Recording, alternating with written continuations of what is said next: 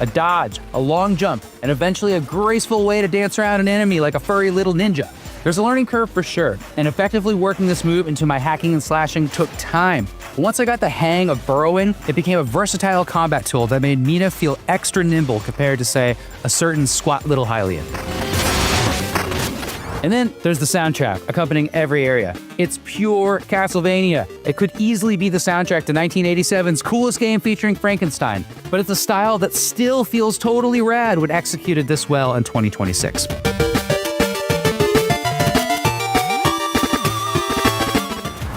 In case you needed even more Castlevania, you've also got a whip. Mina's Night Star is one of the 5 possible weapons to pick from, and it's a fantastic go-to option, and of course, every aspiring Belmont's choice of weapon. I stuck with the Night Star for most of my time with Mina, but I also ended up falling in love with the high DPS daggers, Whisper and Vesper, more of an Alucard thing. And just look at all these awesome Castlevania-inspired cutscenes ahead of each dungeon. The other system ripped straight out of Castlevania are the sidearms, which give you a variety of secondary attacks. Options like the sword or axe function almost exactly like sub-weapons in Castlevania. I especially like the little ghost that attacked enemies and drained jewels over time, and a demon pet on a leash that acts as your own personal chain chomp. There are also some weird sidearms too, like the Iron Steed, a bicycle with sort of a jousting rod attached that serves as both a quick option to dash around and a way to jump over huge gaps to reach secret areas. You can augment most of Mina's moves through swappable trinkets, which provide buffs that boost your movement. My preferred combos for exploration, long jumps, increased burrowing time, wall grabs, were very different than those for combat. DPS multipliers, a revive, and health extenders. There are dozens of trinkets to find, some extremely useful on their own, and others that only add up to huge results when used together. Unlike many games, where I tend to stick to a formula that works, it was always exciting to find a new one to experiment with in Mina. The other way to upgrade your game are bones, and they're just like Dark Souls' souls or Elden Ring's runes. Basically experience points that you can spend on permanent attack and defense level ups or various shop items. Otherwise, you risk losing whatever is in your pocket upon death. Now, Mina isn't nearly as punishing as some Souls games though, as you can quickly gain multiple sparks that will prevent you from losing your bones if you die. Your healing also has a really fun and twisted twist to it. You have a stock of health potions, but they only heal based on how much you've attacked enemies since getting hurt. So that means if you're getting low, you have to go on offense. Trinkets can once again play with this system in amusing ways, but the core of it is a gamble I ended up loving and making plenty of wrong bets on. Mina is a very hard game, but it gives you plenty of options whenever you get stuck depending on your playstyle. You can certainly just get good and learn a tricky boss's patterns, or you can find a grinding spot, which is particularly fun in the late game, and get more bones, and then absolutely roll that same boss. Alternatively, you could play with your trinket build until you find some combo that makes that particular boss a breeze. All these upgrades really matter. Enemies that take 10 hits could take half that after a bone up. I love that. Of course, every Souls-inspired game also has its version of a save point that both heals you and restores all of the enemies to the world. Mina's is cute and clever, a tiny underlab you burrow down to. There you can use stored bones to level up, swap trinkets, and change weapons. The main loop of Mina becomes centered largely on whether or not you can make it to or find the next underlab, or whether you should retreat to the last one you visited. This sets up that ultra-tense risk versus reward version of exploration that makes so many games so hard to put down. After a successful outing, you'll think, just one more try. At least I know where the enemies are now. A neat twist to Mina's Underlab is that you can outfit it with things like a way to store sidearms, replenish their ammo, or even look at a basic map that tracks collectibles by region. Speaking of maps, Mina does not have a detailed room-by-room map to pore over for secrets. While this makes it a lot more like Dark Souls and Bloodborne in terms of its sheer, terrifying unknown of what's ahead, it cuts out Zelda, Metroid, or Castlevania's pressure to constantly probe the edges of a pause screen map in order to sniff out collectibles hidden past a breakable wall or some such thing. There are plenty of secrets out there, you just have to probe every element of a room in order to find them.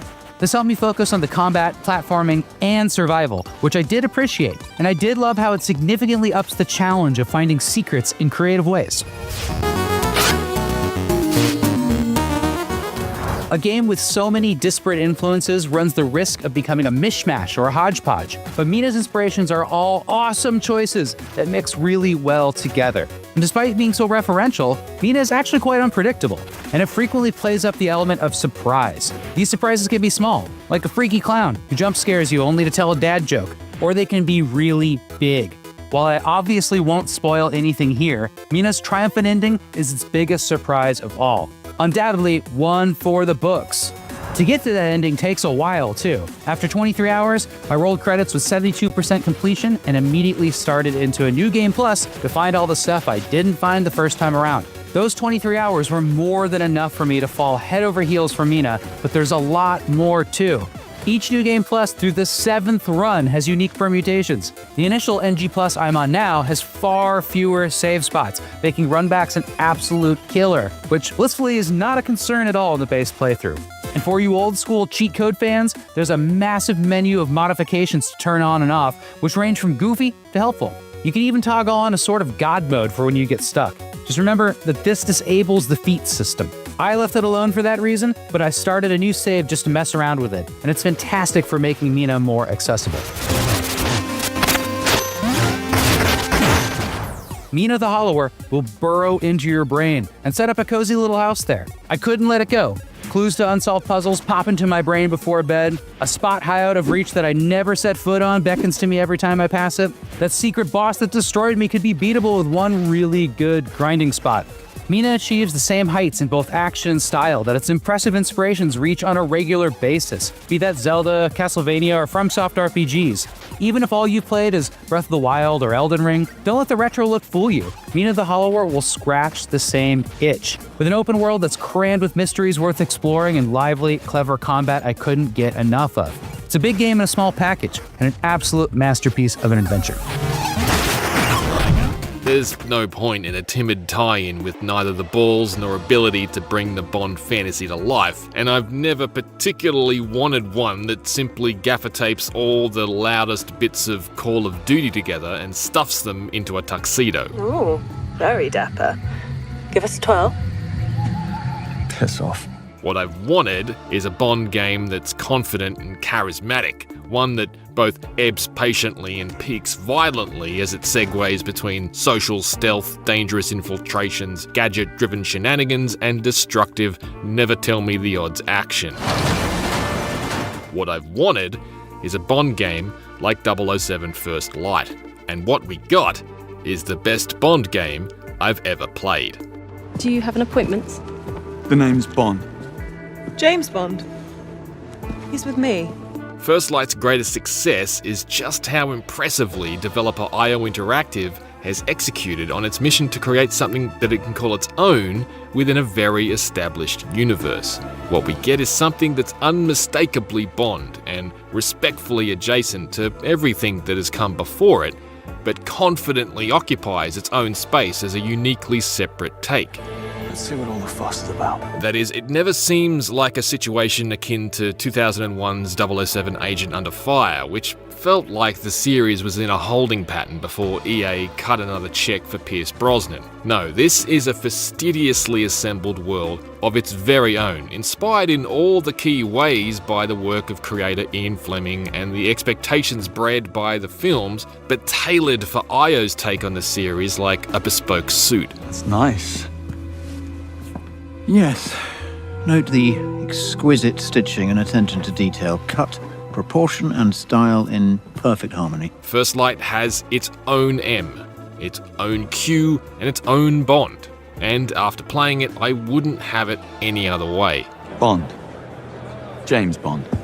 What do you do, James? Lately, headhunting. Oh dear. First Light doesn't rush its world building, patiently moving through Bond's first encounter with MI6 as a Royal Navy air crewman in the wrong place at the right time, to his initial 00 training, and onto his transformative first field mission that sets up the core story to come. In another developer's hands, all of this may have been smooshed into a single opening tutorial, or partially hand-waved off in a cutscene. Not so in First Light, which unfolds much more like a prestige TV series than a film. While I'll stress vehemently that this is absolutely the last thing I'd want from current screenwrites owner Amazon when it comes to Bond's live-action future. For First Light's purposes, it works splendidly.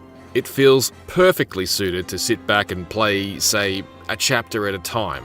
And it took me around 18 hours to reach the end without rushing. The writing is excellent, blending a world of serious consequences with a steady supply of on-brand one-liners. Listen, I'm in a bit of a bind here. The music is impeccable too, a masterclass of restraint that sensibly limits the use of Bond's iconic musical stinger to major moments, meaning I got chills each time it occurred. The chapters are very lengthy and rich with peripheral detail to explore, and this significantly bolsters First Light's ability to build a world I can feel properly immersed in. The pace of both the action and the story is excellent, crescendoing brilliantly in its final act as the stakes explode, along with everything else, and Io takes a moment to fulfill one last Bond fantasy I'd feared it may have forgotten. While I always felt properly propelled along, I have enjoyed the fact that, beyond a few time-sensitive sequences and chases, First Light is more than happy to let you linger and absorb the detail. This is great, as since the world around Bond has been so thoughtfully and convincingly fleshed out, I found it largely impossible to blitz through. Cocktail, please. Surprise me. Whether it's Bond's London apartment or the bustling MI6 headquarters packed with staffers, the iconic secret agent is seated in a believable world that doesn't fall to pieces the second you try to scrutinize it. As a Bond fan, it's delightfully immersive, and Easter eggs abound. So looks can kill. You try moving through QLab without pressing every button. Q's helpless lackeys aren't going to temporarily blind themselves, after all. Something flew right in. Perhaps above everything, I just adore the attention to detail, from the big picture consideration of giving Bond the long vertical scar on his right cheek the character boasted in his literary origins, to tiny embellishments like the scratched rims and zip-tied trim on the busted-up 2006 Aston Martin that acts as a test mule at MI6's Malta-based training camp. If you don't walk around and ogle it like I did, this car only spends about a minute or two on screen during the chapter. Yet the fact that Io saw fit to weather, damage, and field repair it like a teenager's taped-up track day drift toy speaks volumes about where the studio set the bar for the level of authenticity it wanted to capture here, and I love that. Aston Martin is here with multiple models, as is Jaguar, Land Rover, and Triumph, and that's meaningful. It doesn't feel cynical. Bond is a British institution, and First Light surrounds him with others. First Light is in rare air in this regard. It's a licensed game built with an obsessive desire to faithfully bring an existing property to life. Looking for these? Hold on. As its own take, it's on a slightly different track to famously brilliant movie tie-ins like Indiana Jones and the Great Circle, The Warriors, or even RoboCop Rogue City. Right. But Io's commitment is the same. There are too many seamlessly embedded references to moments from various Bond films to argue that the movies aren't at the bedrock of what the studio has built here. Stop touching your bloody ear. First Light's pace also allows us to marinate with these new riffs on the characters for a lot longer, which helps immensely. There's no doubt that coming out of the gate with such a young version of Bond was a risk. Irish actor Patrick Gibson's portrayal of a Bond in his late 20s and brand new to the world of international espionage is not initially the one we know. Thea gave you a less than 1% chance of success. You simply beat the odds. I didn't realize those were actual odds. He's an archetypal hotshot, cocky and inexperienced. He's a successfully suave ladies' man already, but encumbered with a little too much misplaced confidence elsewhere. Drinking alone was never my forte. Well, I didn't realize you were this thirsty. However, this gives Gibson's Bond room to grow as he becomes the product of all the new role models he's suddenly found himself surrounded by. These include Q, whose patient and more fatherly attitude makes sense in this context because it now leaves room for him to potentially become a little more hilariously exasperated as Bond continues to break or lose everything he ever gives him. Already have a watch. Oh, you do?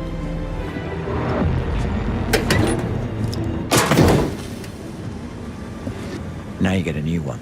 And Bond's training mentor John Greenway, ably portrayed by British actor Lenny James in a similarly strong performance. I read your file. To do this, you need skill, discipline, and above all, dedication. The upshot here is that the Bond we get by the end is the patriotic, heroic, and appropriately horny man of mystery we're very familiar with. But watching him get there was something we'd never seen before.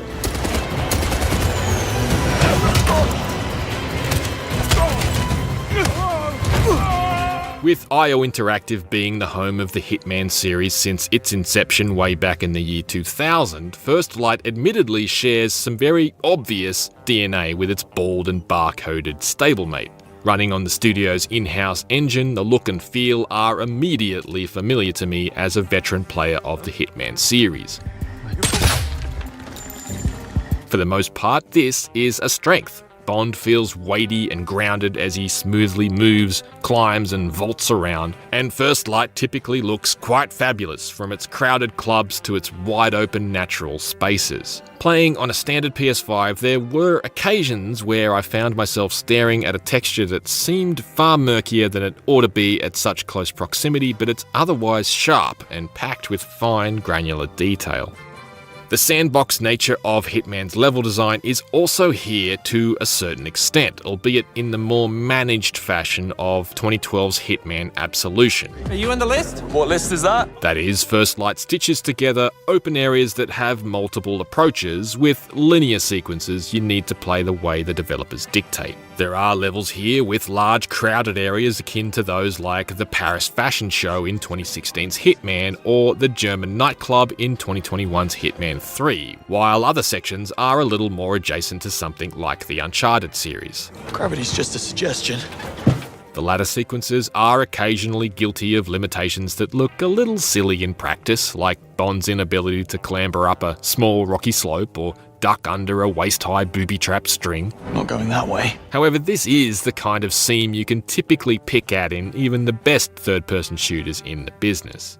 First Light also repurposes a lot of Hitman's distraction-based sneaking. For instance, you can still turn on loud items and such to lure guards from their posts, only in this case it's something Bond can do from afar thanks to the embrace of gadgets. Gadgets are obviously a core component of the 007 fantasy, and First Light features an array of them. My favourites are the laser and the missile pen. The only thing that gives me pause is IO's solution to restrain their use. Gadgets are a consumable, so there's a requirement to shuffle around and gather up battery power from loose phones and replenish your chemical supply by scooping up gobs of hand sanitizer and engine oil. The fact that there's always so much of this stuff laying around means gathering it is just an arbitrary task, which arguably could have been easily replaced by a cooldown timer. At any rate, I should note that this isn't simply Agent 47 by way of His Majesty's Secret Service, and there are a bunch of bespoke tweaks here that imbue First Light with its own very distinctly Bond-branded flourishes. Well, that was dramatic. His abilities as a brawler put 47s to shame, and there's a layered system of dodges, counters, and satisfyingly devastating environment attacks. Melee combat is perhaps a little clunky at times, particularly when Bond finds himself swarmed, but it is nonetheless a major distinction from the Hitman series. First Light is also far more suited for run-and-gun shooting.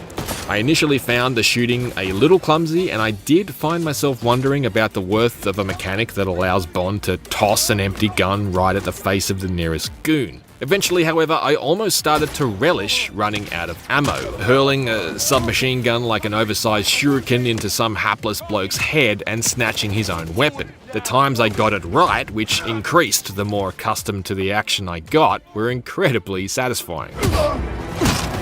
For clarity, there are also parts of the Hitman formula that haven't crossed over into First Light's universe. Disguises, for instance, are limited to only when they're scripted necessities for the story, and Bond can't hide or drag the bodies of the guards he's knocked out, which does leave the stealth feeling a little archaic in 2026. I'll certainly concede that the idea of James Bond collecting a big pile of corpses doesn't pass the sniff test, but it would have been nice to be able to at least yank a knocked out bad guy behind cover in order to allow me to remain undetected for a little longer. Tell me you're not checking out. I'm being upgraded, actually.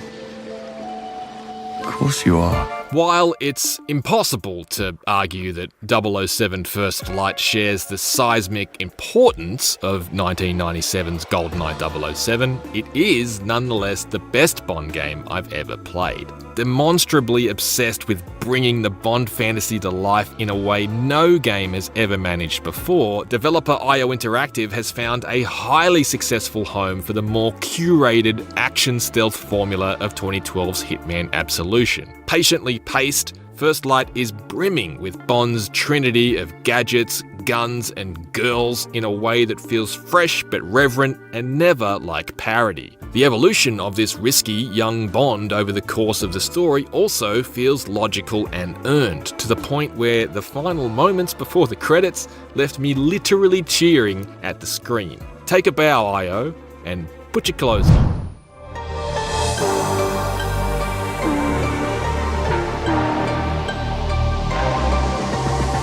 We've known for years that the entire games industry would give Grand Theft Auto 6 the widest berth possible, but this week's State of Play has proven Rockstar's behemoth as some kind of carjacking Moses, parting the Red Sea of releases and pushing tides of competition aside. As a result, it seems like almost the entire end-of-year slate of releases has been forced into a single month. GTA 6 has turned September into a video game battle royale, and it's potentially going to be a bigger bloodbath than anything we saw in the Wolverine trailer.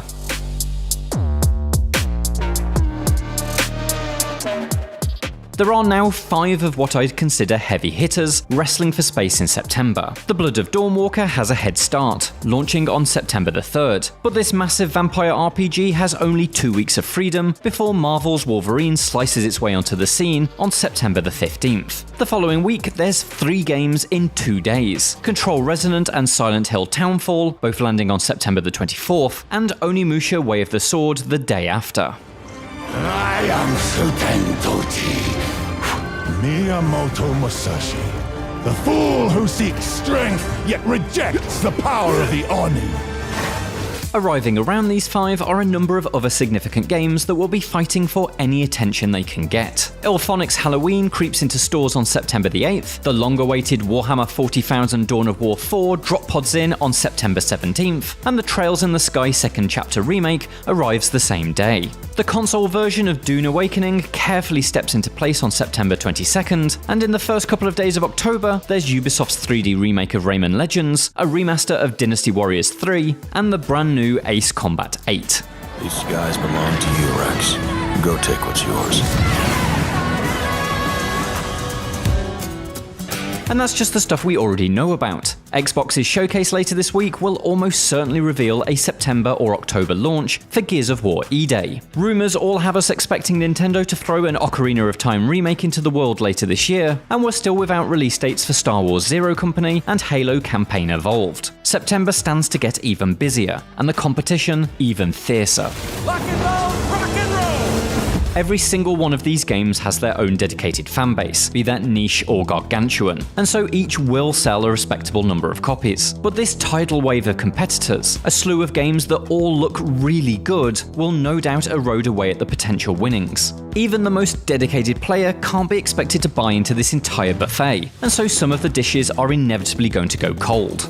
It feels like storm clouds are brewing over Control Resonant developer Remedy, the incredibly talented Finnish studio whose visionary games never quite connect with the size of audience they deserve. FBC Firebreak understandably cost the company. Few people were looking for a merely okay live service shooter in the 2020s, but Remedy has struggled with sales even on its critically adored projects. It took over a year for Alan Wake 2 to make a profit. The company's new CEO, former EA studio head Jean-Charles Godechon, has already said that Remedy's unique approach must be protected, and I can only hope that he can find a way to successfully weather the storm.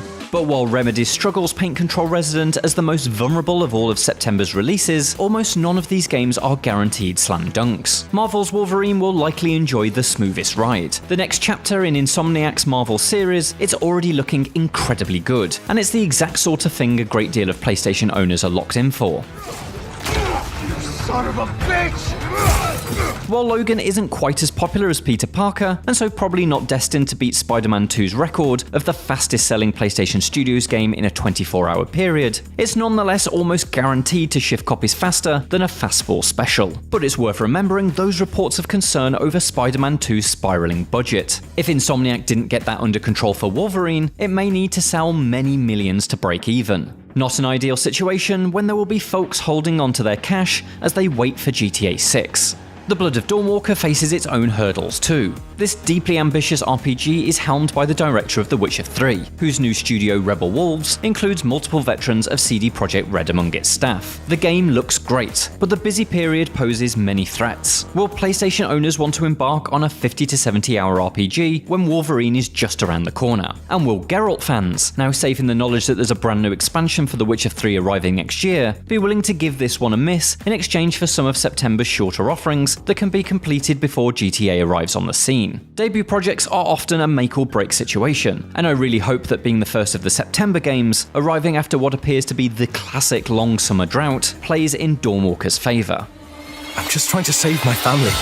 It may be that those who don't have Rebel Wolf's head start on the action may reconsider their position, certainly after the likes of Summer Games Fest and the Xbox Showcase add even more dates to the pile. We've already seen Phantom Blade Zero abandon its September 9th launch in favour of October 29th, a date that's perilously close to GTA 6's D-Day of November the 19th, but free from the competition of a glut of third-person action games where you cut things up with blades. Developer S-Game puts the delay down to important last-minute refinements, but intentional or otherwise, stepping outside the September battle arena will likely be beneficial for this incredibly stylish action RPG. Phantom Blade Zero's 50-day gamble is nothing compared to some though. The parting of this Red Sea of releases means there's a near and a far side, and we've already seen a couple of games that were originally destined for 2026 make a tactical backslide into next year. Playground Games' reboot of Fable, which had been promised to release this year after being delayed out of 2025, has now repositioned itself for a February 2027 launch. Xbox's Matt Booty provided a straightforward reason for this, so it can have the dedicated moment it deserves. There's no easy victory within the shadow cast by GTA 6, and so there's no shame in stepping backwards for a second time.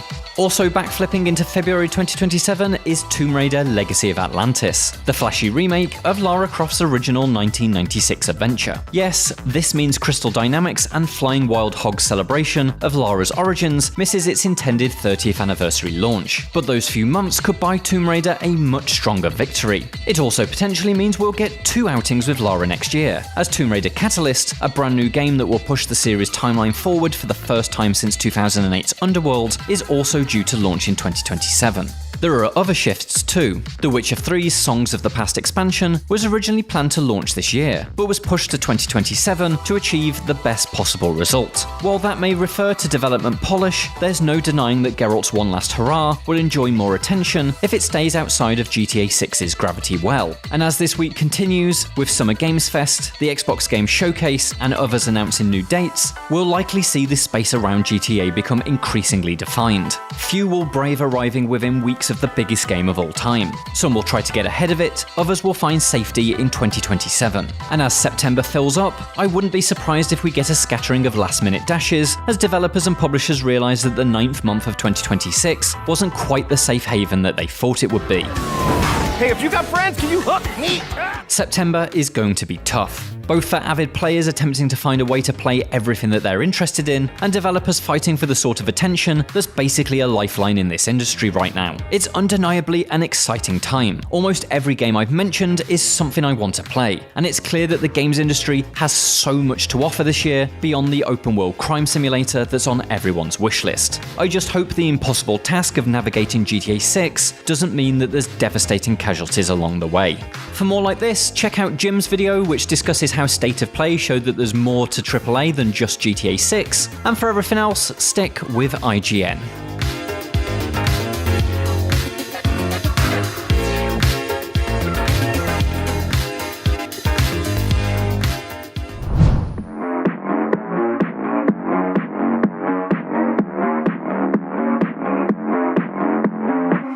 Hey everyone, Bo Moore here, and today we are talking about new PlayStation hardware in 2026. No, unfortunately I don't have anything to tell you about the PS6, but I recently had the chance to visit PlayStation HQ and go hands-on with a slate of upcoming PlayStation accessories. Today we are looking at the FlexStrike wireless fight stick, the Pulse Elevate wireless speakers, and the first officially PlayStation branded gaming monitor. Let's dive right in with the FlexStrike wireless. Now, I'll say right off the bat that I am not a hardcore fighting game enthusiast, but that's actually the kind of person that PlayStation is targeting with the FlexStrike. Sony reps told me that they build the FlexStrike for the kind of player who is interested in leveling up their fighting game experience and graduating from playing with a DualSense controller, as opposed to the kind of people who already have a favorite fight stick.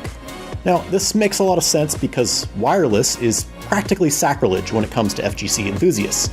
Now, before you freak out, let me make one thing clear, that the FlexStrike can be used with an optional wire connection, but being able to play wireless adds a nice bit of freedom for gamers who are just playing at home on the couch and don't necessarily need the absolute tip-top speeds of a wired connection. Even so, wireless is handled via a PlayStation Link dongle that can support up to 2 FlexStrikes at once, and there was no perceptible latency during my hands-on time. This ethos carries through to the design of the FlexStrike as well. It has the same black and white color palette and sleek futuristic look of the PS5 and the DualSense controller. It's also lightweight and fairly thin compared to the handful of fight sticks that I have used in the past. This is not a big bulky box. It feels more like a MacBook sitting on your lap, with a nice textured grip pad on the bottom and a comfortable slope to the button pad area that aids in ergonomics. The buttons use proprietary mechanical switches, but they don't really have much of an audible click when pressed. Let's take a listen.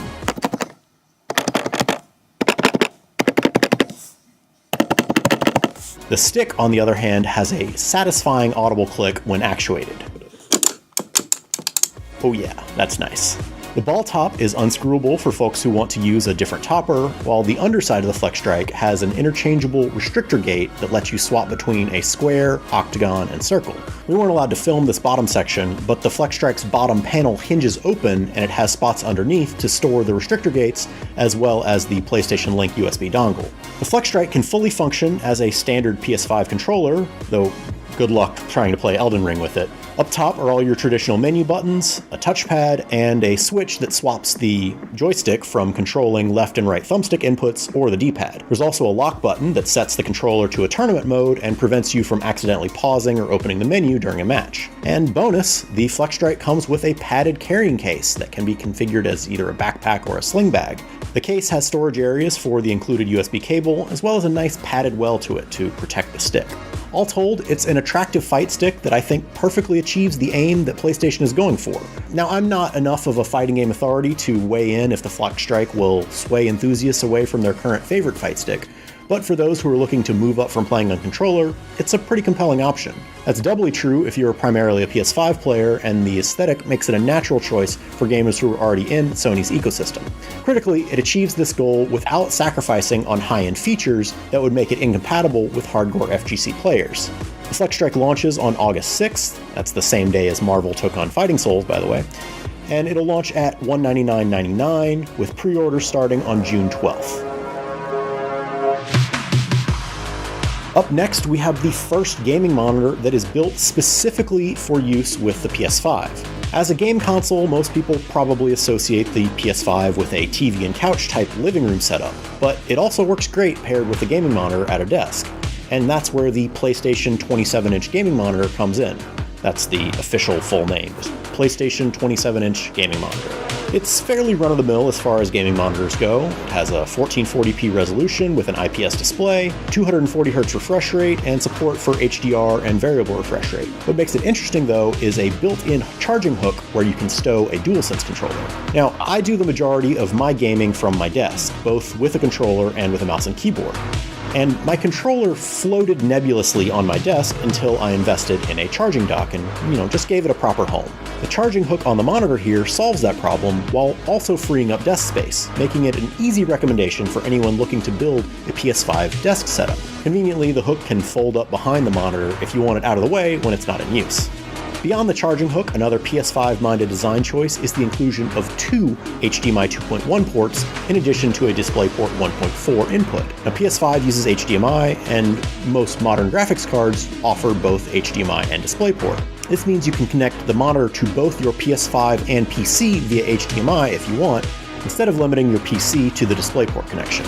Now, as I said before, spec-wise, the monitor is nothing special, but it's worth noting that those specs do match with the PS5 pretty well. While most TVs these days run at 4K, the PS5 is perfectly capable of outputting at 1440p, and in fact doing so means that you can more easily hit higher frame rates even while prioritizing image quality. That said, while the monitor is capable of up to 240Hz refresh rate, that is only for PC.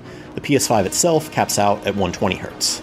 The specs found in this monitor will typically run you around $200 for your standard PC monitor, while this one here is priced at $349.99.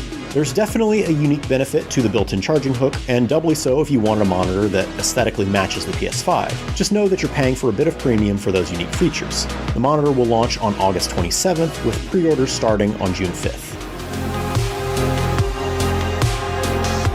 The final stop on our hardware tour is the upcoming Pulse Elevate wireless speakers. PlayStation told me that the goal for these was to provide the sound quality and features of using a gaming headset, but without the headset. The Pulse Elevate have a few tricks up their sleeve to achieve that goal. Like the recent Pulse Elite headset and Pulse Explore earbuds, the Pulse Elevate speakers use PlayStation Link, which is Sony's proprietary low-latency, lossless wireless audio tech. While the speakers appear to be wired at first glance, the cord that you see is actually only connecting to their charging puck, while the speakers sit atop that via a cute little nesting design. This means that you can easily reposition the speakers if their ideal sound position isn't in a place where you want them just sitting all the time. The speakers have planar magnetic drivers and a built-in woofer to provide powerful sound across the audio spectrum. I played a few minutes of Ghost of Yotei and Seros and was impressed by the volume and clarity that the speakers were able to deliver. Directional audio was also not a problem. The speakers have PlayStation's Tempest 3D audio tech built in, and I had no problem hearing directional audio cues in Seros, just as if I was wearing a gaming headset. Beyond sound output, the Pulse Elevate also have a built-in microphone and can function as a mic for voice chat and phone calls. Critically, the speakers have an AI-enhanced noise rejection system that helps pick up your voice even while music or game audio is blaring loudly. During my demo, a PlayStation rep recorded a sound clip while music was playing so loudly that I honestly could barely even hear what he said, but when we listened back to the audio, it was crisp and clear with no evidence that music had been playing while it was recorded. Seriously impressive stuff. The Pulse Elevate speakers will come in black and white colorways, but pricing and release date are yet to be announced. So that's everything from PlayStation's May hardware event. Be sure to check back here as we will be testing all of these pieces of hardware much more extensively when we get them in for review closer to launch. And in the meantime, for everything in the world of games and tech, keep it right here on IGN.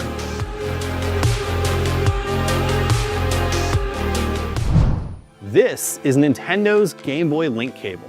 Without this, Pokemon would have never sold hundreds of millions of video games, printed tens of billions of trading cards, and had hundreds of millions of people play Pokemon Go. Pikachu is a ubiquitous part of pop culture, conquering everything from anime to high art. But what Pikachu and his pals do just as well is sell. They will earn over $1 billion this year. But how exactly did Nintendo's failing peripheral lead to the creation of one of gaming's most iconic brands, helping it stand the test of time over 30 years later? This is a story about how a failing Nintendo accessory spawned Pokemon's $100 billion empire.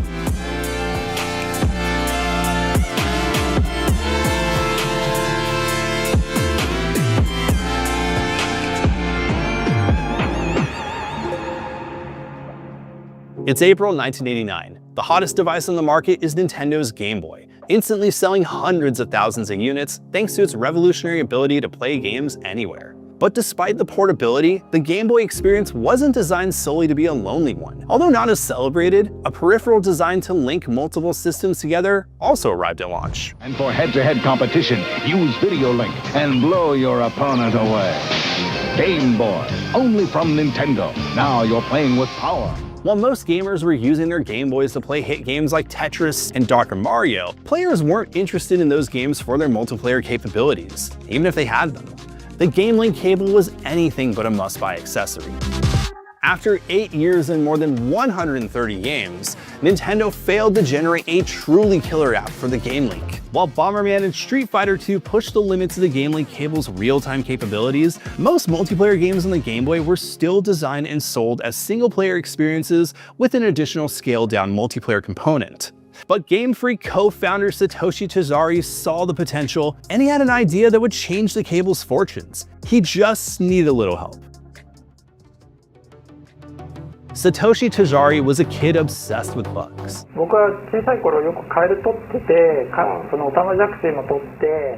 Growing up in suburban Tokyo, he became so obsessed with wandering in forests and collecting insects that he was once referred to as Dr. Bug.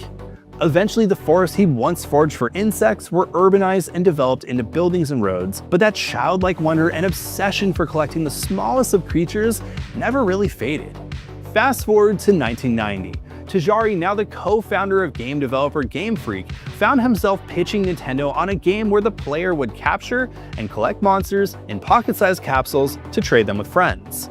How would you trade with friends exactly? Tajiri pitched the use of what he considered to be Game Boy's underappreciated accessory, the Game Link cable. The idea stemmed from Tajiri's experience with Dragon Quest II, trying and ultimately failing to earn a rare item that he wished he could trade with a friend instead of trying to earn it. He also imagined bugs crawling between one Game Boy to another via the Game Link cable while watching two people play on a train. These ideas eventually became the core building blocks of the original pitch for Capsule Monsters. The game was met with skepticism due to the ambitious nature of the project. Nintendo struggled to see the appeal since nothing like this had ever been done before. Thankfully, Shigeru Miyamoto, another game designer who famously pitched a game based on his childhood adventures, took a liking to Tajiri's idea and helped convince Nintendo to give what was dubbed Capsule Monsters the green light, as well as offering his services as a producer. Capsule Monsters up to this point struggled to get off the ground, but with the backing of an industry legend, a new genre was about to be birthed, but one that would never have existed without the Game Link. Miyamoto suggested to realize the potential of the trading strategy and encourage its use, players needed more. In a moment of brilliance, he suggested introducing multiple carts with slight variations on available monsters so players would be encouraged to trade with each other in order to catch them all. You grab a link cable and a friend with a Game Boy, and with both packs you can catch them all. Quote, "At first there were no plans for the different red-blue carts. It was just going to be a single cart, but I wanted to do something a little more creative for this. Since the core of the game was catching and trading Pokemon, creating two different cart versions, which had slightly different chances for each Pokemon to appear, would encourage and necessitate friends to trade with each other and make the whole experience more fun." He realized that trading was an integral part of the Pokemon experience, and stated, quote, "It struck me as a novel use of the Game Boy hardware, a new gameplay experience that couldn't be had on any other system." Tajiri had also hoped that the game would be a way for players to develop friendships through its heavy use of the Game Link cable, since Capsule Monsters' endgame required trading and battling other people in the real world. Unlike the majority of Game Boy games, Pokemon took a staggering 5 years to develop. It was an ambitious game that pushed the limits of the system. Because of this ambition, it's reported that employees claimed that they went unpaid at times, and Tajiri stopped taking a salary in order to help with studio costs. To help keep the lights on and maintain their grand vision for Pokemon, Game Freak also took on other projects, such as developing Yoshi on the NES and Mario & Wario on the Super Nintendo. The Game Boy cartridge's 1 MB storage capacity also posed a significant roadblock for Game Freak's original vision. Early design documents suggested that there were well over 150 original monsters pitched for the game, and while some of those were redesigned and merged into the core 150 pocket monsters in red and green, this number of monsters was simply too much for Game Boy's 1 MB cartridge. To get the game down to size, Game Freak cut content such as additional monsters, map size, and battle system modifiers such as Dark and Steel-type Pokemon. Memory limitations and finances weren't the only motivators behind Pocket Monsters' struggles. Constant gameplay and presentation changes also reared their ugly heads. The original design for the game had a heavier emphasis on trading, selling, and aggressively training Pokemon. According to the original pitch documents, players would capture Pokemon with the use of a Charisma stat and be more active in Pokemon battles by using a whip. For obvious reasons, mostly due to Pokemon being a kid's game, the whip was taken away from the good guys, but did stay in the hands of nefarious characters like Team Rocket. Despite all of these hurdles, and after nearly 6 years of development and a studio nearly shutting down, Red and Green would release in the spring of 1996, giving not only a much-needed boost to the aging Nintendo console, but finally breathe life into its neglected Game Link cable. The Game Link cable was not only responsible for the creation of Pokemon, but was also an integral part of the game's DNA. Ever since its humble beginning, every mainline Pokemon game has the player catching Pokemon so that they can train them up for battle. Some Pokemon can only evolve through trading, while others only exist on one version of each game, such as Growlithe on Pokemon Blue and Meowth on Red. From the start, if you wanted to complete your Pokédex, you needed the Game Link cable. Despite its intrinsic value to Pokemon though, the Game Link cable wasn't a very sophisticated piece of tech. In its first iteration, the cable was roughly capable of moving a whopping 1 kilobyte of data per second, which is roughly the size of a 150 to 200 word email, which is ironically about the length of the script I'm using to describe the Game Link's transfer speed. A 1 megabyte file, also known as 1000 kilobytes, like this JPEG of Haunter, would take about 17 minutes to download over the Game Link cable. The limited tech powering the Game Boy meant that Game Freak had to be very clever with how trading and battling could work. Battles and trading on the first generation of Pokemon games were never real-time, but also never felt as slow as 1 kilobyte per second would suggest. Two Game Boys' peer-to-peer connection allowed players to send each other small packets of information that were only a few bits in size. If Player Red attacked Player Blue, the games wouldn't display that in real time, but rather Red's cartridge would send a small amount of data to Blue. Blue would then accept and confirm the package was secured, they would shake hands, and then both games would simultaneously play their battle animations, calculate damages, and other status effects. This would repeat until the battle was won. Trading, on the other hand, was far more difficult. While the actual trade itself would take a split second, the verification process and handshake between the two Game Boys would require redundancy checks and confirmations to avoid data corruption, which is why, as a kid, I may or may not have abused the system in order to clone an entire team of Blastoise by yanking the cable from my Game Boy in the middle of a transfer. This slow verification process is why the game featured a longer than usual animation showing the traded Pokemon traveling through the cable itself, something Satoshi Tajiri had imagined while watching two people play Tetris on a train. You could argue though, that its success wasn't just down to technical innovation, but rather its marriage with its branding.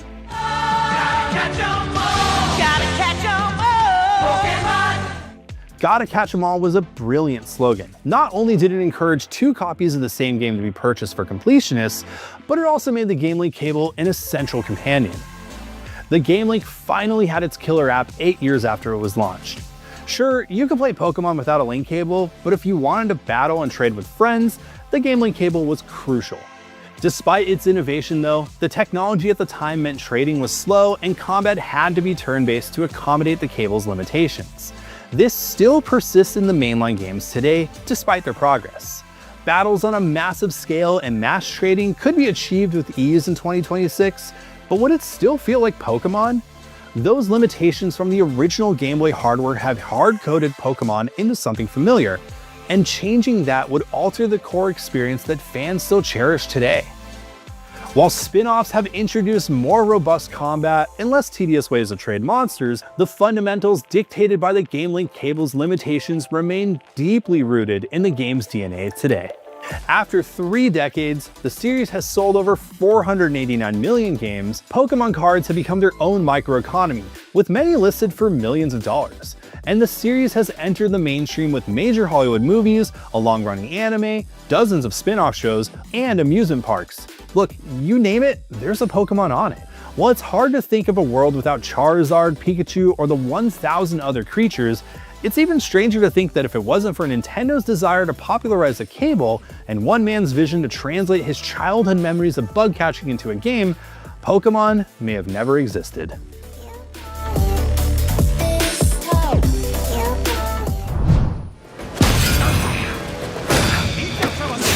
13 years after Ubisoft ditched Desmond Miles to go full pirate in Assassin's Creed 4 Black Flag, this seafaring adventure is still considered by some to be the best pirate simulator of all time. So it's no wonder at all that Ubisoft has decided to dust off this bad boy and remake it in the style of last year's Assassin's Creed Shadows,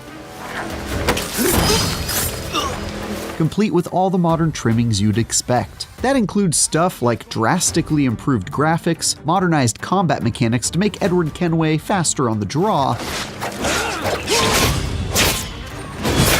and my personal favorite, a near complete removal of all the pesky loading screens that is an absolute godsend. My time with Black Flag Resynced included a few red flags to go along with the black ones though.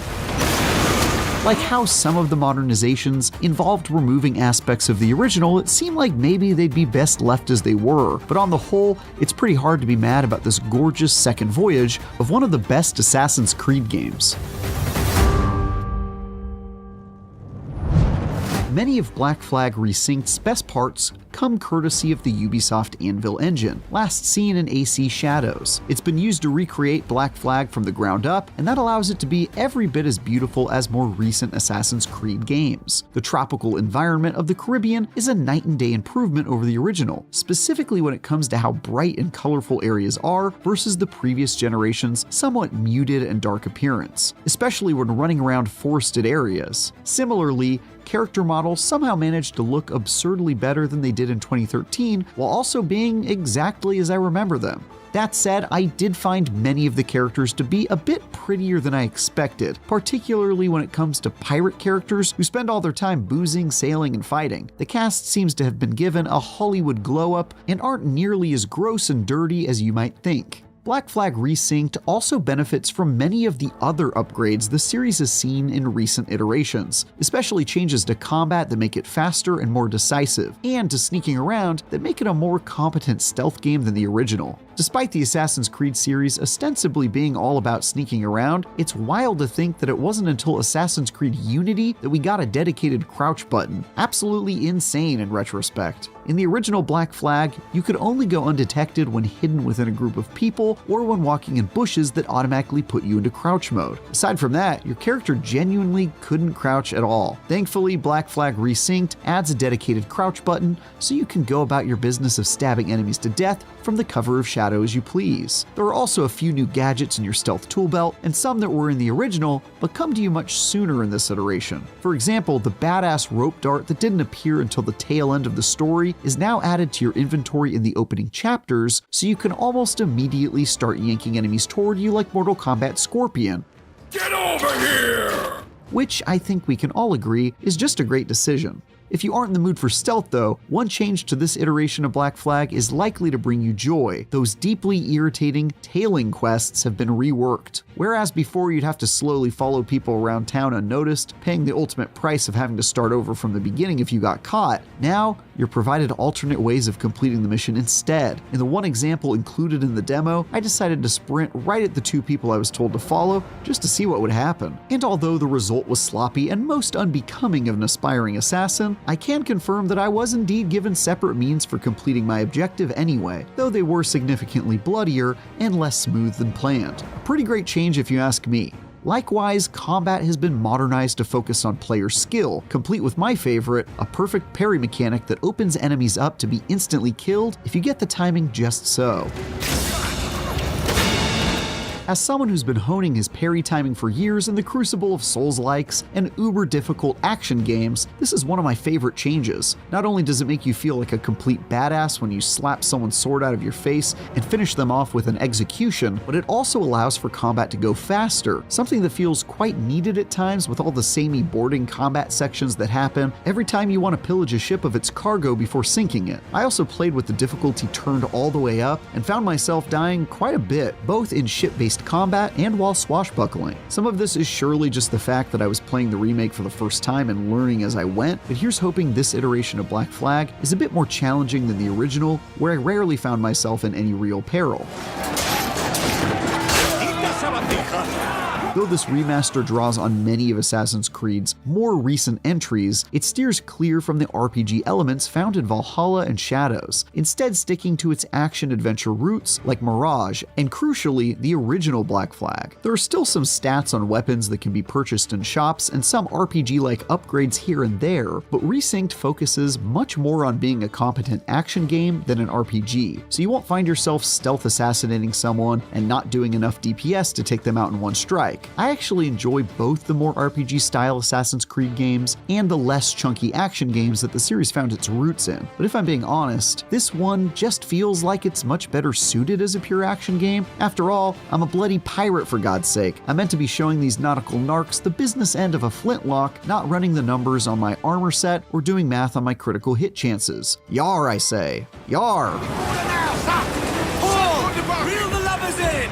Some of the streamlining of Black Flag to Resync's action has led to some peculiar choices though, like how you can no longer pick up weapons of slain foes to use in combat. In the original, if you downed a big guy who was wielding a two-handed axe, you could then pick it up and use it to mop up the rest of the scallywags in your path. For whatever reason, that was removed in the demo I played though, possibly to simplify things and keep the action moving along without having to clumsily retrieve a weapon from the ground in the heat of battle. I can certainly see the logic in that choice, but honestly, I kind of missed being able to have that kind of freedom, and it felt to me like one of those wholly unnecessary changes that could have just as well been left as it was. Then again, this feature hasn't been a part of the series in quite some time now, so maybe it's just one of these things that no longer fits in with the Anvil engine. While reliving my time with Black Flag was largely awesome, one surprising revelation is that the entirety of the present-day storyline has been removed from this version. As someone who misses when the Assassin's Creed series actually tried to tell a story within its sci-fi world, it's a bit of a bummer to see them follow in Assassin's Creed Shadows' footsteps of giving up on that aspect of the series entirely. It's especially odd if, like me, you have the twist ending at the end of the original Black Flag burned into your memory. I'm honestly very curious how this remake will be able to cut around that aspect of the story entirely, and worry the story might feel a bit awkward in doing so. That said, the historical story and pirate gameplay is quite obviously Black Flag's strength, so maybe it won't be any big loss not having it around, even if it does feel a bit strange. Perhaps as a way of making up for the lack of a present-day story, Resynced interestingly adds content to Kenway's story that wasn't in the original, some of which I played. This includes whole story sections that focus on Blackbeard and Stead Bonnet, who were only briefly involved in the original version of Black Flag, if memory serves. There are also new party members you can recruit to join your pirate crew, complete with quests to indoctrinate them into your privateering operations. One such quest involved breaking a shipwright out of jail and persuading her to join my team by agreeing to help her with a personal matter down the road. Her name is Lucy,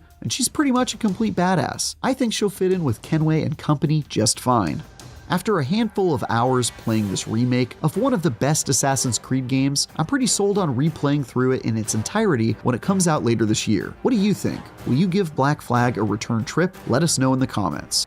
What's up, everybody? About an hour from now, day one of IGN Live is kicking off, and we've got an awesome show planned celebrating the best in gaming and entertainment. We'll have new looks at Assassin's Creed Black Flag Resynced and Control Resonant, and we'll be joined by Fast and Furious star Sun Kang, and a few members of the Jackass crew, plus a very special live episode of IGN's PlayStation show, Beyond. But to help pass the time until then, I've got a solid hour of brand new trailers for upcoming games and a few other surprises.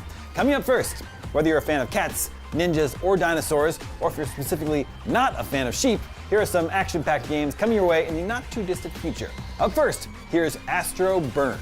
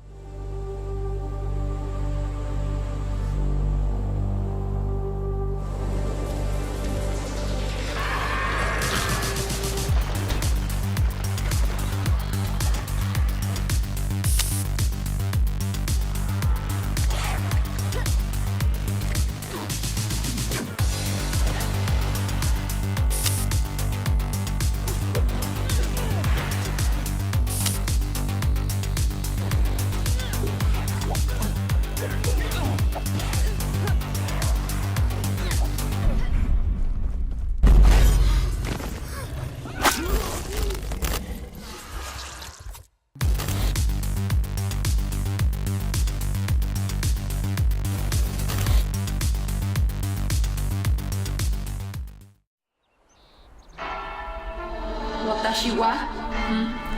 Juan-san. Kitte kudasai.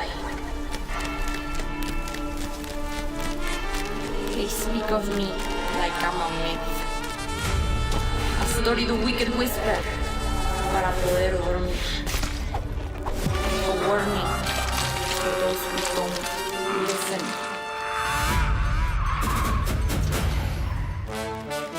You have crossed my city. Mi pueblo. My path comes to end. And still, you refuse to understand one. I built something here. Order. Control. Purpose.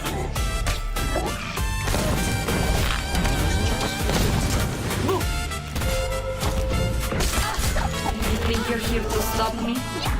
No. Yo te traje hasta aquí, culero. La Santa Shinigami. Ogoete. ¿A dónde, mi chica? Ninja.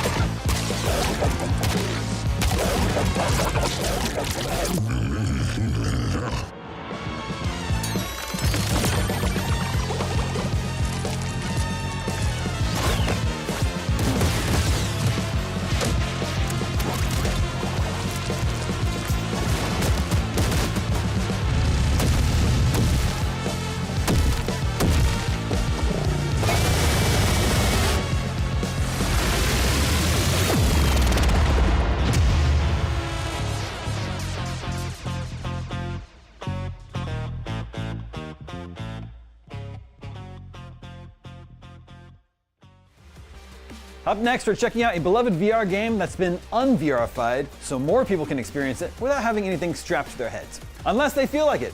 Anyway, here's Moss, the Forgotten Relic.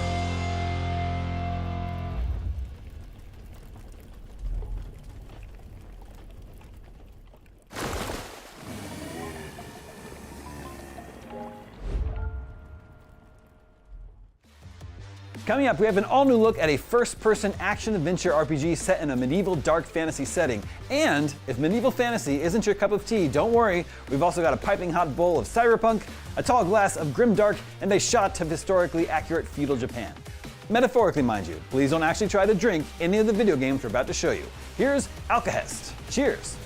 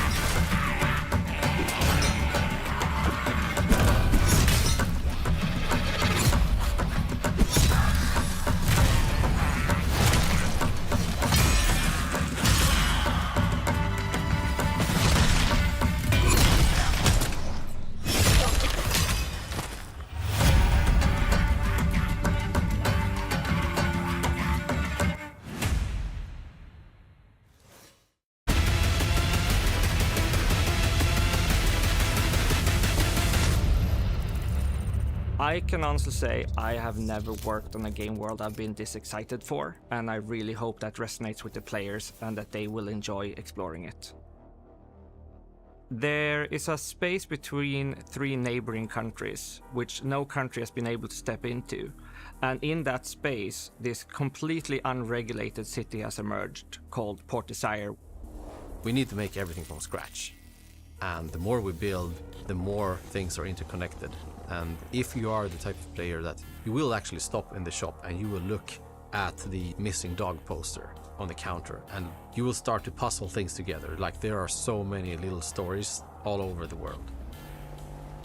So while Port Desire is lawless, there is still some kind of order, because there's this outer nation military force in the city called the Peacekeepers. They are there to keep everything just as it is, because it plays in the interest of greater powers. But they are still at odds with the gangsters and the mayors running the city in their way. If you want to dig deeper into that, what is it, why is it, and why does this make the gardener so angry, that is for you to uncover. Environmental storytelling is extremely important for us because it allows us to tell the history of Port Desire. We try to make the city feel very vertical. That means both in how you see the city, but also that you can utilize like rooftops as part of your path around. Cyberpunk for us is the perfect playground where we can be pretty ridiculous and over the top at times, but at the same time keeping it pretty grounded.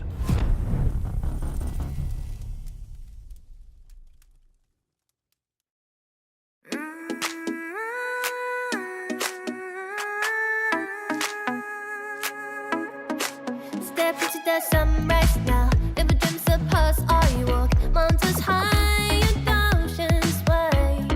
There's a fire I feel inside. Every star is a star that lights my way. Even when I fall, I find the day.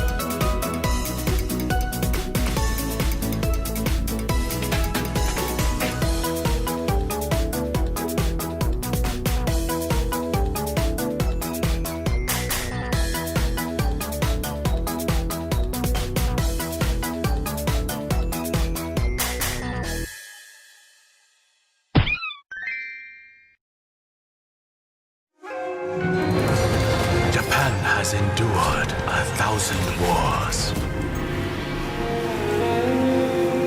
And now, strangers bring more trouble. You have not been here, foreigner. Not lived under their thumb. I have come with a great opportunity for you to not only ensure your survival here, but your success. Every blade of grass hides a striking viper. Every lord will demand something from you. Every ally is one betrayal from becoming your foe. I'll follow you down any path. I just need to know we're going in the same direction. So choose wisely, for a fool's first lesson may be their last. Will you be a slave to honor, or the end of it? I have no intention of killing innocents, though our opinions on who is innocent may differ. You came here as strangers. You may leave as ghosts, traitors, legends, or remain as samurai.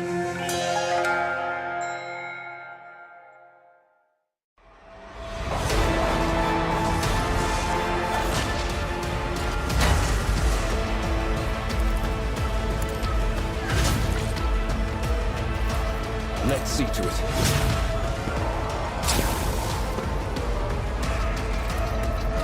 Don't get too cocky. I can do that with the right incentive. Most of this in my time. Indeed. Be strong. Greater trials lie ahead.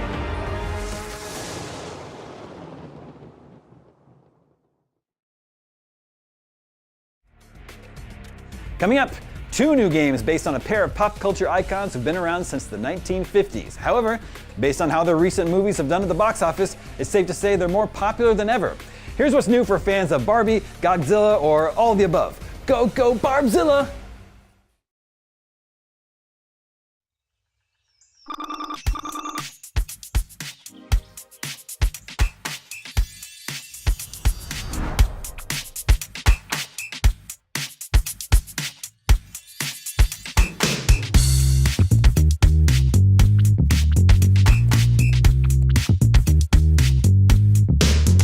Many choices to make, this will be so fun. We'll get it done. You can be anything, Barbie knows it's true. She cannot wait to see what you can do. Barbie is calling, let's go to the dream house we all know. Getting back to the good times. We've got the classics, it's time to hit rewind.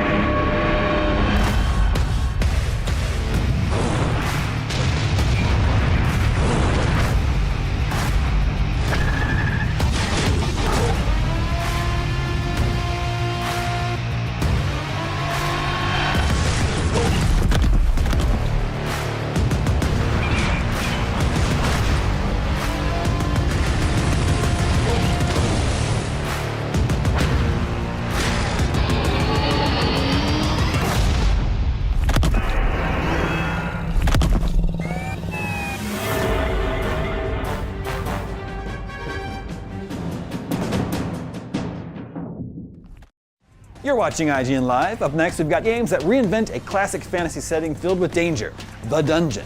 And after that, a game that explores a less conventional, more mundane setting that's still full of danger, The Dentist's Office. Take a look. Wanna leave? No, not yet. Let's play first. I love gambling. If you lose, you'll have to hunt for a chest of gold.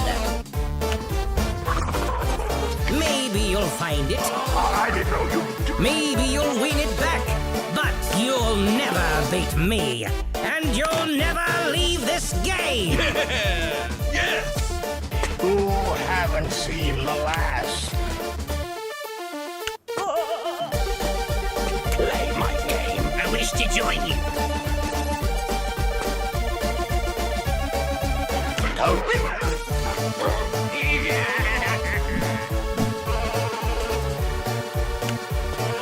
Well, hello. Hey, Trevor, let's play. Place your bet.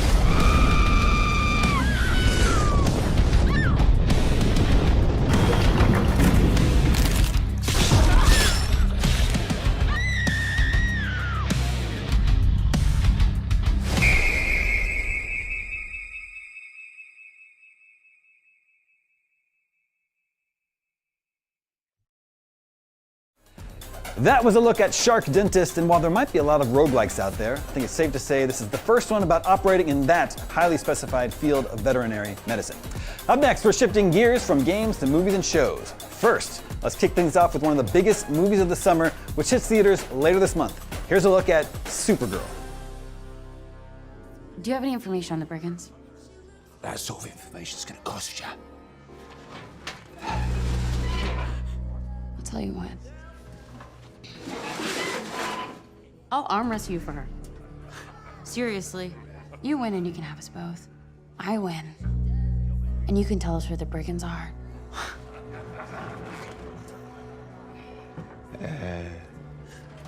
Deal. Deal.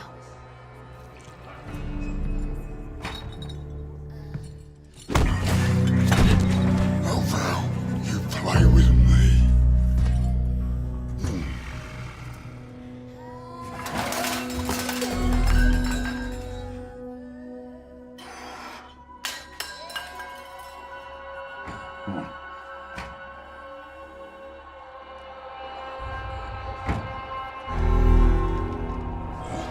You ready?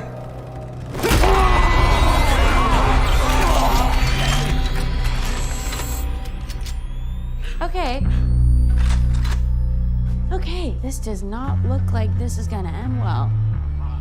For you guys. I mean, anybody wanna leave? No? Okay, we can sit down over there. Keep playing. You know, it's like the Titanic. Yeah. Okay, boys. Fingers on triggers?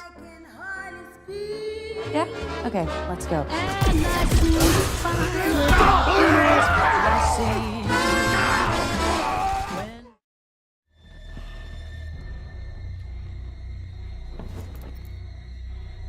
To your perfect family. Cheers.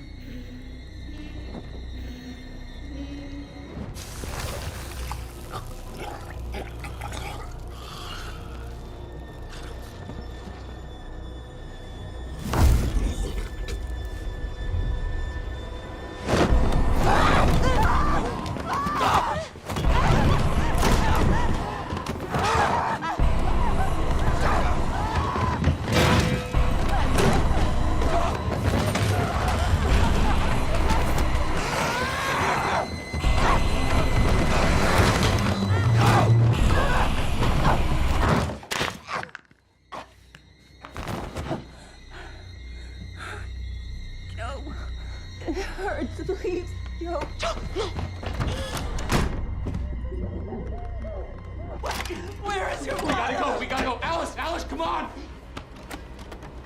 Come on, we gotta go!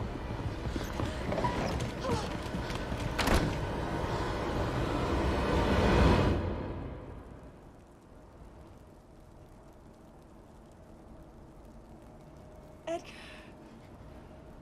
Sweetheart. Don't get off me! Mom!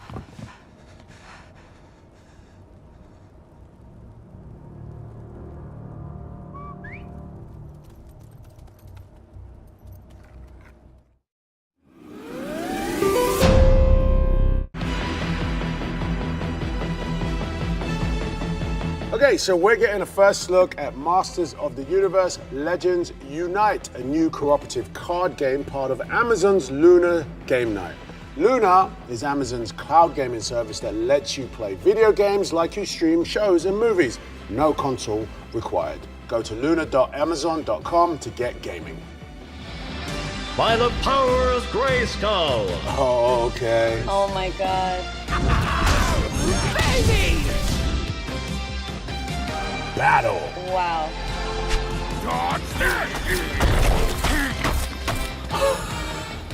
I'm not stopping!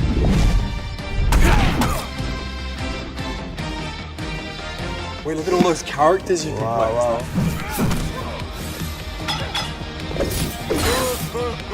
Oh my god, Tila looks so good. Hey, this looks good.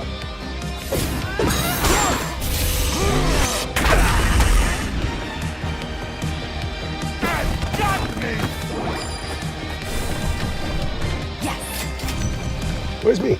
Oh, there. There you go. Maximum impact! This looks sick. I have the power! There I am. Wow. Oh, that looks good. That looks so I cool. would play Play that. that. Definitely play that. A card game. I've never played a card game, so I'm going to play this. If I was a character in the game and I needed to choose my signature pose, What would it be? I feel like it'd be like, Oh, you know, like a interesting. little, Oh, yeah. and then I thought and then walk. I thought You I was going to go for that. pose. Yeah. No, it's taken. No, I'm going to Yeah, go for sorry. more like, whoa, like that, you know what I mean? That's really good, yeah. It's been done. You Is know? it? Really? Yeah. Not so secretly good at gaming. Nicholas Galaxy. It's over all I here. do with my time. I'm secretly very good at gaming. Okay, so you're What's your- secretly good and you're not so secretly good. Yeah. Watch the movie, play the game. Masters of the Universe Legends Unite available on Amazon Luna, included with Prime.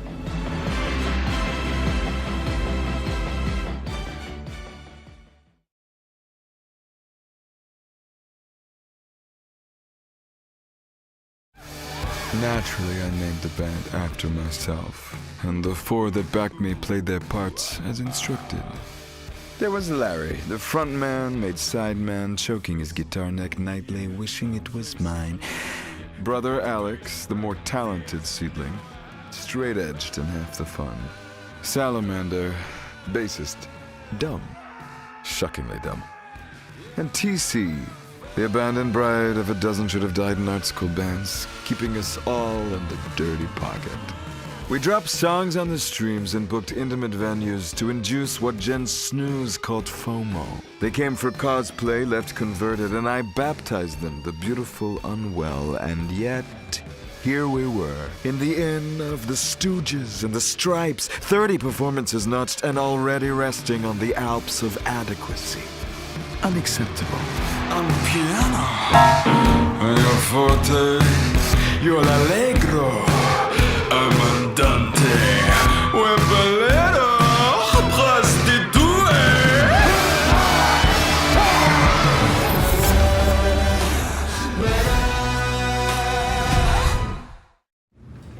I believe in the justice system, but it's not perfect. And when the system fails us, it's up to us to fix it.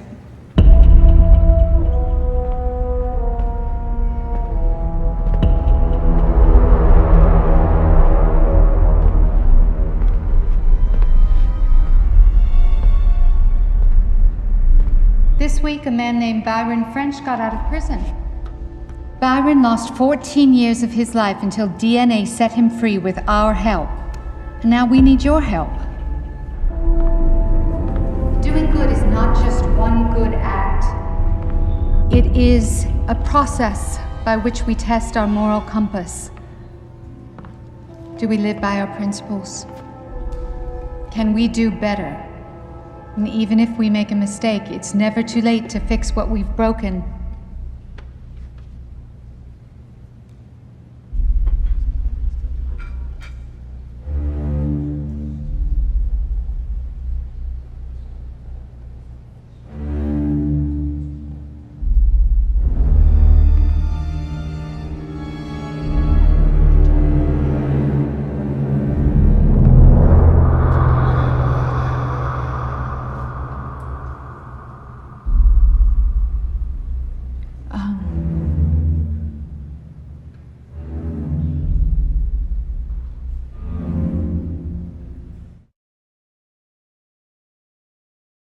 Well, hey, it's Jimmy Simpson. Dillard's basically a post-apocalyptic barback who may be fluent in Walker and is definitely always looking for a new pal and a fresh pair of socks. So he joins Negan and Maggie as they try to bury their hatchets across a devastated Manhattan, and that's when things get really exciting and weird. So join us. Come out and play. It all happens July 26th on AMC, AMC Plus. In the meantime, here's a little IGN exclusive of my character, Dillard. Just a little tidbit, just a little taste. So much more to come.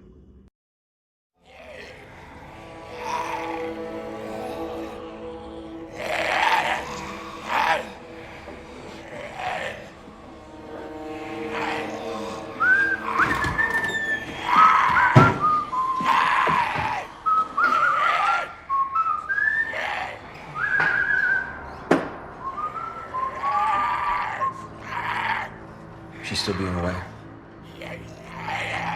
What did you say? What do you think about That's classic Diddy Gaga. Don't show me straight. Okay. I hear you, but yes, you do.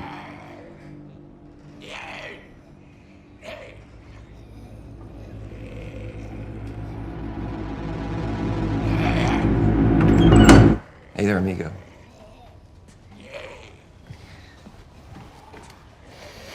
Quite the foster clock out there, am I right?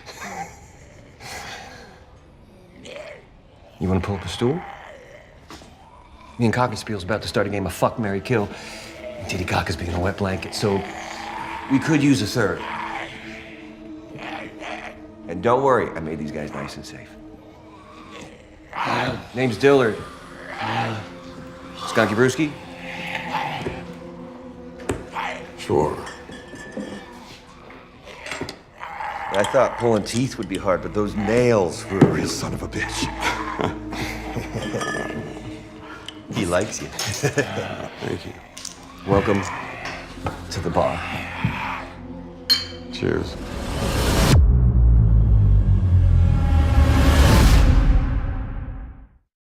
Welcome back. You're watching IGN Live. We're in the middle of a renaissance for horror right now across all forms of media. Up next, we've got a trailer for a film that looks like it would be a touching love story, except for the presence of a terrifying entity. Here's Leviticus.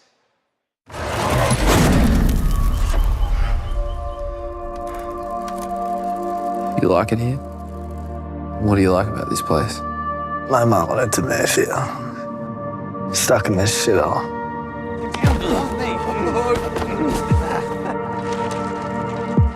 So, there's nothing you like about this place? Nothing.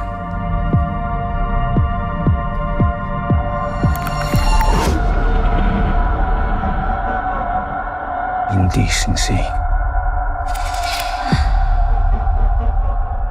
Lust. Desire. It has to go now. Look at the light.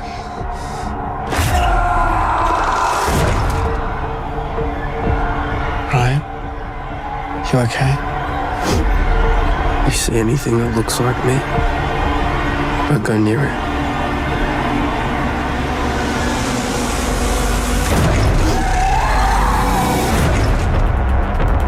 It comes when no one else is around. Nothing can make it stop. Open it! Kill him!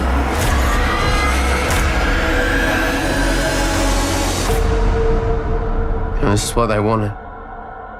They wanted us to be scared.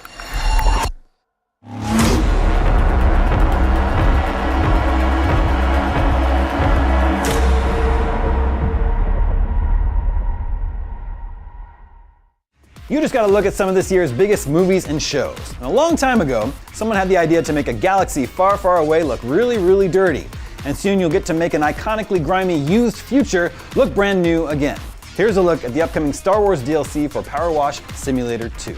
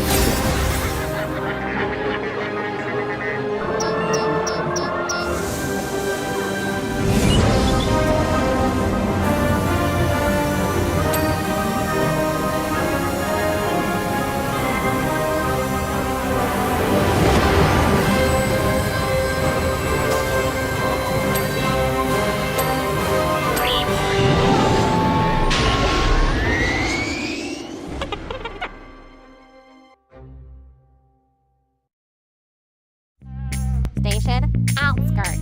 Attention, maintenance work in progress. And who's these on your mattress?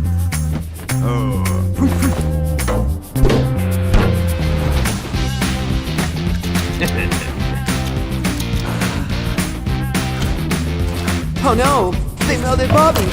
I thought we'd be friends.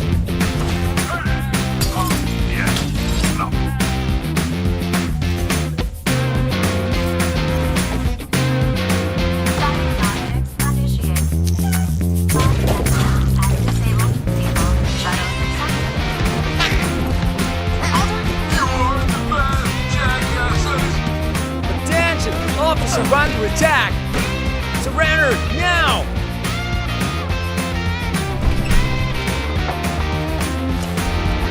Out of uniform, soldier. They wouldn't let me in with clothes. What the hell is that?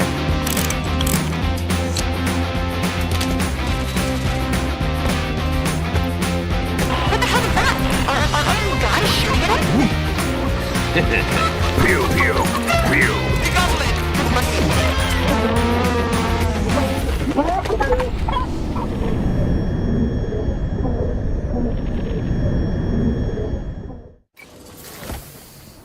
Welcome back to the station, gentlemen.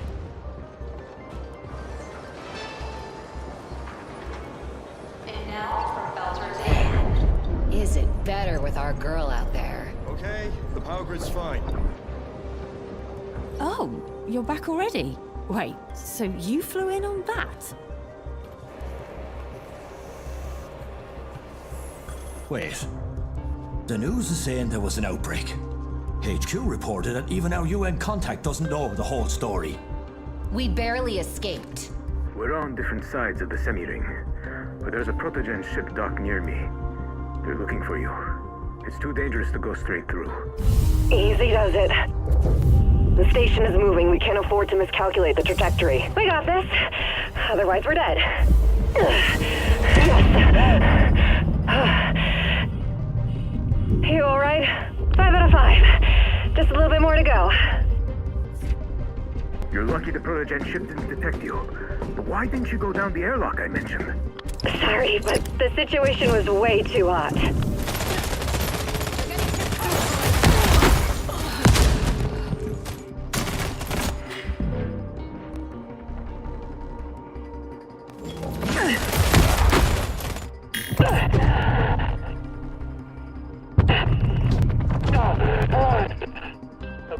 enemy.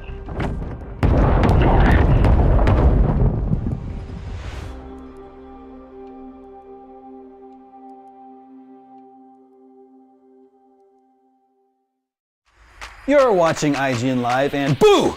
Did I scare you? No? Well, alright, maybe one of these games will do the trick. Take a look.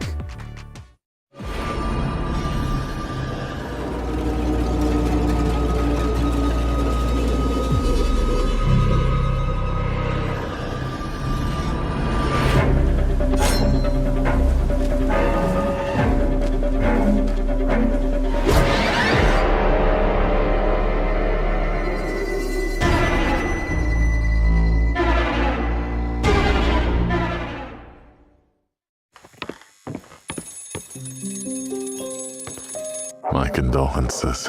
I'm an attorney at law, and it has begun.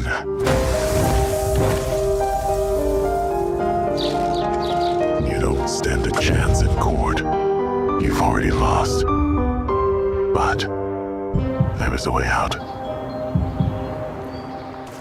The train runs daily from 6 a.m. to 6 p.m. Get on it, and you're free. Simple, if he weren't following your every move. But fortunately for you, the law is human too. He can get tired and fall asleep on the job, feel scared, depressed, or betrayed if you lie. This is your only chance. The next train will be your last.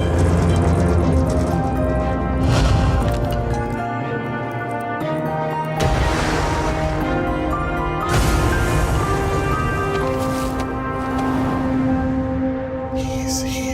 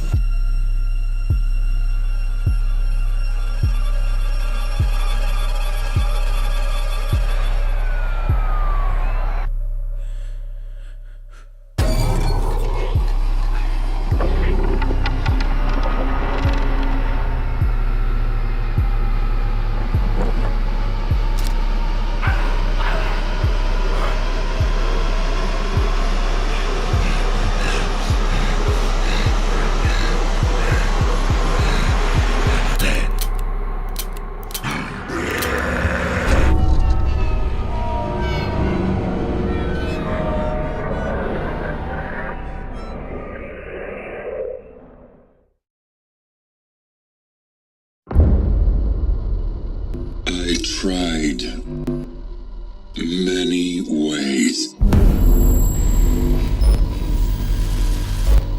I brought her with me.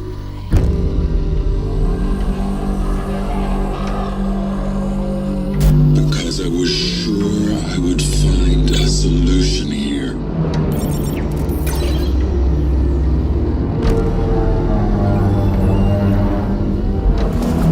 But eventually, it began to haunt me.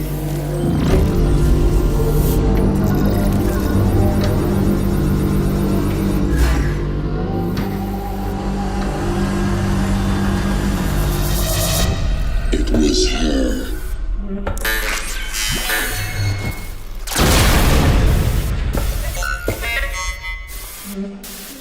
Always her.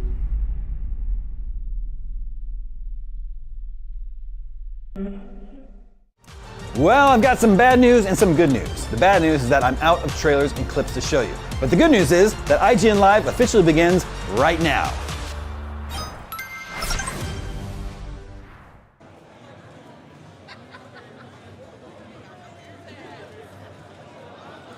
What's up, everybody? Are you ready for IGN Live? Hold on. I said, are you ready for IGN Live?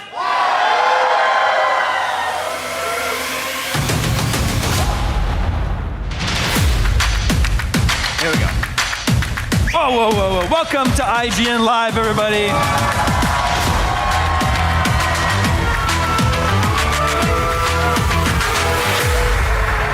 Scoop!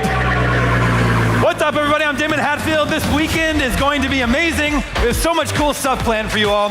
Tons of surprises, tons of giveaways. But first, let's give it up for our hype team and DJ Eveready. Give it up, everybody.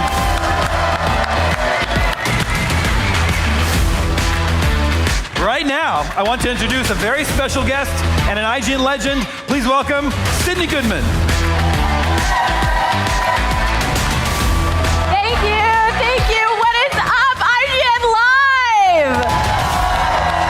You know me from IGN's Daily Fix and so much more, and you will be seeing lots of me this weekend, hosting the Daily Fix live on this stage, interviewing some really cool guests, and lots more really amazing things we can't even tell you about yet. Who likes surprises? Alrighty, so here to tell us all about what's coming up, IGN's very own Miranda Sanchez.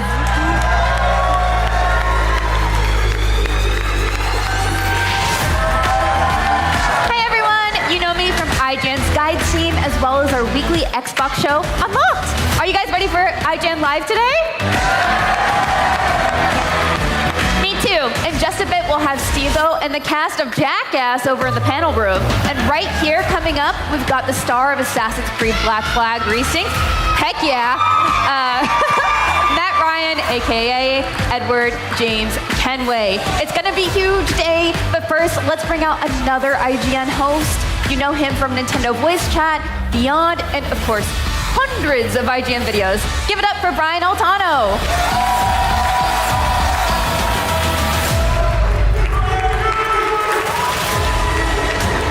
Beyond! Thank you all so much for coming here today. This year was my 17th anniversary at IGN. You all just keep getting cooler every year. We are so lucky to have you all here today. Before we get started, 2 years ago we started the show. The crowd did something I never thought they'd do before. They chanted IGN. Can I get you guys to do that real quick? IGN, IGN, IGN. All right. Believe it or not, IGN turns 30 years old this year. A ton of people made that possible, but one person especially is here to tell you all about it. You know him as the reaction guy. We know him as a friend. Give it up for the founder of IGN, Peer Schneider.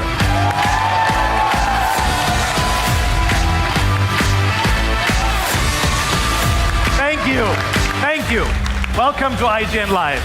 You may not know this, but back in 1996, IGN got its start as a little website about video games. Since then, it's grown into a multimedia entertainment network, celebrating not just gaming, but movies, shows, comics, toys, and everything in between. Now, thanks to IGN Live, we're able to celebrate those things in person with you, who made it all possible in the first place.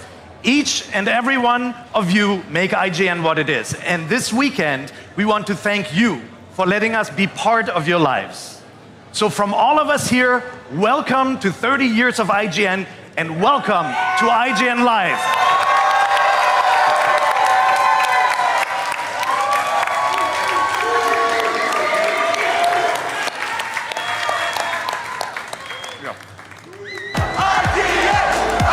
Welcome to IGN Live, a celebration of all things gaming and entertainment. Today, 25 years and we haven't learned a goddamn thing. The cast of Jackass, Best and Last. The Pirate's Kid. Assassin's Creed Black Flag Resynced. Control Resonant. Drifters Sung Kang. Plus, special live episodes of Beyond and NBC. You're getting high. All that and tons of surprises we can't even tell you yet. IGN Live starts right now.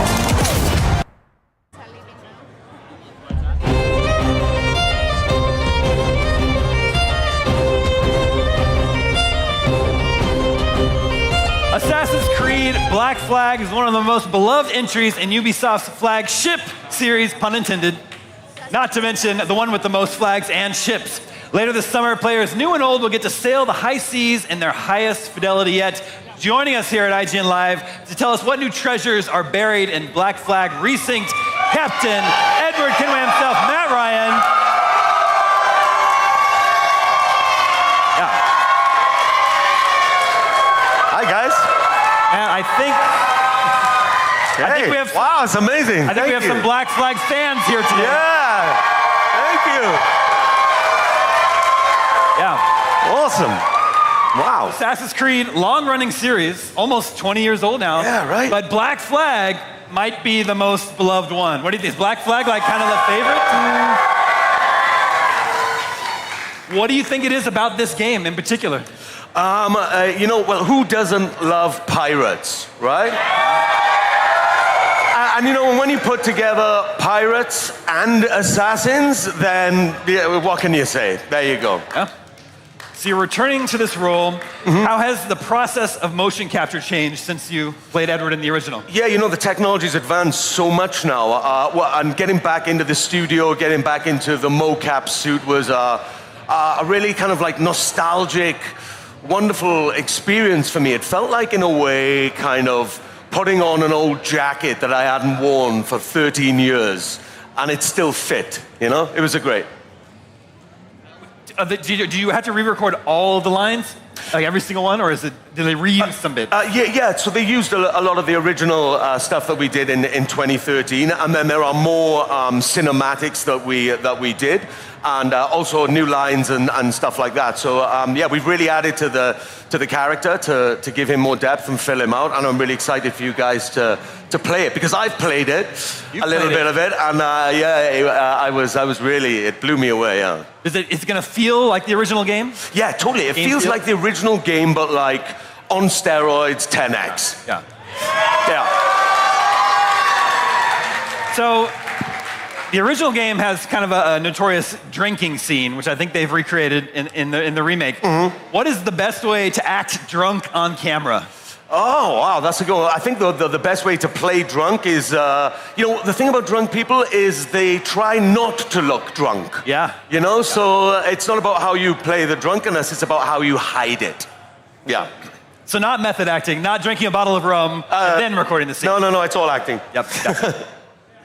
Did you bring anything new to the character to this time? Like you get to revisit this character and you think, okay, this is something I didn't perfectly capture the first time around. Well, I think, 13 years after the original game, I've been on a journey myself in life, and coming to revisit this character again, You know, there's Edward's journey, which I think is what a lot of people love about Black Flag, and I certainly do as an actor getting to play the role.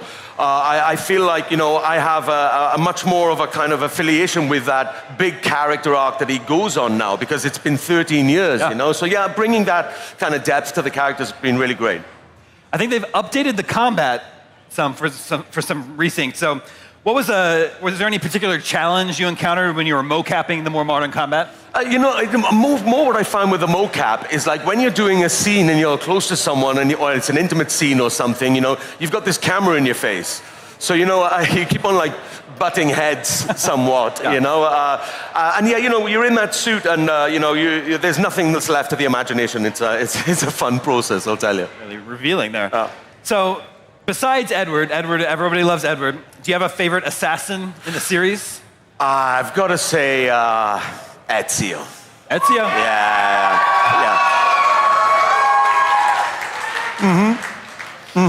So people are going to get to experience Black Flag again very soon, by the way. So what are you most excited about for people to revisit in this game? Well, I think, you know, like for all of those people who played the original game to revisit, you know, and go on this journey with Edward again, with all the great work that everybody's been doing on the game and all of the added story stuff. But also for all of those people who are going to discover it for the first time, you know, I'm slightly envious of them because they get to go on this journey for the first time, you know. So I'm looking forward to everybody playing the game, and I think they're going to love it. Yeah.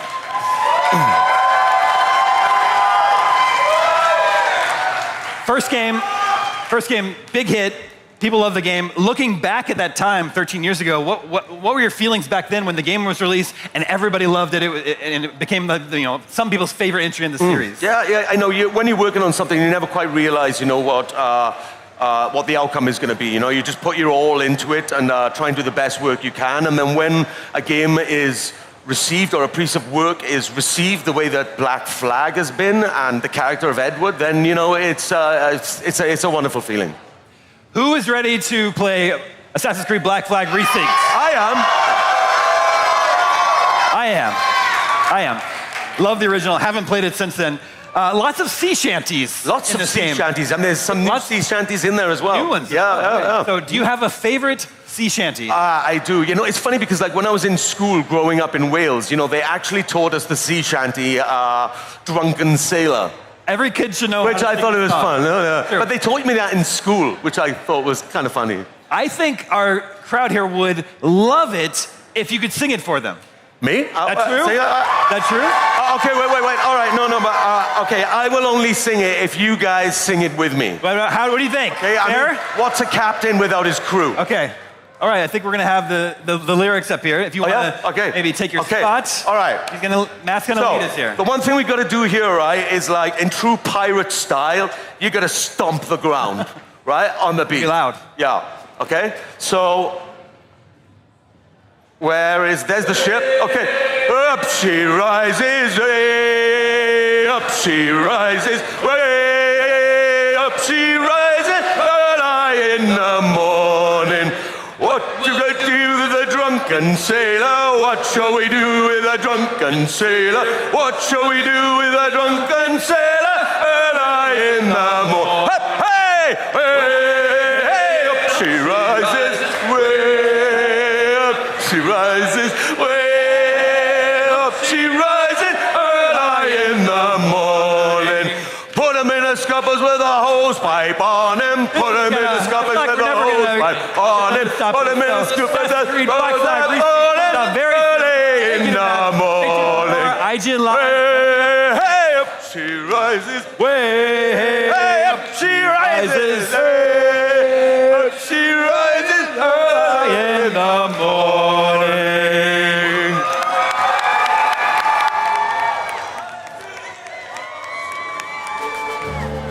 IGN Live is presented by Evil Dead Burn, only in theaters July 10th.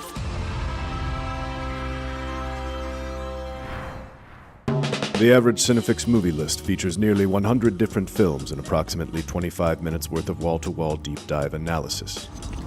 To simulate that pace for this 30-second ad, we're featuring 26 different films, and before you say it, no, that math does not check out.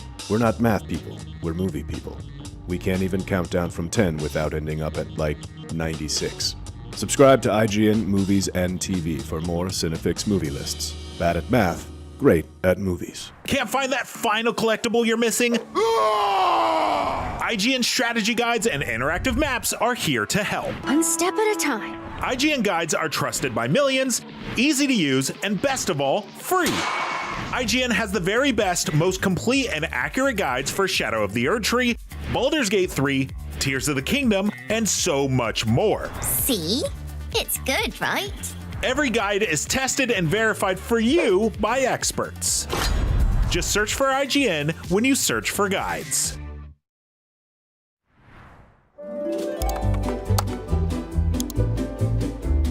IGN Plus is where your adventure begins. What are you selling? Plus is the place to get unlimited access to all the tools you need to beat your games. Here's what you need to know for bringing down Gloomspawn. Plus, awesome exclusive discounts on IGN Store. Maybe this would tease open your money pouch. Plus, ad-free browsing on IGN.com. Plus, unlimited game help tools like premium interactive maps with your own custom map markers, filters, marker notes, and more. This will come in handy. Plus, access to sweepstakes, giveaways, and free game keys. Wow! Exactly. Want more? Head to IGN.com/plus and start your adventure today.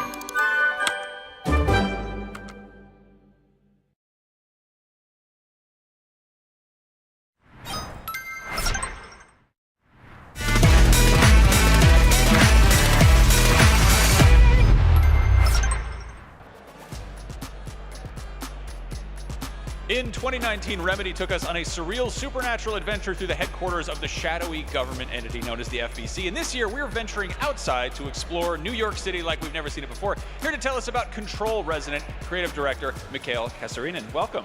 Thank you. Great to be here. So you have a brand new game coming out very soon, and Mitchell Saltzman, one of my esteemed colleagues at IGN, got a chance to go play it, and we have some B-roll from the game, from the demo, which I didn't get to play, but you got a chance to make. And I want to hear what's going on here, both in terms of combat and in terms of story. Where are we? What's happening? I've seen a little bit of the game so far, but this is all new.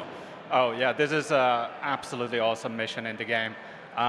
It is an early stage where the FBC is trying very much to figure out how to deal with all the different threats that are coming across Manhattan.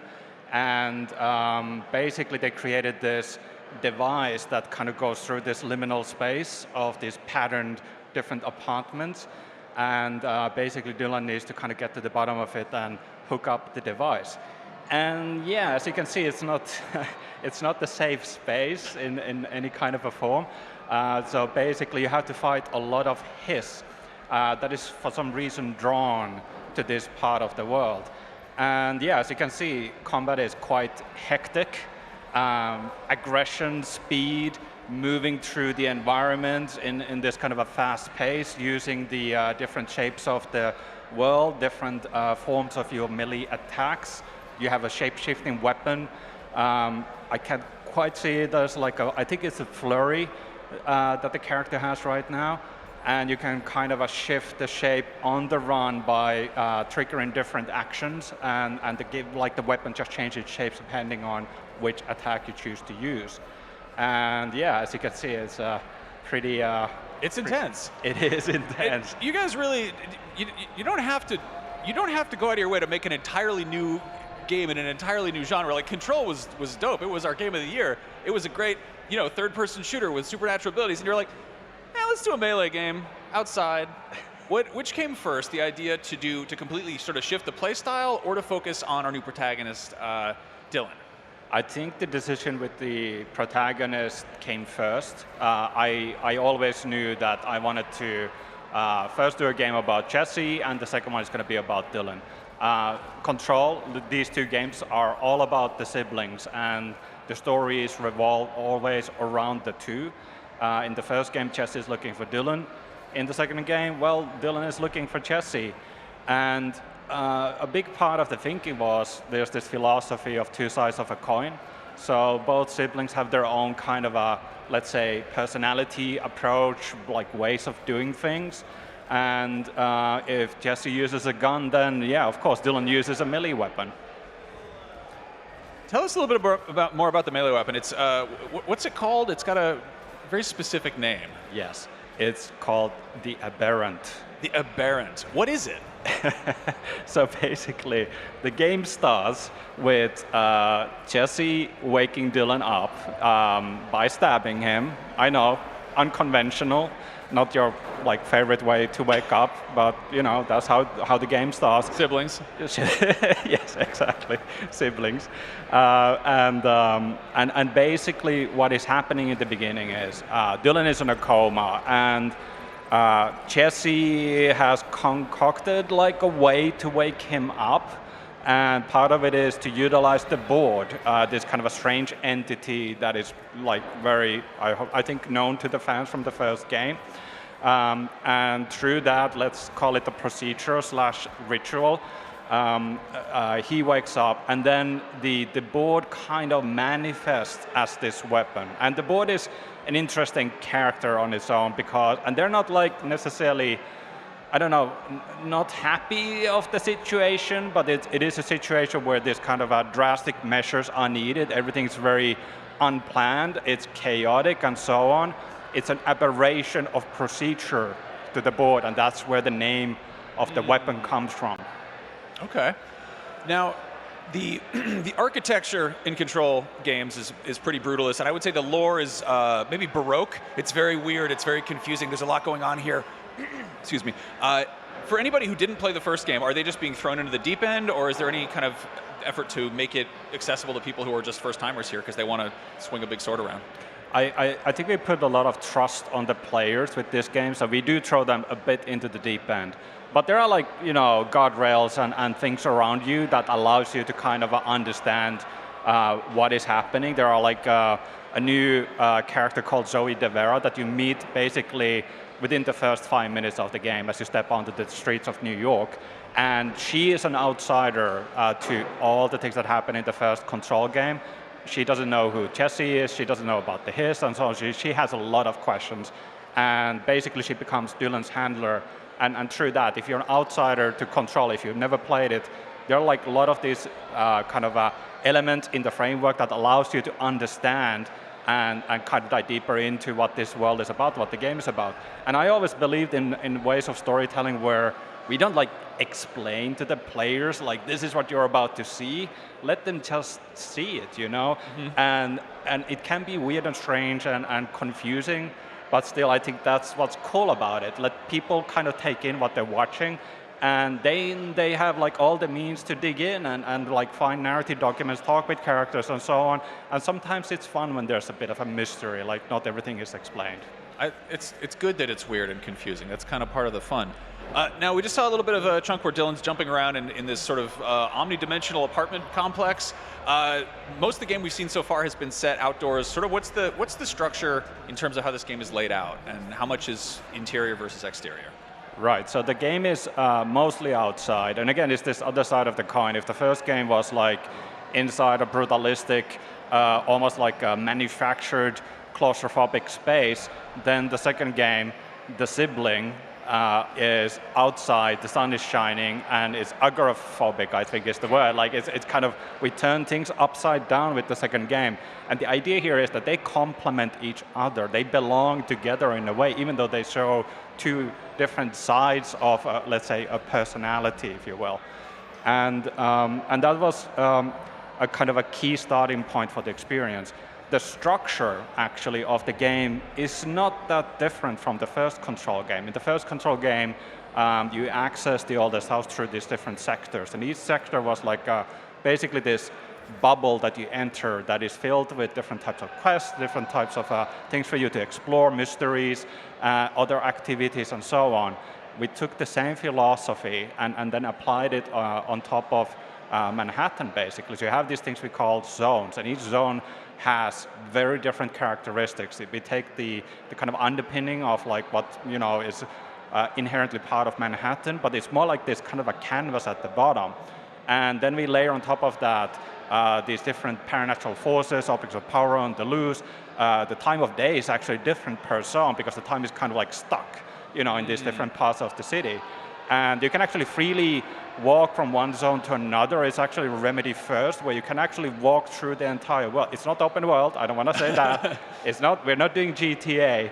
That's not the point. We want the world that has a story. It's a bespoke, considered world, and every part of the world is thought through. It has an identity, and we have a saying inside the studio like paint with strong colors, so we want things to kind of pop and be interesting. Everywhere you go, it has a story to tell.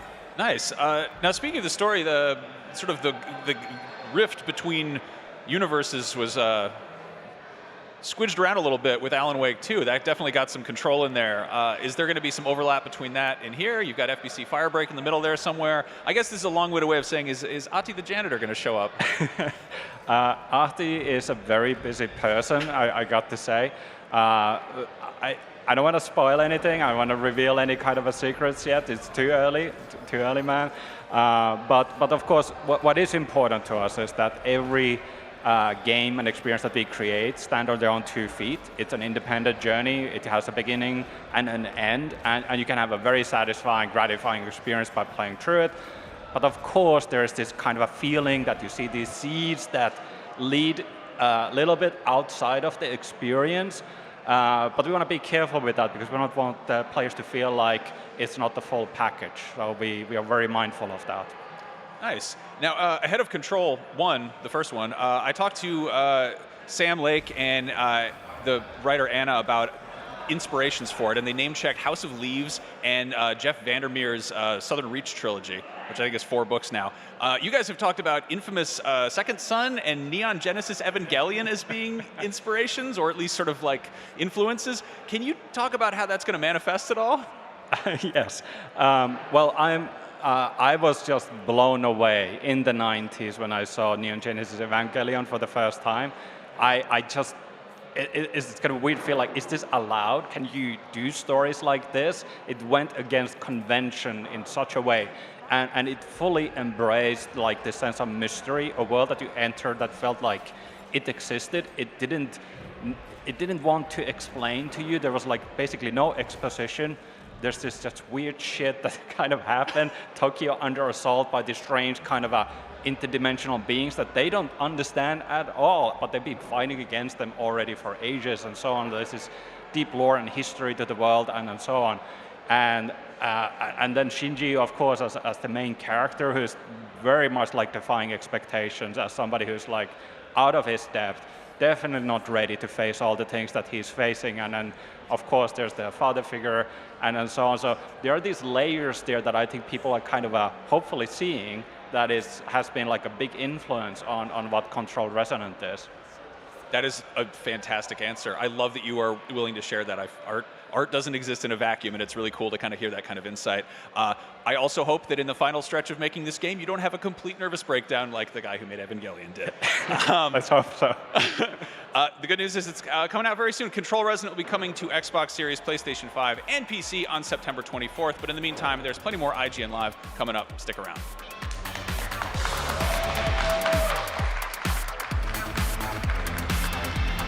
IGN Live is presented by Amazon Luna, here to play.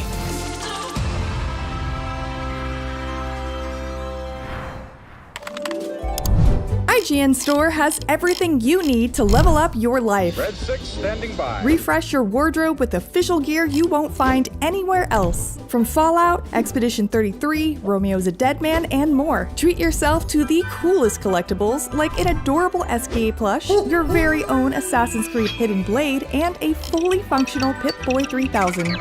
Or kick back and relax to your favorite video game soundtracks on vinyl. Whatever you need, IGN Store has you covered. Head to store.ign.com and start shopping today. Can't find that final collectible you're missing?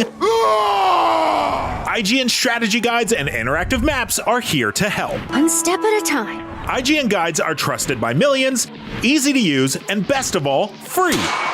IGN has the very best, most complete and accurate guides for Shadow of the Erdtree, Baldur's Gate 3, Tears of the Kingdom, Call of Duty Black Ops 6 Zombies, and so much more. See? It's good, right? Every guide is tested and verified for you by experts. Just search for IGN when you search for guides.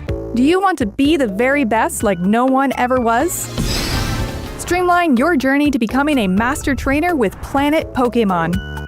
Choose your Pokemon, filtering by type, stats, or game availability. Then use the full team builder to assemble an unbeatable lineup. Plan out the optimal set of moves, items, and abilities. Play to your strengths by analyzing your team's resistances and offensive coverage. Or really maximize your Poke potential by digging into the stats by adjusting EVs and IVs. And save multiple team builds for different strategies in different games. Plan your dream team today at planetpokemon.com.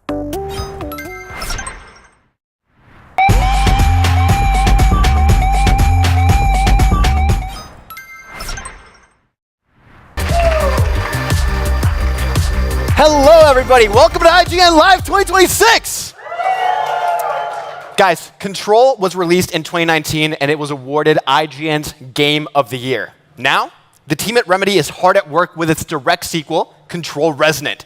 Remedy games have always been a showcase of the latest and greatest in visual technology and performance. So, here to tell us more about what's next, not only for the game, but for the industry as a whole.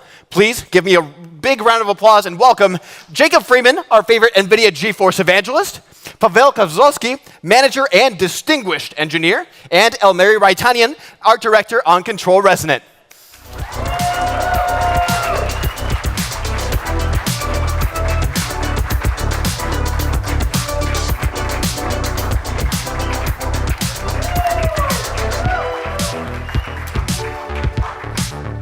Guys, welcome. Thank you all for being here at IGN Live. How are you guys feeling? Great. Yeah?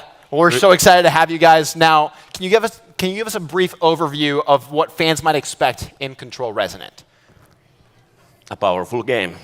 Oh, a very powerful game. Can you elaborate a little bit on that? Well, Control Resonant is an action RPG set in the world of Control, and it's developed by us at Remedy using our own Northlight engine. So we're pretty much picking up the story where we left off in 2019, but also it's designed as a standalone experience, so it is possible to enjoy it without playing the first one. Amazing. Now, Control Resonant features a different visual style from the original Control, including a lot bigger outdoor environments. Can you tell us about how Control Resonant has a unique visual direction? Yes. I think I've been describing it that what we did with like a grounded normal office space in Control, we are now planning to do for Manhattan in Control Resonant. So when we step out of the oldest house, there's Manhattan there that has been the central key location for many games and movies already. So we immediately knew that this is something that we need to do really well and make it unique and ownable. There's other projects who have done it really well, this sort of a more Google Maps version of it. So we knew that this is not going to be something, a fight that we want to pick one-to-one, but we need to stay unique and ownable and instantly recognizable. So if somebody takes a screenshot of Control Resonant, they will immediately, and shows it to somebody, they will immediately notice that, hey, that's from the Control game. So that's what we're aiming for. Now, one thing that I couldn't help but see is there's all types of different enemies. It's very unique to this world. Can you give us a little bit of a context about how you go about designing stuff for this game? Yeah, from the very get-go in the high concepting stage, I've been also saying that we're standing on the shoulders of an aesthetic giant. So original Control won some awards for world building and art direction as well. So we have been thinking about it very hard, that what is something that we can still keep as is, and then what is something that we can keep, but we need to evolve a bit, and what is something that we need to drop, even if we like it, it doesn't make any sense for this game anymore. his enemies, for example, being a good concrete example where in Control the lineup was going from fairly vanilla corrupted his guard into something that's quite his corrupted already, like his distorted monster. So now we are definitely picking it up from the crazy end and really gunning it from there. I love it. Now, this environment is absolutely huge, and obviously with big environments come big obstacles. Can you walk us through some of the obstacles you've run into during development and sort of the technological changes that you've seen over the time that you've been working on Control Resonant? Yeah, well, this is a really natural progression going from Control to Alan Wake 2, which was a lot more terrain heavy and had a lot of foliage, and now this is twice bigger than that, and it's built from like modular city blocks like this. So we just had to make sure that Northlight now supports this kind of world building well. Amazing. On the NVIDIA side, guys, how's it like working with Remedy, and how does NVIDIA work with developers like them to integrate tech like path tracing?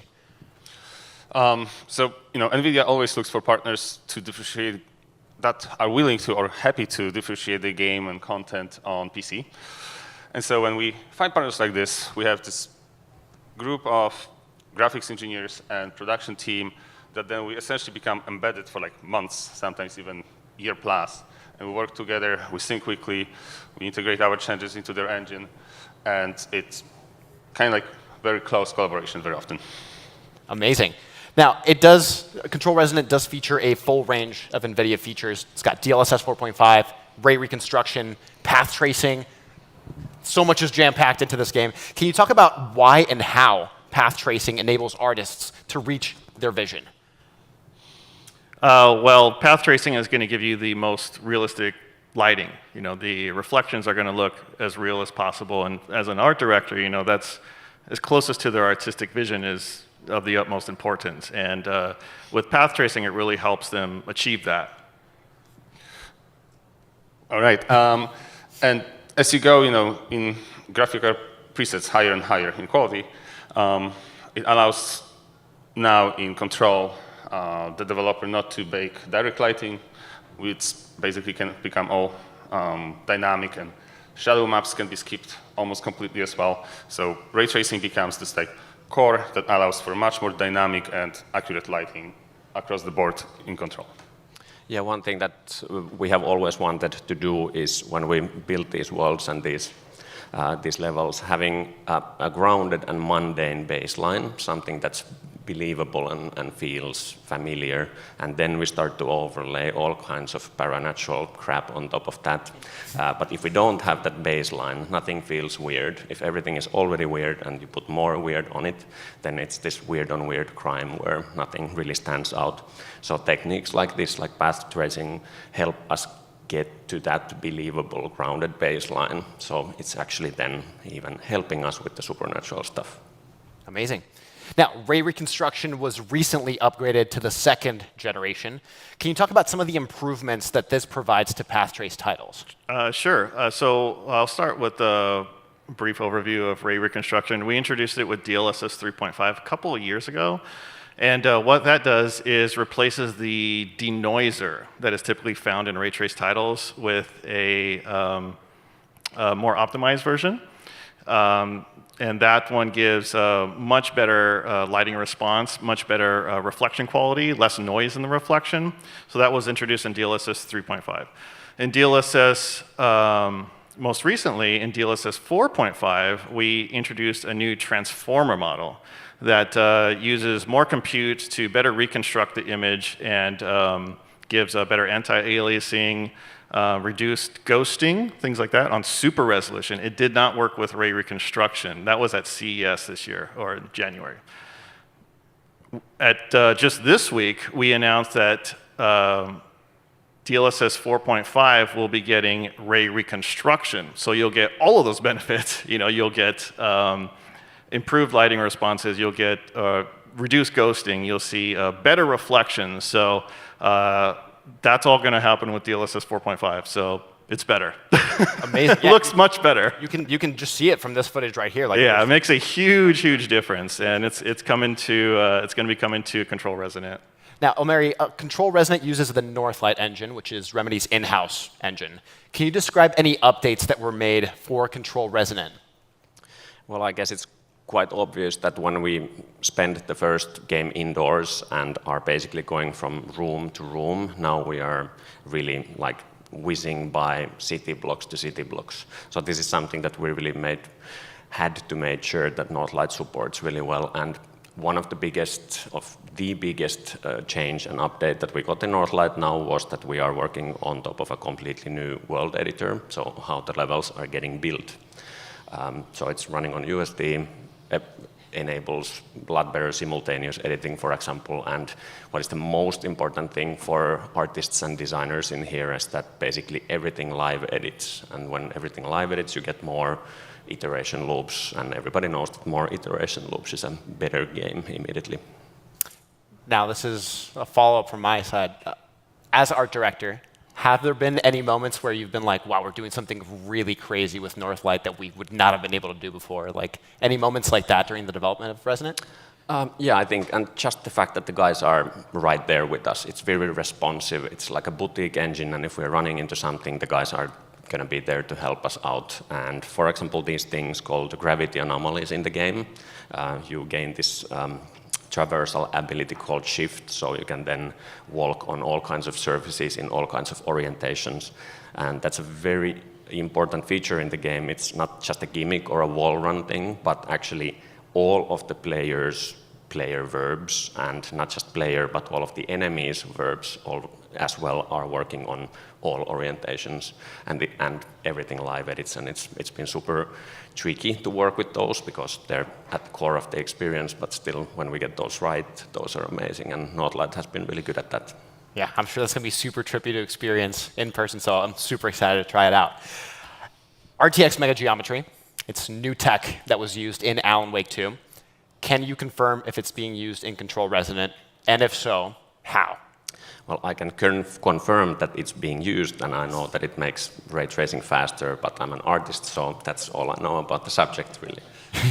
So it was very important for Alan Wake 2, and especially this enormous forest they had to just handle this amount of geometry in acceleration structures for ray tracing. Now in Control, geometric complexity is not that massive. However, Mega Geometry, being this kind of robust technology, still allows them to get CPU performance savings for scheduling, acceleration structure builds, and overall lower VRAM usage, which is, as we all know, we like less VRAM when it's possible. Yeah, I like to keep my computer temperatures low if possible. Yeah, so it's more performant, right? So not only will you get more performance with ray traced geometry, but also it'll allow the artist to achieve higher visual fidelity with Mega Geometry. So speaking about rendering and keeping hues low, DLSS Super Resolution enables the game to render at a lower resolution while still enabling high quality visuals, right? Why is this important for games, for developers, for the gaming experience in general? So when you look at the performance of the game, of a frame of the game, these days it's essentially linearly scales, like how much time you have to spend for shading a single pixel. So essentially bringing that rendering resolution smaller kind of gives us more budget per pixel. And then if upscaling technologies are good enough that it becomes somewhat indistinguishable from native, it's like an obvious choice to do. Like, give us less pixels, we can make them prettier, and then you just upscale them. I love it. So kind of similar story to like Mega Geometry, right? It's going to be much more performant if you run at a lower base resolution and then use upscaling to hit your target resolution. Not only will it look very similar to like a native implementation, but in many cases can look even better. Awesome. Frame generation is another technology that uses AI to generate frames, increasing performance in games. How does NVIDIA make sure that latency stays low when using this tech? Well, there's a couple of things. One of them is called NVIDIA Reflex. NVIDIA Reflex was introduced quite a long time ago, and what that does is optimizes the rendering platform to deliver the frame closer to your input. So when you click the mouse, you see the frame like almost immediately. So that's called NVIDIA Reflex. It's supported in tons of games. It's automatically supported in every single FrameGen title that has it. So that certainly helps. The other one is actually a more recent feature that we introduced in January, and that's called dynamic multi-frame generation. And what that does is, if you have a monitor with a refresh rate of say 120 hertz, it's always going to select a FrameGen multiplier that will allow you to hit 120 hertz. So it's not generating frames that you're not seeing, so it's keeping latency as low as possible. It's kind of like driving an automatic car. It's automatically setting the right settings that will give you the best gameplay experience. All right. Now, I got to ask, how often do developers come to you guys and they're like, hey, we want to do this thing, but we just don't have the power to do it? And in that case, how do you work with them to give them what they need? So it's kind of like the other way around, since kind of console performance is the baseline for the industry for most of the game developers. So you have this other happy problem to solve. Like, well, on a PC we have so much more power already. So now the task is how, in the best way possible, we can utilize to differentiate, content of any game for performance or visual quality reasons. So it's a fun problem to have. Yeah, obviously you guys must have very good relationship with studios as well to make sure that you're getting all the power that they need to do that.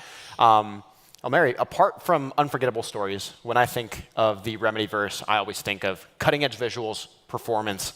How much do advancements from titles like Alan Wake 2, FBC Firebreak, and other titles sort of inform the tech that you use in games like Control Resonant?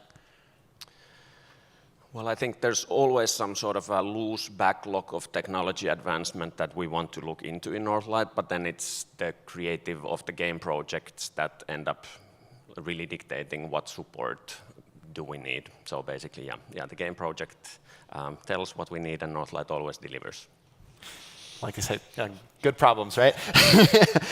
Now, how does the artistic process work? When you are developing like a level for a game, for example, do you think about the technical limitations first and then work backwards from there? Or do you have those sort of limitations front of mind and then figure out what you can do with the limits that are set for you? Right. Well, somebody has been asking to describe Northlight somehow. We have been saying that it's not necessarily this sort of a big shed full of tools like some commercial engines are, but it's like a scalpel, and it's really good for making exactly the types of games that we make. So if you wanted to do some other genre with it, you might run into trouble, but it's really great at these sort of things that we do, and flexible. And as I said, the guys are right there to help us. Amazing. Guys, I have one final question for you. Let's keep it fast, just so that way we're not talking for hours. But what do you guys see as sort of the future of gaming graphics? Well, we're definitely going to see more neural rendering tech. So like a lot of the stuff that we talked about today, ray reconstruction, DLSS, frame generation, that's all neural rendering tech, and it keeps getting better and better. It's going to allow developers to better achieve their artistic vision. You're going to see more realistic lighting, more realistic shadows, better geometry, and yeah, it's going to be awesome. Pavel? Yep. So I'm mostly excited about how we're shifting from backlighting to more and more dynamic stuff, and we're trying to push the kind of the threshold further and further. So when we get to the point when artists can have just an idea, click play, and see the lighting of the scene instead of adjusting a bunch of parameters of many tricky sometimes techniques to control to hit the proper performance and quality bar. I think that will enable us to speed up the production process so much better, so much more, to then enable game developers just creating better content overall because they have more time for it. Yeah, I actually agree with that one. For example, the gameplay speed in Control Resonant is fast. It's faster than in any other Remedy game. So not having to think about what stuff is static and what stuff is dynamic, but having a crisp, nice-looking image and everything just belongs in the scene and moves nicely. That's exciting. Guys, this was so awesome. Thank you so much again for joining me here at IGN Live. Control Resonant is coming later this year, and I, for one, cannot wait to see more, so super excited to see that. We've got more IGN Live coming up right after this, so don't go anywhere. Well done, you guys. IGN Live is presented by our official retail partner, Best Buy. Do you want to be the very best like no one ever was? Streamline your journey to becoming a master trainer with Planet Pokemon. Choose your Pokemon, filtering by type, stats, or game availability. Then use the full team builder to assemble an unbeatable lineup. Plan out the optimal set of moves, items, and abilities. Plan your dream team today at planetpokemon.com. Catch up on all your favorite shows with up-to-the-minute gaming and entertainment news with Geek Media Podcasts. Welcome to a very special episode of IGN Game Scoop. Game Scoop has you covered for all things gaming and the latest game releases.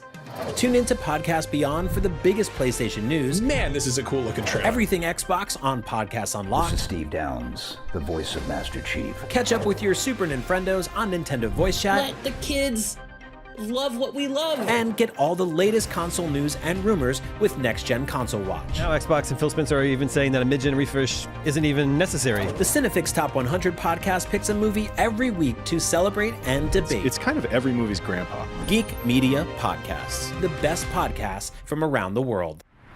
IGN Playlist is the best way to track your game collection. Now you can even import your entire Steam library to Playlist, making it easier than ever to review games, show off your collection to the world, and finally chip away at that massive backlog you keep meaning to get to. IGN Playlist, check it out. Can't find that final collectible you're missing? IGN guides are trusted by millions, easy to use, and best of all, free. IGN has the very best, most complete and accurate guides for Shadow of the Erdtree, Baldur's Gate 3, Tears of the Kingdom, and so much more. It's good, right? Every guide is tested and verified for you by experts. Just search for IGN when you search for guides.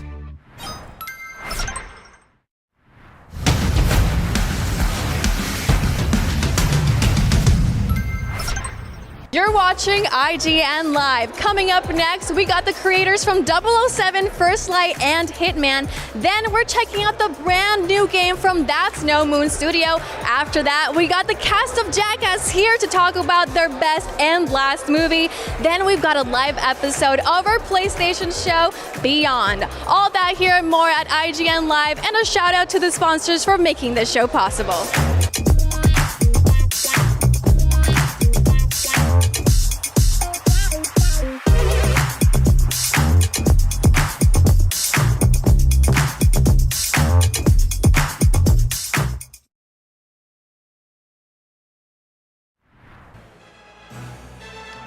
Handing the 007 franchise to the team that made Hitman sounded awesome from the jump, but First Light managed to exceed all expectations. Here to listen to me fanboy about it for the next 11 minutes, please welcome CEO of IO Interactive and game director on 007 First Light, Hakan Abrak. Welcome back to IGN Live, and thank you for making probably my game of the year so far. Oh, wow. That sounds really great. Thank you so much. I'm happy to be here.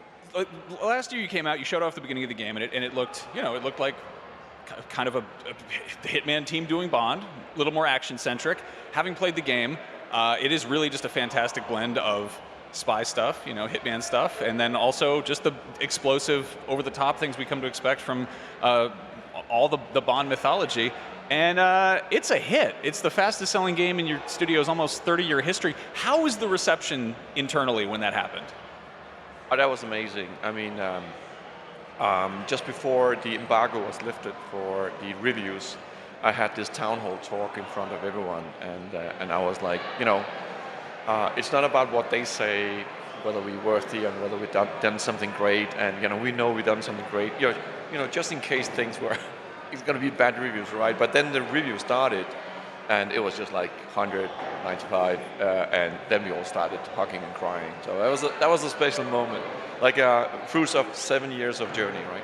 That is, yeah, that's got to be pretty intense after so long in development.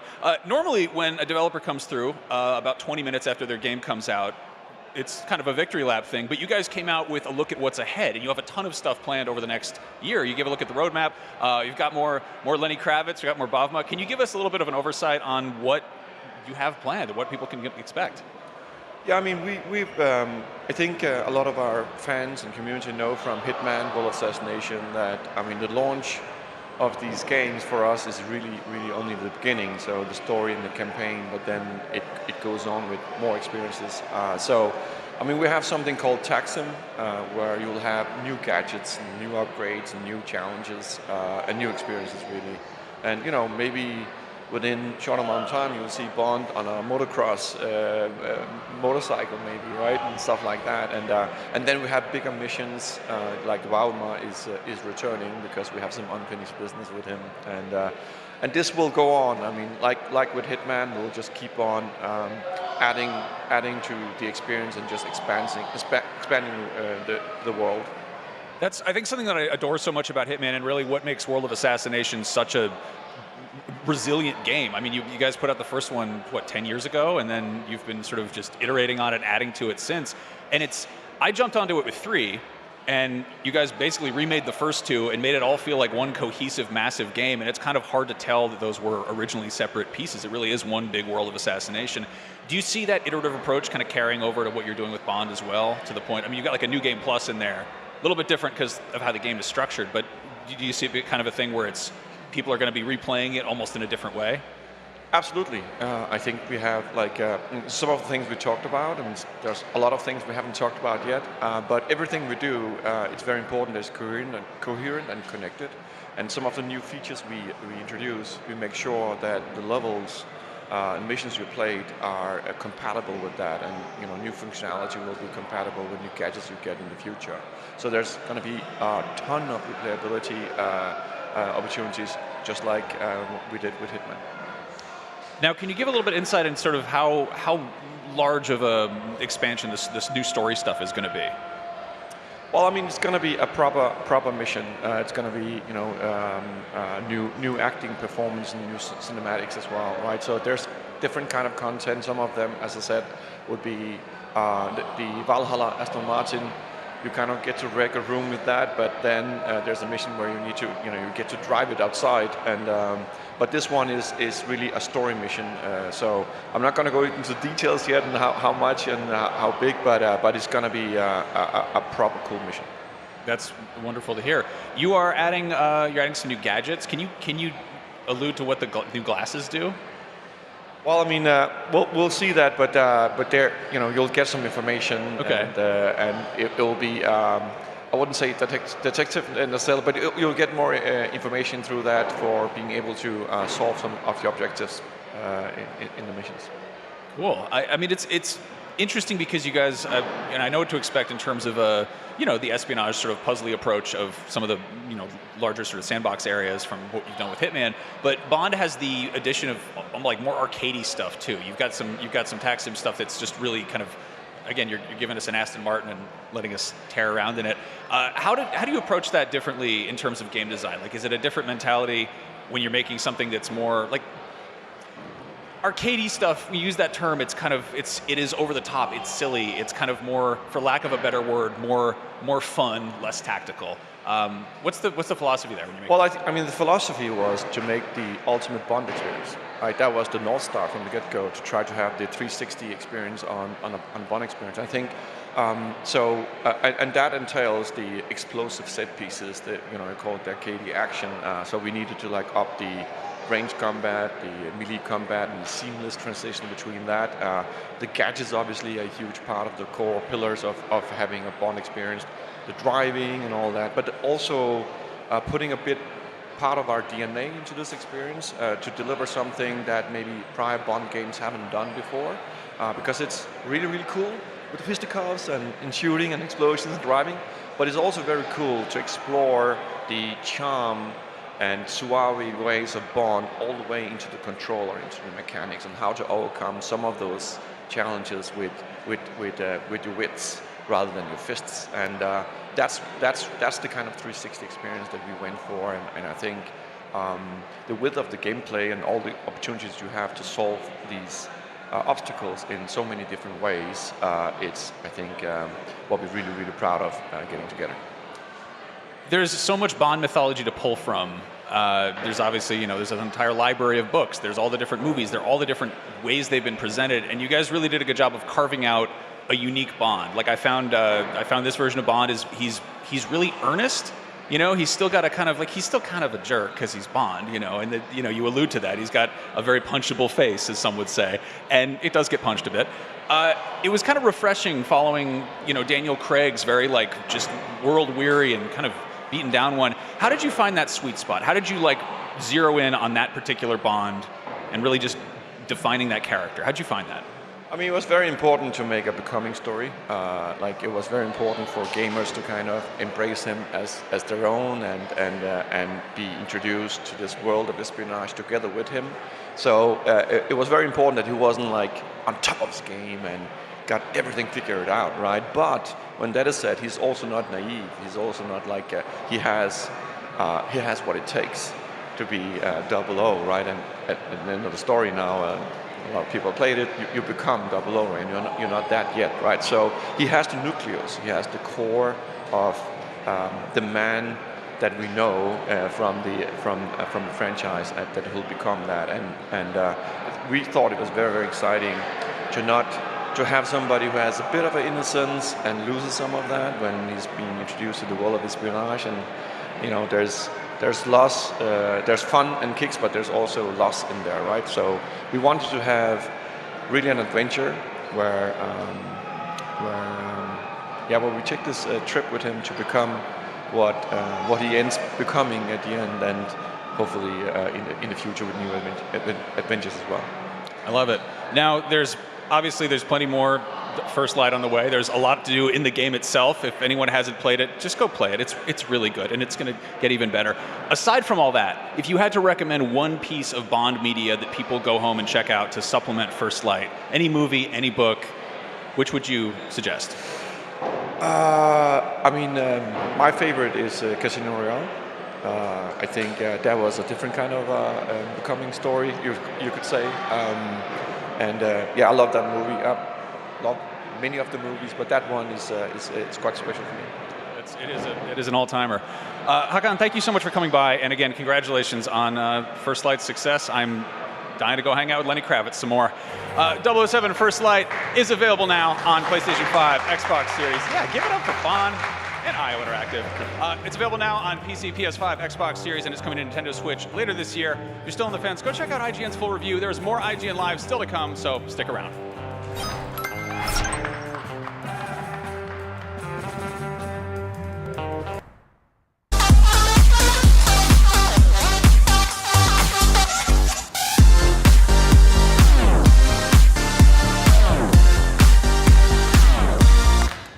Hey everyone, welcome back to IGN Live 2026!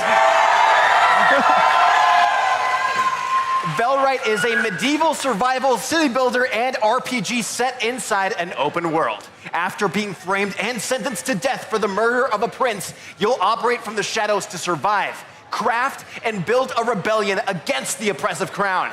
The PC version just celebrated its 2nd anniversary and sold 1 million units. Now the game is expanding to the next frontier. Take a look.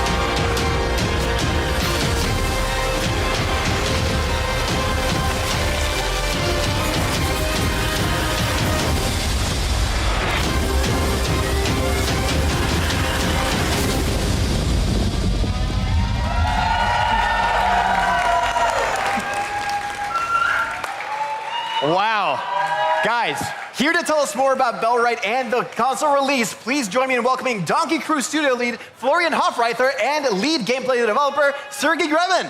Thank you. Welcome, guys. Thank you for having us. Of course. Thank you guys for being here and joining me on IGN Live to talk about this next era of Bellwright. And of course, congratulations on the success so far. Thank you so much. Florian, talk to me about Bellwright's story and how it sets itself apart from other medieval titles like Kingdom Come Deliverance 2 or Medieval Dynasty. So the way we see it is that Bellwright has a very specific focus on purpose. This is your purpose as a player. This is your purpose as a character, as a protagonist in this story. It's about you having a purpose in what you build, what you acquire, what you do, and being able to look back after like 10, 20, 50 hours of gameplay and being like, I built all this. That was one of our fundamental principles when we built the game. Sergey, I want to go to you. Bellwright's gameplay is a little bit unique. So you create settlements, you build armies, and then you get to choose between fighting alongside your troops or directing them into combat like a typical colony sim. Talk to me about the philosophy behind combat in Bellwright. Well, the main thing that combat provides in Bellwright is context. While the main part of the game is still developing your village, town, community, you don't do it just for the sake of town building. There is purpose in that. You need to liberate the lands of Carvinia, and you need to defend your people from threats. And for that, you need army, and then you engage in combat. So it really drives you to become stronger, to build defenses, and in the end, become powerful and save your people from the evil queen. Now, Bellwright features co-op play. How can friends make the most out of their multiplayer sessions? I think the most important thing is to first state there is no wrong way to play. You can play however you want. But we noticed that a lot of people enjoy it when they actually experience the whole breadth of the game by having, like, every player has a little niche. Like, one player handles the homestead, one player handles the farming, one player handles the military aspects, another player handles the quests. That is something that I noticed very often. The players like to have the little niches, and then they basically form a kind of council that manages the game direction. That's awesome. So when you guys play, what sort of role do you take on? Oh, I'm sitting back. I'm not doing combat. I'm not good at that anymore. What about you, sir? I usually do the trading and economy stuff. Oh, okay. Yeah, I mean, hey, I'm all about farming, so I'll be the farmer. I'll be good to set up all the crops and make sure everybody's fed. Now, what are some of the things about Bellwright that players might be surprised to learn about? I think Bellwright holds a lot of things that unfold slowly over time. And that was one of the things that we wanted to always, that we intentionally aimed for. So when you start the game, you start with nothing. There's very little that you have. And it also, things that you do are very limited because you're nobody. But then as you progress, you just build up more and more. You recruit people, you recruit the whole following, you recruit a town, basically. And every person that you meet or that you recruit, you know them. You know them by name, you know their stats, you know what their purpose is. And there's like many elements of this in the game that just become available later.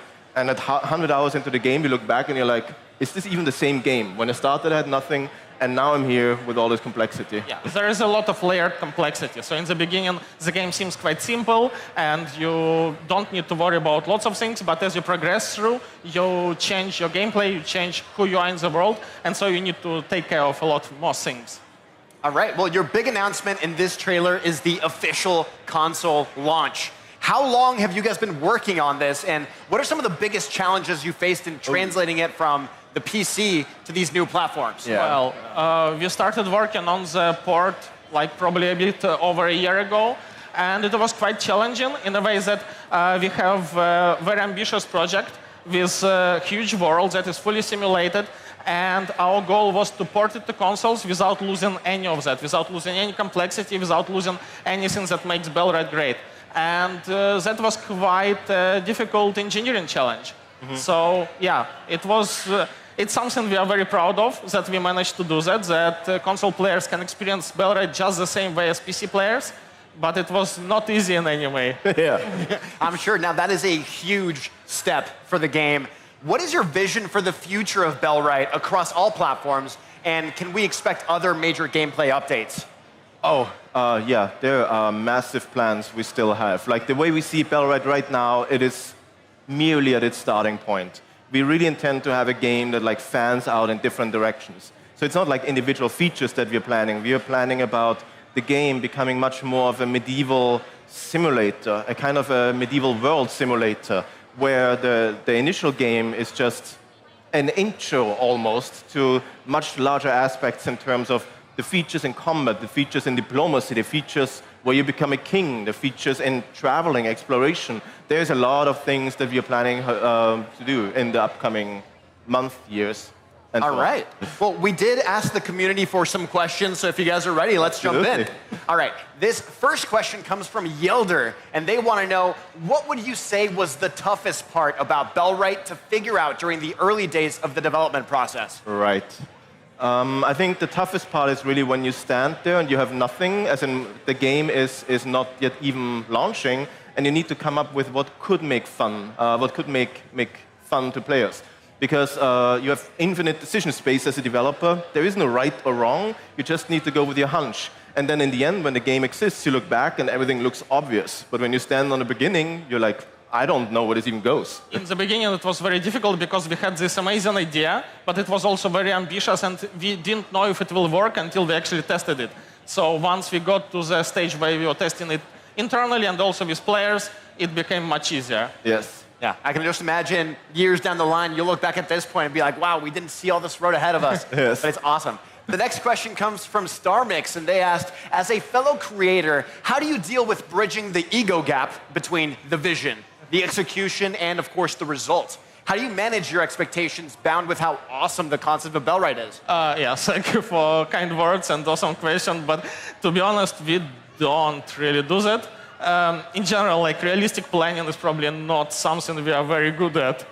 Yeah, like if we would have been very good at that, we probably never would have made Bellwright, because it's just grown way beyond our initial expectations, and it's just so full of things that probably were overscoped and just too big, and we just went and make it anyway. So I don't think I have a right answer for that, because it really depends on you as a person, if you would rather take the risky approach and do way more, or stick to the safe choices. Yeah, we usually just dream about amazing games that we can make, potentially, and then we start making it, and then we come with some realistic things that we can do. Yes. Well, guys, I cannot wait to talk to you guys again once more updates come through. Thank you so much for joining me here at IGN Live. Anything you want to say to the fans checking out Bellwright for the first time? Thank you so much. Thank you so much for your support. It means the world to us, really. Guys, I am so thankful. Bellwright is available right now in early access on Steam and launches on Xbox and PlayStation in just 3 days on June 9th. Thank you guys so much for watching. And for more on everything video games, you're already at the right place. IGN.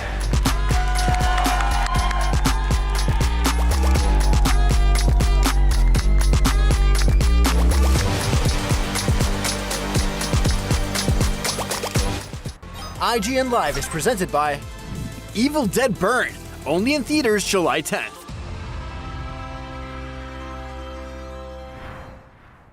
The average Cinefix movie list features nearly 100 different films and approximately 25 minutes worth of wall-to-wall deep dive analysis. To simulate that pace for this 30-second ad, we're featuring 26 different films, and before you say it, no, that math does not check out. We're not math people, we're movie people. We can't even count down from 10 without ending up at, like, 96. Subscribe to IGN Movies and TV for more Cinefix movie lists. Bad at math, great at movies. Can't find that final collectible you're missing? IGN strategy guides and interactive maps are here to help. One step at a time. IGN guides are trusted by millions, easy to use, and best of all, free. IGN has the very best, most complete and accurate guides for Shadow of the Erdtree, Baldur's Gate 3, Tears of the Kingdom, and so much more. See? It's good, right? Every guide is tested and verified for you by experts. Just search for IGN when you search for guides.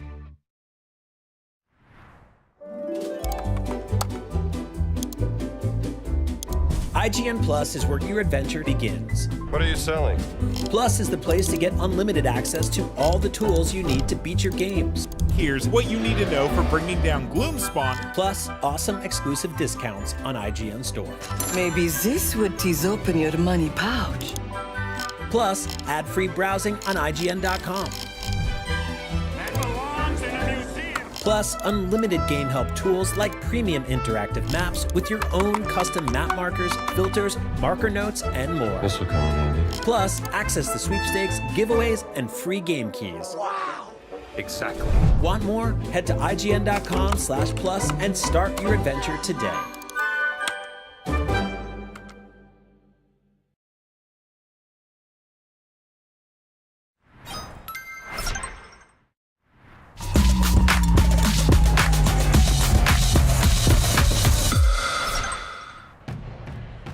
In 2021, a studio was founded by a bunch of industry veterans whose past work ranged from The Last of Us to Call of Duty, and yesterday, we finally got to see what they've been working on, Crossfire. Here to tell us about it, That's No Moon Chief Creative Officer Taylor Kurosaki and Game Director Jacob Minkoff. Welcome, thanks for joining us, and thanks for finally showing off that game. Thanks for having us. Okay, so this is a tactical cover shooter with heavy narrative elements. We saw a lot of it. It's always nice to get a game reveal that shows that much of what is clearly gameplay. Can you give us a little bit of a sit rep in terms of just sort of who are the key players, where are we, what's going on? So the story centers around two ideologically opposed operators, Layla Qasem and Delroy Cross, and they are thrust into a pressure situation, and they must temporarily put aside their differences in order to survive. Okay. And the thing they're surviving, we get a sort of it opens and it looks very kind of conventionally tactical, realistic military stuff. Then you get some sort of sci-fi elements leaking in there. Can you touch a little bit on sort of how you're balancing grounded realism with supernatural stuff? Sure, yeah. So we say that the game is like 80% military and 20% sci-fi. We'll be talking about the sci-fi more later, but the important thing is that it's all about the pressure placed on these characters that makes them work together despite being ideologically opposed. I like that. That's a good ratio of sci-fi to realism, by the way. The big thing you want to show off here, though, is the adaptive cover. How does that work? What does that mean? Let's let the professor talk about this. So, adaptive cover allows the player to take cover in the most complex, organic, detailed environments ever seen in a third-person cover-based shooter. Basically, the idea is that Layla reacts to the enemy's line of sight and the context of the environment around them to take the lowest stance possible to protect them.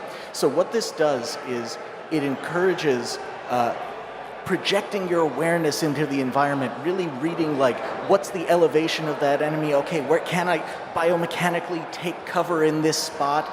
And really reading the space, being immersed in the space like a real human being would. That's a pretty far cry from like Sly Cooper hiding behind boxes and stuff. Yeah. So Clint Hawking, who made the Splinter Cell a million years ago, was talking about how modern games, doing stealth in modern games is difficult because everything is so realistic. Is this sort of like an answer to that? Yeah, absolutely. Like that was our vision. When we got our hands on Unreal Engine 5, like, just being nerdy about it, the nanite technology allows you to have infinite polygons on screen. And we said, oh my God, this is a game changer.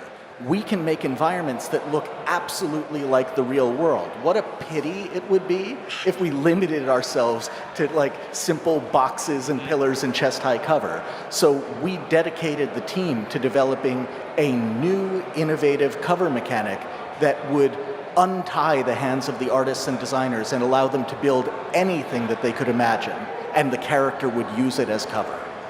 Now, in addition to that, there's also a bit in there of this kind of interesting reticle, this interesting way of aiming down sights. Can you talk a little bit about that and how it works? Yeah, it's funny you notice that because we haven't mentioned it at all. But yeah, there are a lot of innovations in this game, and one of them is instead of doing traditional reticle bloom, a thing that we do in this game is we model the front and rear sights of the gun, so you can see the rear sight and the front sight and how they relate to one another. And as you move around the environment, like if the front sight is offset left, that's where the bullet's going to go. If it's offset right, that's where the bullet's going to go. If they're lined up, it's going to go straight forward. And that really gives you some meaningful choices in our progression and upgrade path, because if you apply a parallax-free sight, like a red dot or a hollow sight to your gun, then the bullet goes exactly where that parallax-free sight is. So it's really much more a realistic model of how guns work and how reticles work. That's gnarly. Now you mentioned pressure. Obviously, we're going to be hunkering down a lot. We're going to be trying to avoid conflict. Can you talk a bit about just how punishing is this going to be? Because I feel like people hear tactical shooter rather than just regular shooter. It just means you like walk into the room and you just head gets blown off. It's not going to be that punishing. Okay. We like to have games that sort of compel you to use the tools available to you, and so consequently the difficulty level needs to be at a certain level to buy into the narrative. Really, when Jake and I make these games, it's all about connecting and intertwining the story and the design. And so this is a story where Layla and Delroy literally say we either need to fight together or die alone. And so the gameplay has to support that.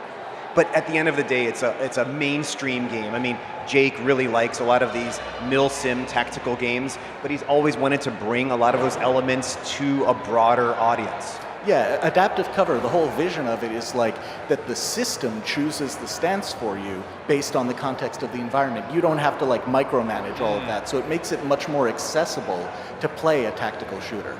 Now, the idea of shooting from behind cover is cool. It's exciting, but there's also the alternative, which is to not get noticed in the first place. Does the cover also play in sort of a stealthy fashion?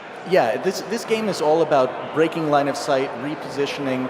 This is a game where you have a lot of tactical options available to you. Look at the enemies in the distance, see like, do I want to pick them off one by one? Do I want to try to get in there close and pick somebody off and then like fall behind cover and reposition? Enemies are going to know where your last known position is, but they're not going to know where you are right now. And one of the things that's particularly unique about this game is we model the knowledge of the enemies, of the player, and the buddy characters separately. A lot of games will do a thing where it's like, oh, you popped the combat bubble and everybody knows where everybody is right now. But enemies can know about where your buddy Delroy Cross is, but not where you are. So they can be in a firefight and you've broken line of sight, repositioned. They have no idea you're in stealth. So your buddy can draw enemy fire and provide you with like opportunities to flank and get a stealth kill while bullets are flying. That's intense. A lot of the stuff you're showing off is in broad daylight, which is kind of antithetical to what a lot of people think of when they think of stealth. Can you talk a little bit about, I guess, the different environments you're working with? There's also some kind of shadowy interior corridors, more rigid manufactured stuff, but then you've also got these organic rock formations. How do those differently affect gameplay? And I guess, are the levels, is it always just kind of you roll in and nobody notices you until they do, or is it different situations call for different approaches? There's all kinds of different situations, all kinds of environments, times of day, and all of that. When you see all of this very detailed outdoor topography and geography, it's because of the technology that was given, in Unreal Engine 5. Basically, we have these incredibly talented photogrammatical artists that go out into the real world, they scan elements and things like that, and then they put it together in the most realistic environments that we've ever played in a third-person cover-based shooter, and it really has untied the hands of our artists to do their best work. Rad. Something I love in a video game is when there's not a whole lot of UI or HUD on the screen. It kind of makes me forget them in a video game. How are you approaching that? Like, how are you messaging information to players without kind of overwhelming them with? Yeah, I mean, it's all about balance, right? We are making a cinematic thriller here, and any piece of UI is going to make it feel less immersive and like you're playing a film. So we always try to only provide you with the necessary information, and it's all about streamlining it too. Like, when eventually we start showing you our inventory and stuff, you're going to see that we're really making everything be the minimum, cleanest, fastest to interact with that we possibly can, because we want you to get back into the action. Sick. Let's talk about these main characters. What's their? How did you find their dynamic? I guess like the opening exchange between them in the trailer is, I feel like, a very good way of just like it's a. She's cynical. She hates people, and he's like, I think they're great, and she's like, you're sick. That's a. I mean, it's easy. It's hard not to be a little cynical, right, in the world that we live in. But underneath it all, we have this shared humanity. no matter what our differences are. And so Layla believes what she believes. She has her worldview. Delroy believes what he believes. He has his world view, and those things are basically diametrically opposed. We have set them up to be as opposite as we possibly can. And then we introduce the pressure. They quickly decide they must form this temporary alliance. No one is going to change sides or believe something different. They believe what they believe, but that shared humanity, the camaraderie that they have for each other, they would have never established this if we had not put this pressure on them. So at the end of the day, they are better for their time together. They recognize that the narrative of the other is valid despite their differences, and we think that's a really important story to tell. Now, this is sort of attached to an existing universe. This is Crossfire. There's already a long-running first-person shooter called Crossfire. How are these connected? So when we met Smilegate back in 2021, they said to us, we just want you to make the game of your careers. We want you to just make something that you believe in, and we will support you. Which, of course, that was like... That's nice. That's why That's No Moon exists. But we knew they were associated with this massive game, billions of players, 17 years running, and we did a little deep dive into the IP, and as we discovered, the IP reflects our worldview.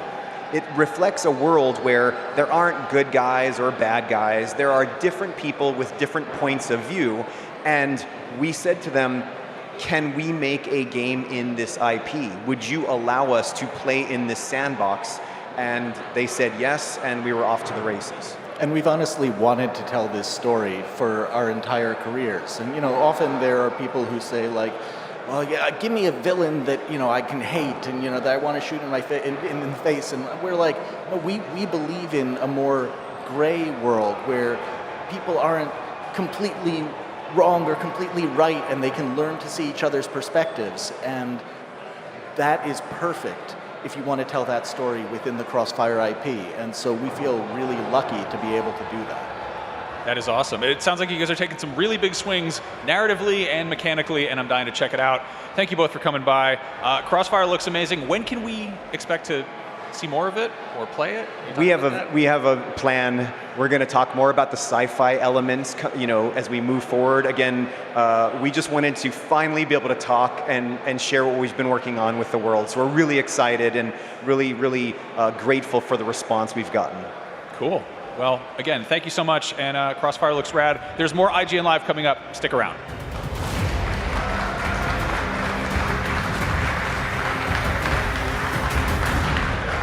IGN Live is presented by Amazon Luna, here to play.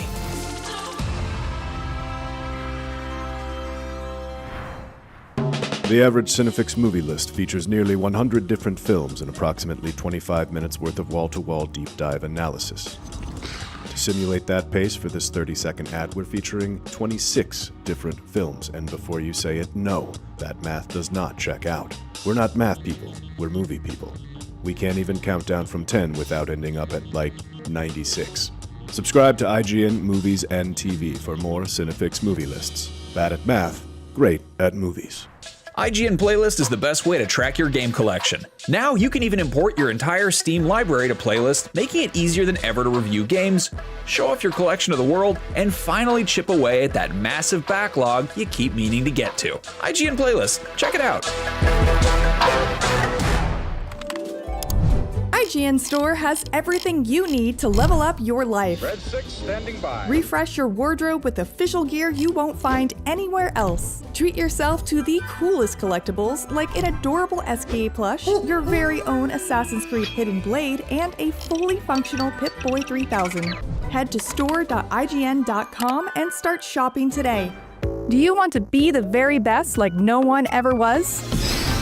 Streamline your journey to becoming a master trainer with Planet Pokemon.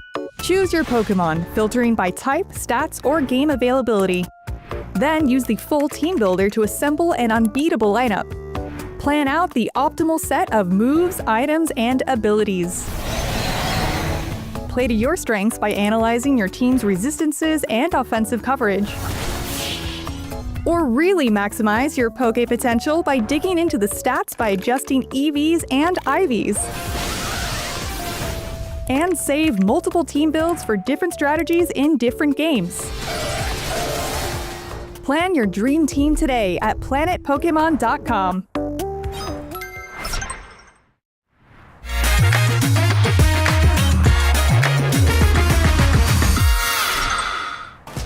What's up, everyone? Welcome back to IGN Live 2026. I am so excited to welcome our next guest, Jeremy Steiglitz, the original co-founder and co-creator of ARK and Studio Wildcard.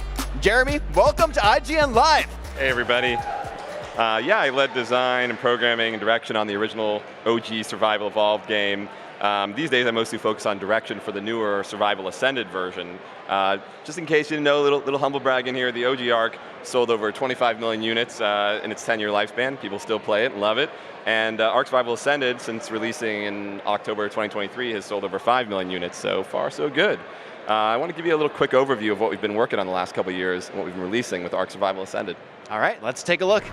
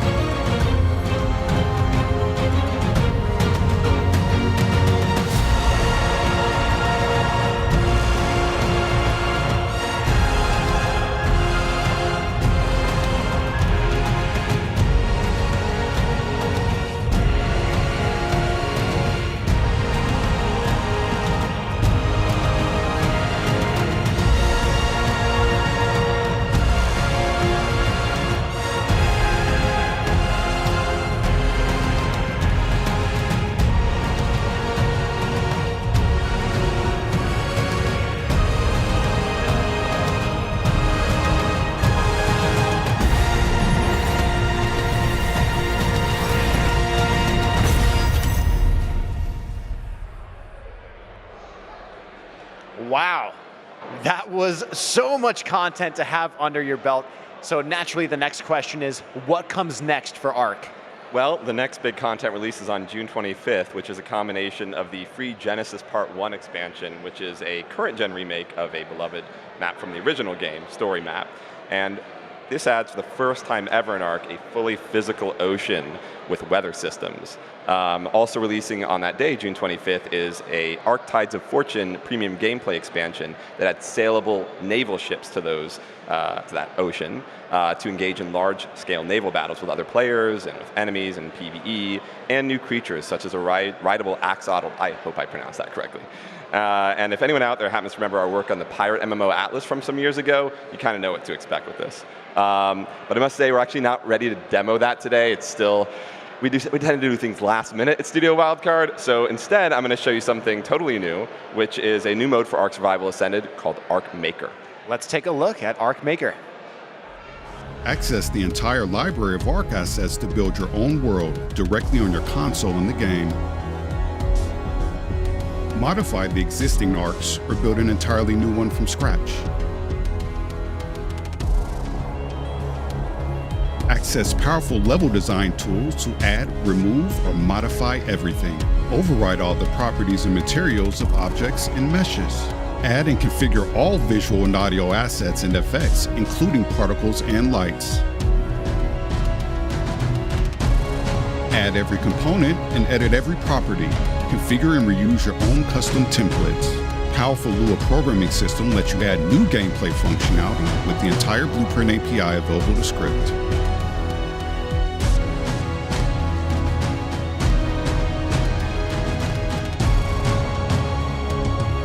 You can create your own configurable game objects and program new gameplay features. Your custom marks are shareable directly within the game and automatically download when connecting to multiplayer sessions. If you can dream it, now you can make it. Wow, that is so exciting. That was the exclusive reveal for Arc Maker. But I gotta ask, how is it different from traditional modding, which Arc already had? Yes, Arc has traditional modding where you would use a PC and download the Unreal development tool to make new content, which can then go onto any platform. And that's a really cool feature that relatively few other games have. But this new Maker system is different in that it lets players make new maps and game content without the need for a PC at all. You can do it directly in the game on your Xbox or your PlayStation, or in the game on PC as well. And so you don't need to use a separate tool, and you don't need to know anything about the Unreal Engine or game development either. You can create and share this content directly and entirely through the game itself. You don't have to be an expert or have any development experience. The closest comparison would probably be Halo Infinite's Forge mode, except the Arc Maker differs in a few key respects. It supports a Lua text scripting language, so you can add new gameplay functionality. It supports adding mod content into it, so you can actually access the art resources of any mod from the many thousands of mods available for Arc Survival Ascended. And you also can extend the functionality of the Arc Maker mode itself through mods, so it can add more powerful editing features over time. We found that only 1% of the player base has actually downloaded the traditional Arc modding dev kit on PC. Probably because it's PC only, it has really high system requirements, and it requires a lot of technical experience to use. So the Arc Maker tool makes it much easier for players on any gaming platform, yet ones other than PC, to build fun original experiences for themselves and to upload those for other players to enjoy if they want.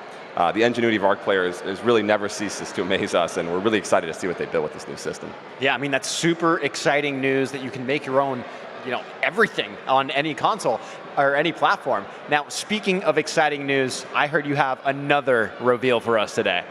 Well, there's one more thing, but no, it's not Arc 2 yet, sorry. So, way back in 2024, we released part 1 of the animated series, the Arc animated series on Paramount+, which stars Michelle Yeoh, Madeline Madden, Gerard Butler, David Tennant, Carl Urban, Jeffrey Wright, and a further stacked cast. Since then, we've still been working on completing part 2 of that animated series. My day job's making video games, so it's slow going, sorry. But it's nearly finished now, and it's looking awesome, and it's going to blow your minds when it finally debuts on Paramount+. It's far more epic in scope and drama than an Arc lore than Part 1 was, and it has 200 times more Russell Crowe and Vin Diesel in it. So here's a little preview of it, and I'm sorry it's taking so long, Helena fans. All right, let's take a look. We have a new home here now. I would like to recognize one of the newest of our number, Helena.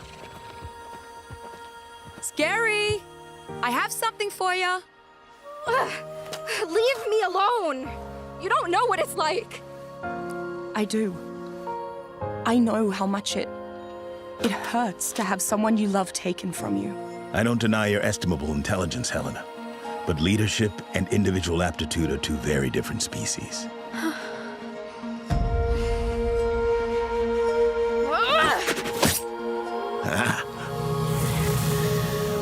There are more things in heaven and earth, Horatio, than are dreamt of in your philosophy. Water. That voice. Water. Miss, did you have any water? I'm so thirsty. But you made the choice that I could not. You chose to save me.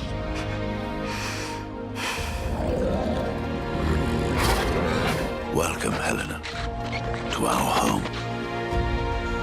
Lassie, how you've changed since I last saw you.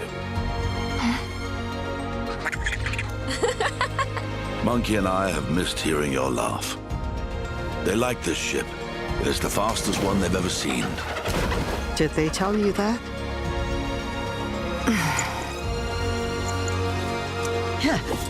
We still need to finish our match. I was so lost. And you found me.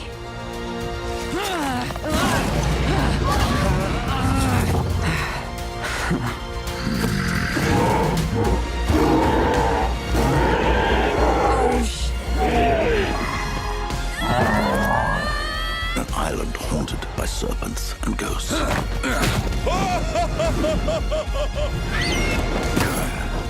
You should have stayed away, prophet.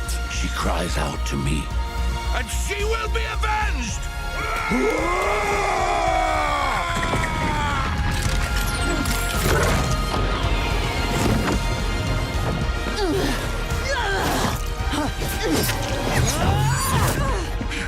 Yes, I understand it now, what this all means. You know, I once thought you mad. I must admit, I am impressed, Rockwell. For what are the laws of nature before the genius of man? I did the impossible. I did it. I alone.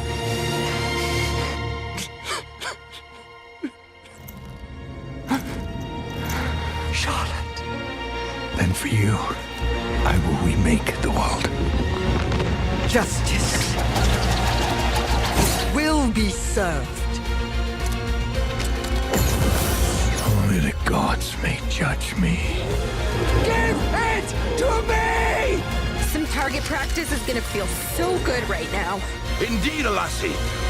Charge! Let's do this.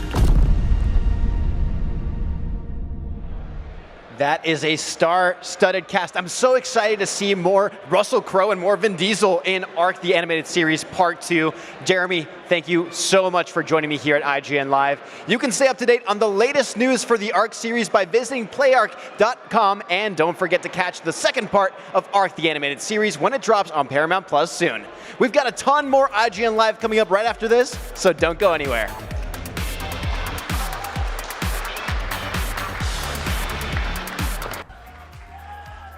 Yo! What is up, IGN Live? Welcome! We are so excited for this today. We are both massive Jackass fans. This is surreal. This is gonna be crazy. This is gonna be the best panel of the whole weekend. I'm calling it right now. Yeah. You got the shirt on and everything. We are ready to rock. All right, we ready to do this? I'm ready. Imagine it's the year 2000. MTV fans are about to be treated to the premiere of a revolutionary new form of entertainment called Jackass.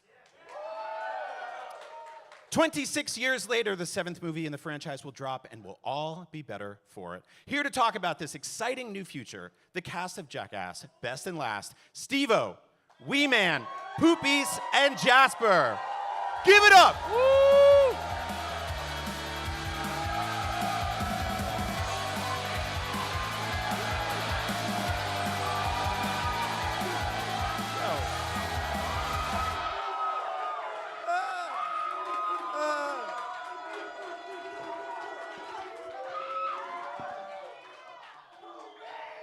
Thanks for joining us, you guys. Welcome to IGN Live.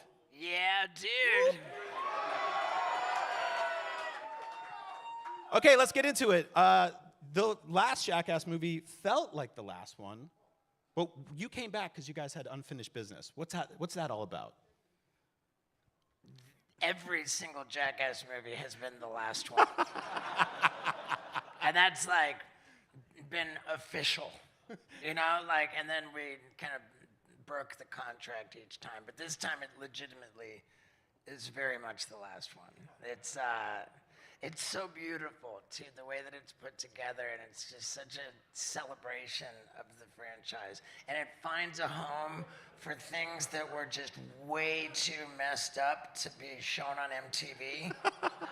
like really, like super hardcore fans will know about like the forbidden things. But now the forbidden things have a home, and it's great. The last one, it felt like the last one, I suppose.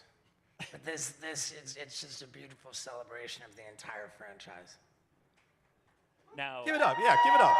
Give it up. As we said in the intro, Brian and I have been Jackass fans for our entire lives. I actually brought some receipts with me, if we can throw up, going back to all the way to the distant year 2004. Very sweet Christmas morning. This is my Christmas morning. Yeah, there it is. There he is. Oh yeah. Yeah. Santa Claus brought you a Jackass poster for Christmas? And the DVD too. Yeah. Nice. Is that the kid on King of the Hill? That's my purse! But obviously, you know, these Jackass movies, as you keep going, you're trying to consistently outdo yourself. Even Jackass Best and Last, you've got this escape room gag that it looks like you guys are building up to. Was that building off a little bit of the Silence of the Lambs gag in Forever? Because that's one of my favorite Jackass segments ever. Yeah, I think it was. It Yeah. was. Nobody knew what we were going to get into right when we walked into the first room, but once we knew what it was then, it was done. Like, I wish I could tell you more about what happened, but I want everybody to just see it because it takes Silence of the Lamb to the next level. Yeah. When you guys meet people for the first time, you know, someone like marries into your family or something, how do you explain your jobs?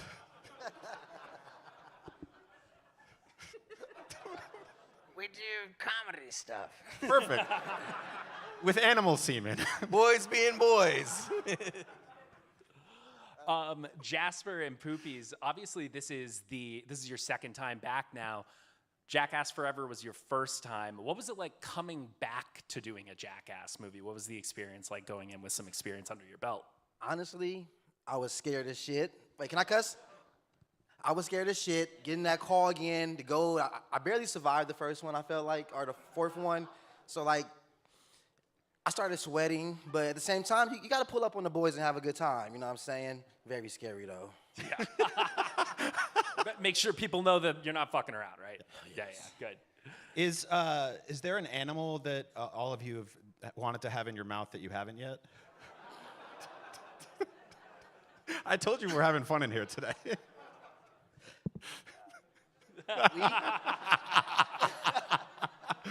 You've had your fill. Pass. Yeah. I've had many cougars in my mouth.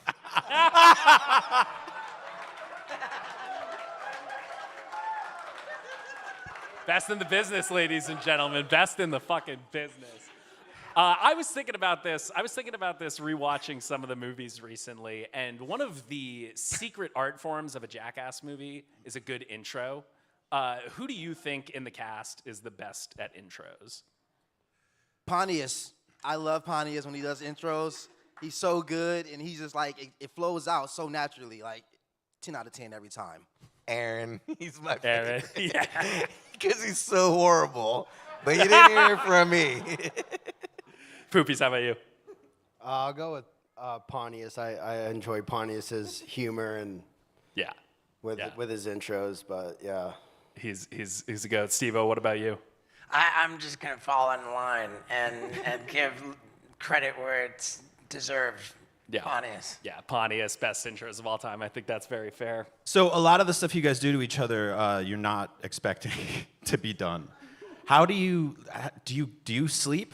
Like, how do you relax around each other, knowing that one of you might stick something in someone or shave someone's hair or? On the set of Jackass 3D in 2010, I was rather newly clean and sober. And on the set... Congratulations. Yeah, thank you. Give it up. 18 years? I have 18 years now, yeah. On the set, in the beginning, I had a sober companion with me, you know, because I was just it was important to me to protect my recovery. And so this sober companion I had with me wasn't really one of us, wasn't somebody who sort of operated in our orbit. And he watched a couple of the guys sneak over to a cargo van in which Ryan Dunn was sleeping on across one of the seats. And these guys snuck up to him while he was asleep, grabbed his ankles, and just yanked him out of the cargo van, where he literally, in his sleep, went flying and just crashed onto the ground. And my sober companion was utterly horrified. He said, whose idea was that? And I said, well, obviously it was Dunn's. He's the idiot who fell asleep on the set. Yeah.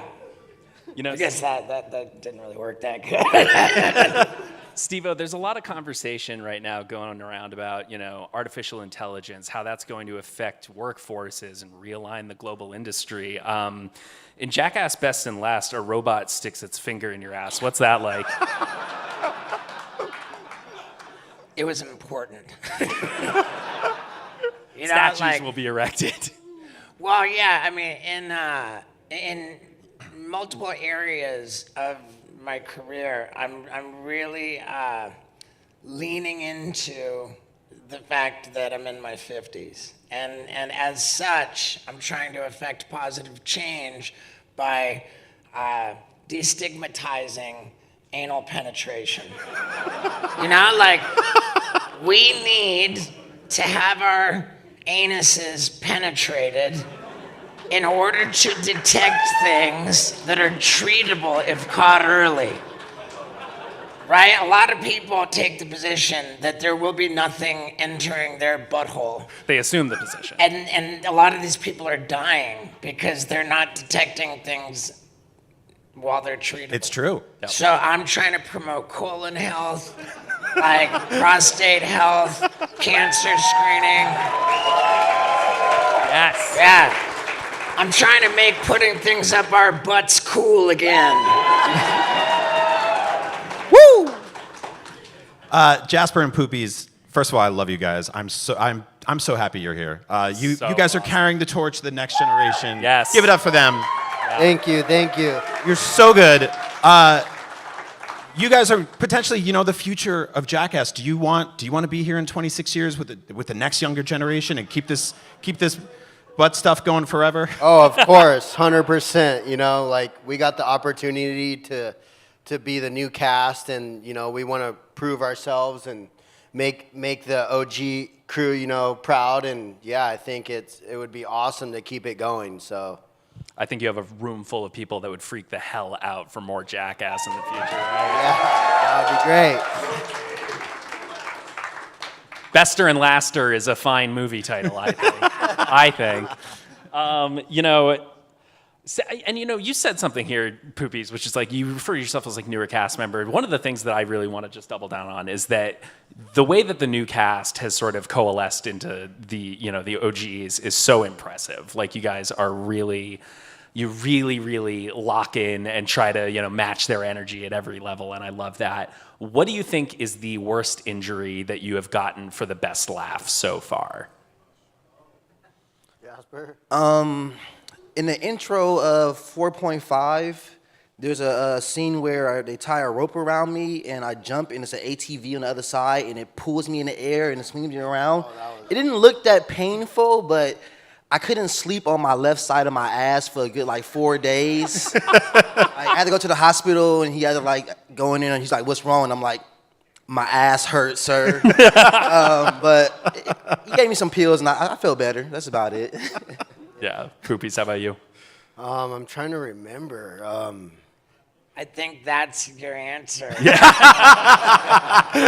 Because, God, were you brutally knocked unconscious. And there was one thing.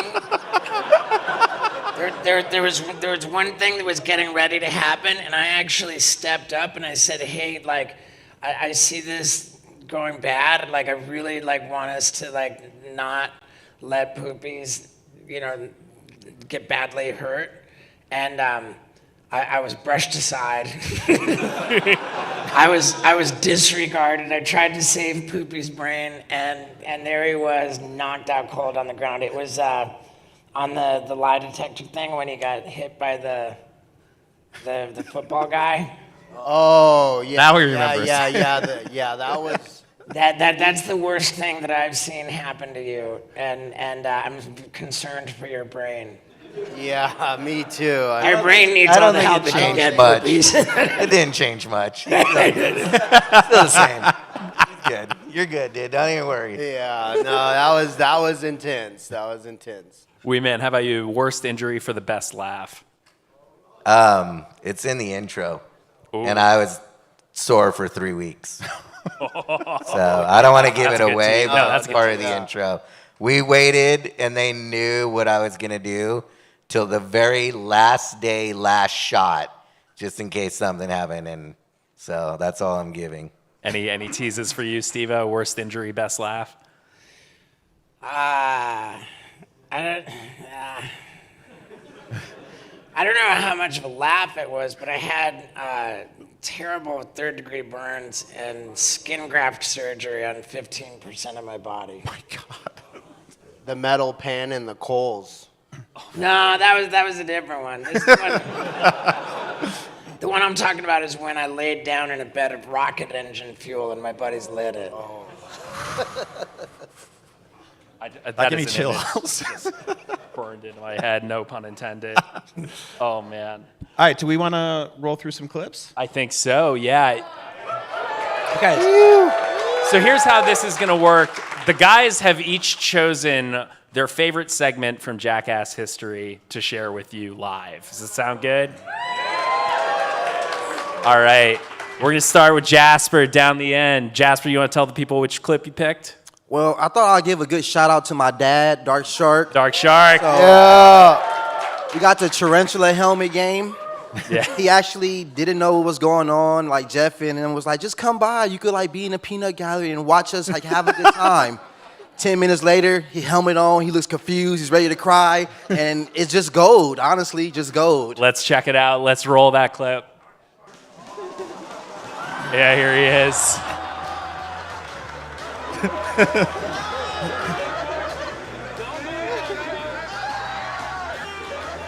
So good. How messed up was he after this, Jasper? Oh man. So the thing the thing that nobody knows about tarantulas mostly is that they shoot their hairs out at you as like a defense mechanism, and the shit was shooting into their like eyes he's doing the whole right now. time. So for about 2 weeks, my dad would call me like, I can't see, I can't drive, my eyes are messed up. And he would go to the hospital and they gave him like this solution, but like, man, those calls they're so hilarious. Like he broke out of that chair like Frankenstein. Oh yes. That the tape did not do anything. That's his. You guys made. All right, give Dark Shark a hand. Dark Shark's in Best and Last a lot more. Is that right? Yeah, he's kind in of there. main cast now. He came back. Good. All right, Poopies, you want to tell people what you chose? I think I chose the All Show Me. I'll show me. Yeah. If you do not know what that means right from that, you are about to find out. Let's roll that one. I'm Poopies, and I'll show me.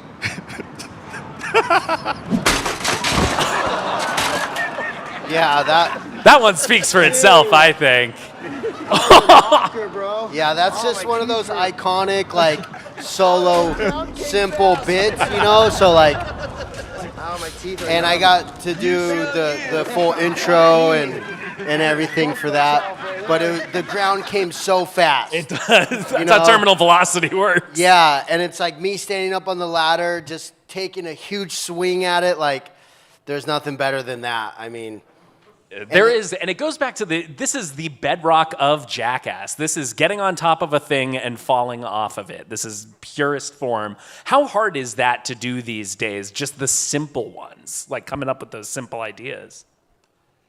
Steve-O? That right there, I would have a lot of difficulty with. I would. At this point, I mean, like, it's like the rake jump, the ceiling fan. Like, the more simple and violent it is, like, kind of the better. But dude, Poopies, I'm jealous of you for that one. That's a good one. I love. Thank you for giving me that one. I was really, really stoked. And that was that was initially not in the cut of Jackass Forever. They were putting that in 4.5, and I was like, whoa, hold on. Like, it made it into Jackass Forever, right? Yeah. Yeah, I cannot even believe that was going to be in a 0.5. That's so quick, too. It's that is high level, top shelf, marquee gold. Which I love because it's like you guys do stuff with like pyrotechnics and cannons, and that was like $40 at Home Depot. yeah, for sure. It's Those so are the simple. best Jackass ones. Yeah. Seriously, when it's least amount and you can just do it. Yeah. Are there any other simple Jackass stunts from the history of the show or the movies that like really stick out to you as like, oh man, that's like I think of the even just the shopping carts into the curb. That always hits for me. One of the simple ones I like is when Dave goes and just takes a poop at the store in the toilet. Oh. You don't need nothing but a little bit of food before that, and you're good to go. Yeah, and a little bit of courage. Legendary. Yeah, yeah. All right, Wee Man, you want to tell everybody which clip you chose? I think I chose Yoga Ball. I think you chose Yoga Ball. Yeah. Let's roll Yoga Ball. I'm Wee Man, and this is a Yoga Ball. Now this is a shot right here. What's going through your head right now, Wee Man? I just want to live. Just let me live. Let me live. Thank God for those handlers. That's so scary. It's the running in the mud at the end that I think sells it for me. That was one big How many times have you been trampled? Like by just like a large animal? Quite a few. Quite a few. But why this one came about was Jeff did it. We did the Matador one already. Yeah, Jeff goes, that bull was kind of weak. We got a bigger bull. For you. And That's I'm nice. like, It's nice for Jeff to take care of you. Yeah. Oh man! All right, give it up for Yoga Ball, huh? Yoga balls save lives. They do save lives. Yeah. And posture. Steve-O, you want to tell the people which clip you chose? I went with the alligator tightrope. Absolute stone cold classic from the first movie. Let's roll that. Oh, and this is alligator tightrope. It's all right though. Pontius is in the water. Bunny the lifeguard, making sure that nothing's gonna go wrong. No here. such thing as failure, Steve-O. And correct me if I'm wrong, Steve-O, this is the first time you'd ever walked on a tightrope? I think so, yeah. Everybody thought that I would be able to walk a tightrope because I'm a professional circus clown. No, you told everybody you could walk a tightrope. They asked me, can you walk a tightrope? And I was like, yeah, I think I can probably figure that out. After you went 2 steps, we knew you've never walked a tightrope. Right, now, when I showed up for this, I was under the impression that my job that day was to be bitten by an alligator. I was resigned to it. I thought, this is going to be terrible. Like, I'm going to get bitten by an alligator, and, like, it's going to be gnarly. That's kind of how I felt this morning coming into this panel. I was like, whatever happens out there, it's just going to happen. I'm right. I like that you're wearing a helmet. Yeah. Oh. Get out of there, Steve-O. The fact that I was able to not get bitten by an alligator and have it be like something of an iconic, successful bit, like to me is why I picked it because, you know, like. You had this image in your mind. There's some people who tell me, Steve-O, you don't have to hurt yourself anymore. You know, and in this case, I didn't. Growing up watching this was like, this is the iconic, like the prime, like prime Steve-O. The little jump you did there is great too. Steve-O, you are the first guest in IGN Live history to show the audience your whole ass. Oh, nice. Pretty impressive. So thank you for that. It's a sort of a christening. Amazing. Legend. Thank you guys for bringing those clips for us to check out. Something that watching these, and especially the clip from the first movie, brings to mind for me is Jackass started out being shot on tape, moved to digital over the years. What do you feel like is the biggest thing about making the show that changed for you guys? It hasn't changed for us really, because it's still push record and do what you're gonna do, you know. Right, but the way the production just grew and grew and grew. In the beginning, it was literally just a video camera. Like in the beginning, we did not have a sound guy. Like it was just literally a video camera. And now it's just like semi trucks and trailers, and you know, like next level on the smallest level of shooting at this point, making a movie, like it's semi trucks and like all like just the scale of the production and the size of the crew. That's been the change. It's just grown and grown, like Jack and the Beanstalk. It went from a bean to a stalk. But the same goal, I think, is still there to get people together, to laugh with each other, and, you know, have them share those memories with us. Is like, that's like... It goes both ways, too, because and I'm sure a lot of the people in the audience probably have a similar experience with this, but like every time that I've seen a Jackass movie in a movie theater, it's one of the best times I've ever had watching a movie in public, right? For sure. It is this community that you guys build on screen. It kind of does go both ways. It's the best way to see it. You got to see it in a movie theater with a whole bunch of people you don't know and share them laughs and cries. And just, you know, it's a beautiful moment, you know what I'm saying? I might tear up just thinking about it. I'm going to go see it in theaters a couple of times, like I did the last one. Jasper, Poopies, do you guys have any specific memories of going to see the Jackass movies in theaters? I seen them all in theaters when I was little. I actually went with my dad, and he just like kept saying, "What the fuck is this? What is this shit?" Little would he know. I think he knew what he was getting himself into, honestly. Yeah, how about you? Yeah, I would beg my dad to go take me, and like we had to go like sneak off to go watch it, and like couldn't let my mom know, or like you know what I mean, like. And then it was just such a thrill to go there and watch it in the theaters, and. But we're not supposed to be watching it, but it was great. I loved it. I'm sure people will be having a similar experience with Best. Yeah, I hope so. That's yeah. You guys have dedicated your lives to this franchise. It's fantastic, and the fans love you for it. So, well, we love them. We love them just as much. I just wanted to give you guys your flowers in this room because, like, it doesn't happen enough. Seriously, we love you guys. You've entertained us for decades. I rewatched Jackass Forever last night. I was smiling, crying my ass off. Thank you for what you do. Yeah, really. Thank you guys. No, thank you all. Thank you guys. Yeah. Now I thought you were going somewhere. Jackass is something that needs to be survived a little bit sometimes. I want to give you guys a little bit of a lightning round here for some tips to survive a Jackass situation. What is the best way to take a kick to the nuts? Don't think about it. Just take it. It's the best thought for any stunt you're gonna do. Like as soon as you just relax and let go, that's when it's going to be the best moment. Close your eyes. Close your eyes. Don't think about it. No eye contact. No eye contact. Yeah, when it comes to shots in the nuts, ignorance is bliss. How about best way to avoid getting your head shaved? No sleep. You can't sleep. That was one of my biggest things when I joined the cast. I was like, I can't get caught lacking sleeping. Like, I don't even drink coffee or anything, so I was fighting it. Anytime we would get relaxed behind cameras, I'm like, dude, just make it through the day. There's no way to prevent it. There's no way to prevent it. It's going to happen. Yeah, it's a tough one. It's just going to happen. What is the best way to take a taser?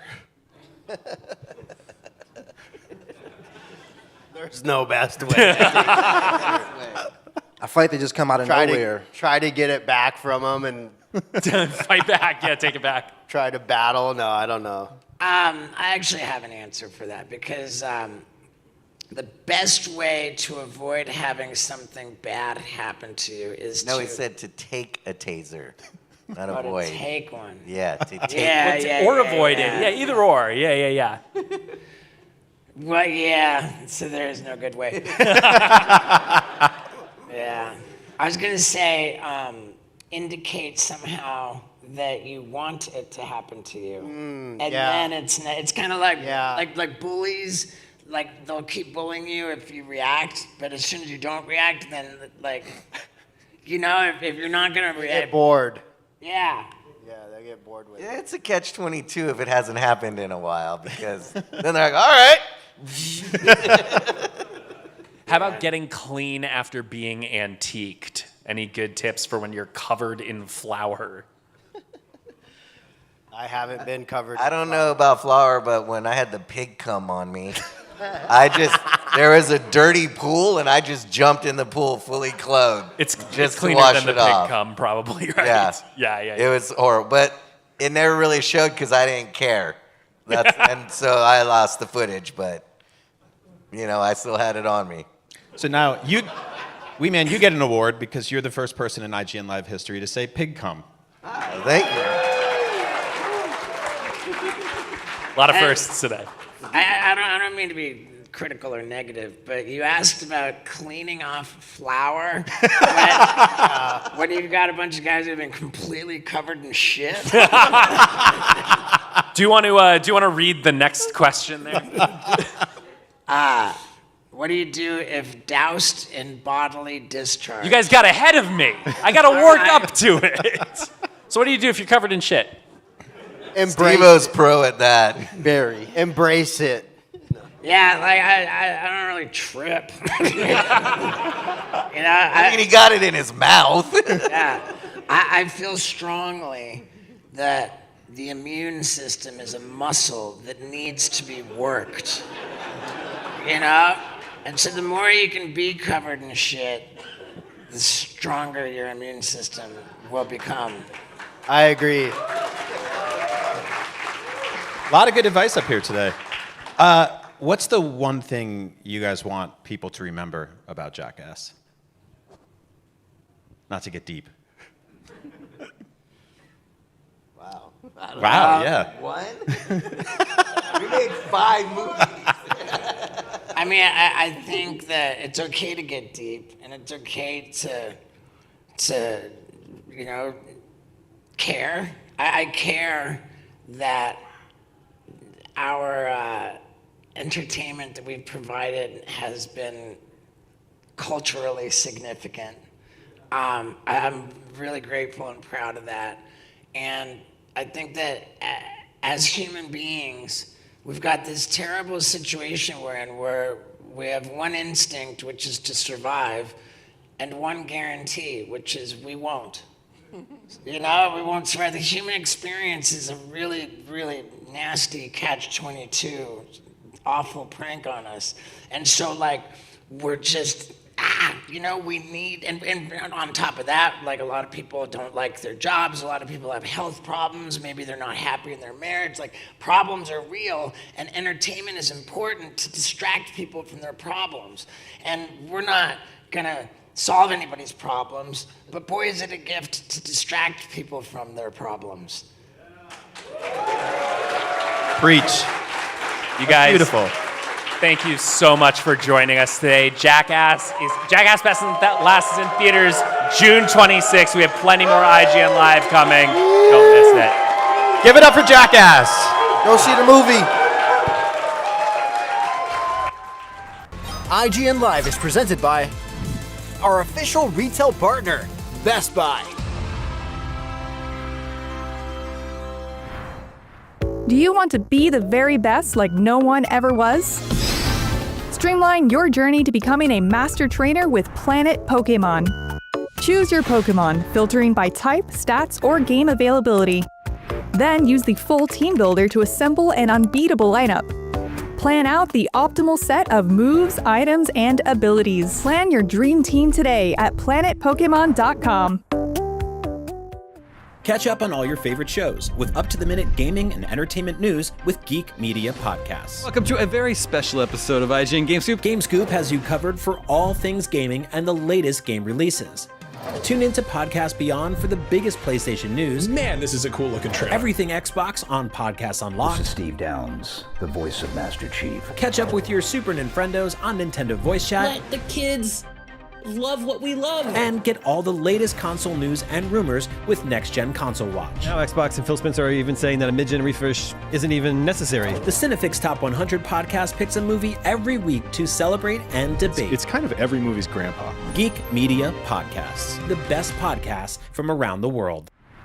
IGN Playlist is the best way to track your game collection. Now you can even import your entire Steam library to Playlist, making it easier than ever to review games, show off your collection to the world, and finally chip away at that massive backlog you keep meaning to get to. IGN Playlist, check it out. Can't find that final collectible you're missing? IGN guides are trusted by millions, easy to use, and best of all, free. IGN has the very best, most complete and accurate guides for Shadow of the Erdtree, Baldur's Gate 3, Tears of the Kingdom, and so much more. It's good, right? Every guide is tested and verified for you by experts. Just search for IGN when you search for guides. Happy 30th birthday, IGN. I've been reading you for nearly 25 of those, so this is weird. But congratulations. Hey, you're watching IGN Live. Coming up next, we get a special live episode of our PlayStation show Beyond. Then we're checking out what's new with Indie Loop, and then it's time for Star Trek Shadow Frontier. All that right here at IGN Live and more. And a huge shout out to our sponsors for helping us make this event possible.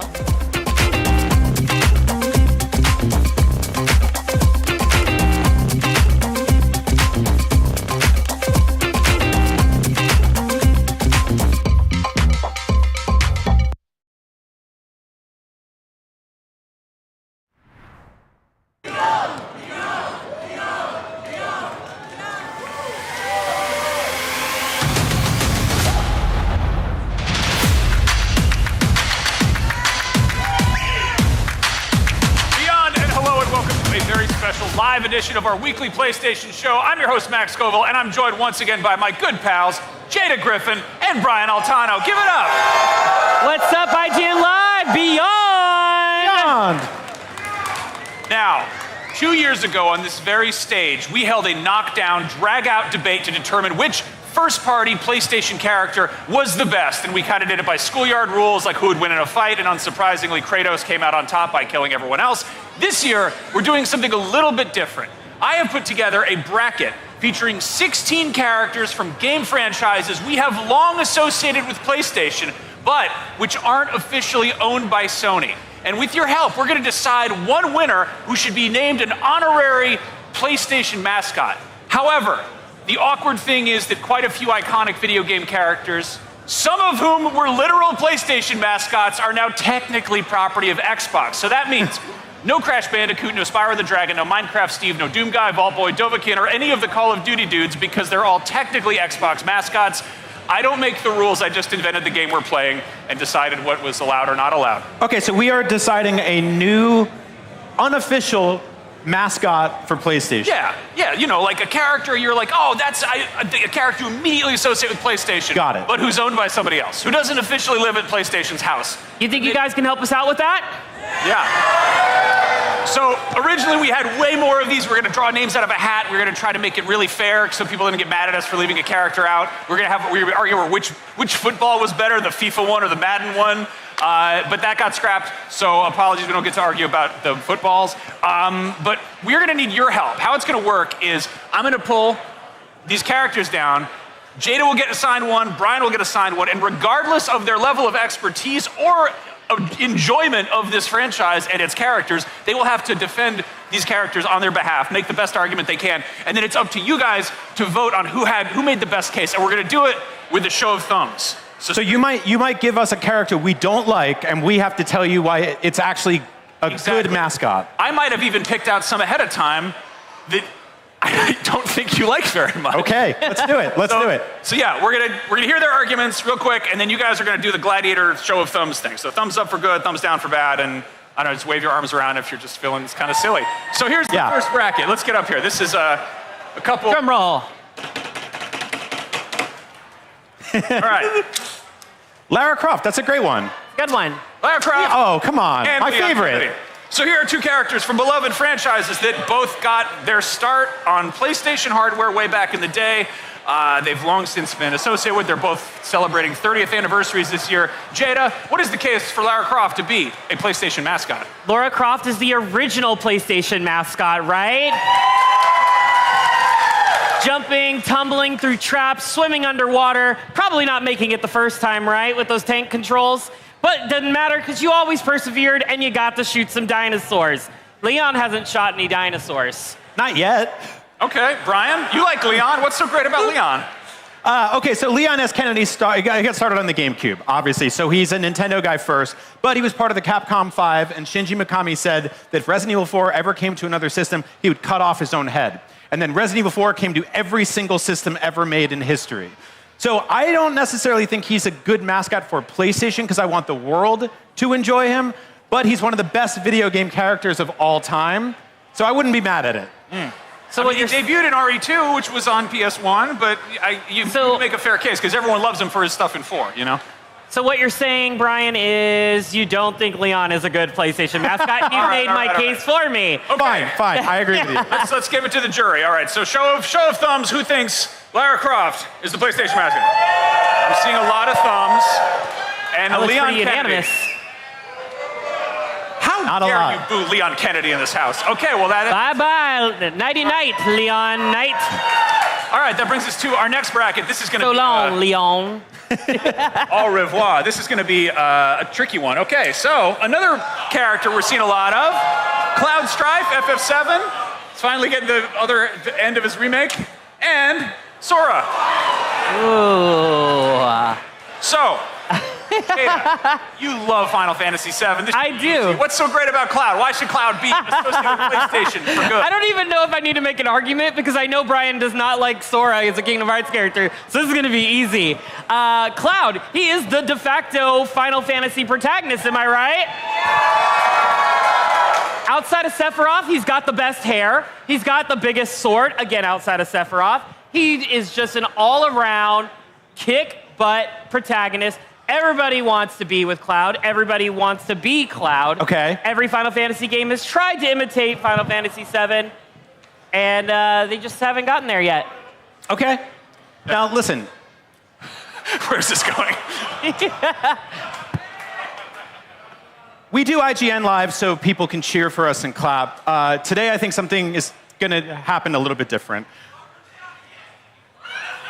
I'm going to talk my ish. I don't like Kingdom Hearts.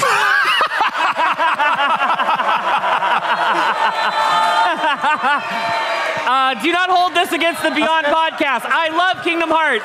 I love Kingdom Hearts. I think it's bad. I think Sora is a terrible character. Cut the feed. I'm so glad you can't see his shoes in that picture because he's the worst shoes in gaming. So I want him to become a PlayStation mascot so that Sony can turn him into a canceled live service game. All right, so we got some complicated arguments here. All right, do the thumb thing. Who thinks that Jada made the best case for Cloud? Or who wants to vote for Cloud, I guess? A lot of thumbs there. All right, and Sora? I think Cloud just How dare you? I think Cloud just barely edges it out. Wow! Oh! That was Sora. Max with the wild card. Listen, I am ambivalent about Kingdom Hearts. I don't have any strong feelings in any direction, but I do like watching Brian just... Brian has to defend him for like 2 more rounds now. Okay. I can't do it. All right, on to the next one. This one we're going to be a little bit sneaky. We got to be quiet because... Oh. Agent 47 and Solid Snake. Why don't you give me the bald guy? I give you the bald guy because you're the bald. I like that I have that haircut, you have that haircut. We should dress up. That'd be fun.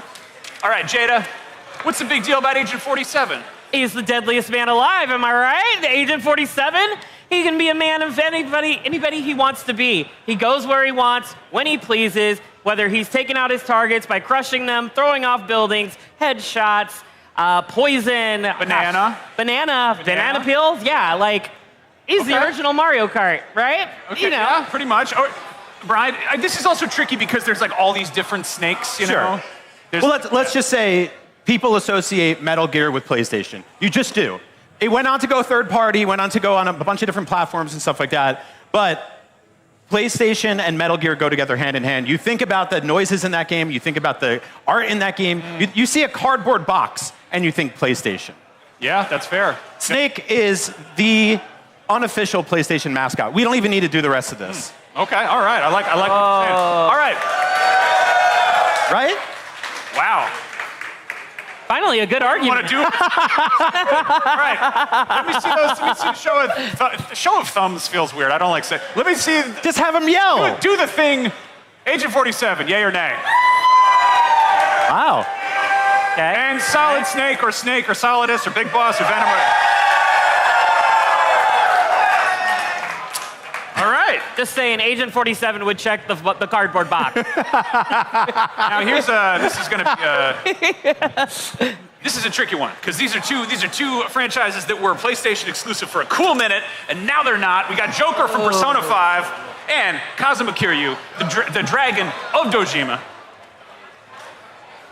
Joker? You got Joker. You're up. Joker, baby. Where are my Persona fans in the house? I get it. Not as many of our Final Fantasy fans. It's okay. Joker is one of the most iconic Persona characters that we've ever gotten. The detail on his character, his drip on his fit, the color scheme with the black and the red, it doesn't get much better than that. And look, we all know Persona 5 was exclusive to PlayStation for the longest, and we also had exclusivity rights on the earlier Personas. So it's pretty much as synonymous as Metal Gear's ever been. Well said. I agree. I also think that Yakuza got its start on PlayStation. Once again, it went everywhere. We've got 1 million of those games. Slightly iterative. They all get a little bit better, a little bit flashier each time. So do PlayStations. And that's why Yakuza should be a PlayStation mascot. Because PlayStation. All right. So let's hear it for Persona. All right, and let's hear it for Yakuza, or do the thumb thing, whichever. Wow. All right. I'm shocked. I want to point out that Jada is putting down way better arguments than I am. It's the court of public opinion. It doesn't matter how good the arguments are. It's true. I am so glad I don't have to make these decisions. Okay, next up, we got a tricky one. We got Trevor Phillips of Grand Theft Auto 5 representing the entire GTA franchise. And then there's the other open world game where you do stuff, and there's Ezio from Assassin's Creed. He's Italian, I believe. Yeah. Jada, Trevor Phillips, let me hear it. Look, Trevor is chaos incarnate. If you have listened to Beyond or NVC, you know I am also chaos incarnate. Trevor is my guy. There's nothing like waking up as him in the game, just laying in your underwear in the middle of the street with everything aflame. That is Trevor. Our PlayStations also get really hot sometimes, so I think that kind of goes hand in hand. I don't know if that actually works. But you know, he's also GTA. Like, who doesn't want GTA to be like an official mascot kind of thing, right? We're there. GTA on PlayStation, anybody? Yeah. All right.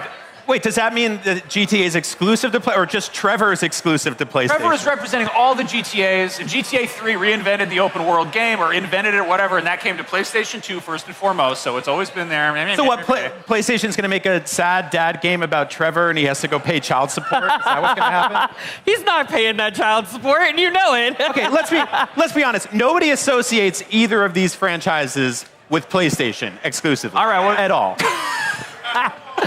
Let's let the audience decide. All right, who do you think is more associated with PlayStation? Do you think Trevor and the rest of the GTA crew? Yay, nay? All right, and then Assassin's Creed. All right, fair enough. All right, so that's a surprise. I think people just keep putting them out for different PlayStations. Okay, next up we have. We got Heihachi from Tekken and Tony Hawk Pro Skate. Wait, hold on. I just realized Tony Hawk Pro Skater, that's Activision. That is Activision. You can't do Tony Hawk Pro Skater, but I found out that he is an amateur violinist, so we can do Tony Hawk amateur violinist, an all-new IP. That's not Photoshop, by the way. He's actually an amateur violinist. All right, so Jada, make your case for Heihachi. I'm so glad you have to defend Tony Hawk the violinist. Heihachi, man, that's Tekken. That's Tekken from the PS1. This father, if we can call him that, has been throwing kids into volcanoes since the early 90s. What is not more PlayStation than that? If it's, I don't even know where I'm going with that argument. But you know what? Heihachi, great fighting character. He's also a guest character in Soul Calibur. He's been a guest character in numerous other fighting games. Why not make him one of the official PlayStation mascots at this point, right? Sure. All right, Brian. Okay, so Tony Hawk the Skater does 360s, which is an Xbox console. But Tony Hawk the Violinist does not do 360s because you can't do a 360 with a violin. All right, let me see. Show of hands. What do we think about Heihachi as a PlayStation mascot? And what do we think about Tony Hawk playing the world's most normal-sized violin, just for you? You guys are crazy. I'm telling you. I love this audience. You guys are crazy. I'm telling you, put some wheels on that violin, Tony Hawk will do some 360s. Okay, we got to get through this super fast, so you each get one sentence to make your case. All right. All right. We're going for the indie crowd here. We got Scarf from Journey and Jacket from Hotline Miami. It's a battle of wardrobe Long items. scarf and a short jacket. I like it. There we go. Yes. Journey, fantastic. Traveler, desert. We hate desert levels, but he makes it fun. Not a sentence, but I'll allow it. Counterpoint. All right. Let's hear it for Journey. A wonderful PlayStation 3 exclusive. Anybody Journey? Make some noise. It's got to be Journey. Hotline Miami. It's got chickens. What is happening with this audience? You guys are crazy. They just like you better than me, Brian, and that's all it is. Voting. All right, next up, we've got an odd one. We've got Pyramid Head and the Prince of the Cosmos from Katamari. It's actually not Pyramid Head because I cropped it off. It's more of like that's not a pyramid head, Max. Cut off. It's okay. Pyramid Head. Or like a traffic cone. Not traffic cone. Pyramid Head. Very scary. Horror icon. We all know it. We all run from it in Silent Hill. Why not? Let's make PlayStation creepy. Okay. All right. In Katamari, you push a huge ball around, and the circle is the best PlayStation button. Wow. All right. Hold on. Let's take this to the PlayStation buttons then. Who thinks the triangle button is the best button? That's actually a really good. All right, that's a good case. Okay, let's hear it for triangles. And let's hear it for circles, I guess. I think people like circles more than triangles. That's weird, but okay. All right, well, we need to take a quick break, but stick around to find out who will reign victorious in our completely arbitrary mascot showdown. We'll be right back.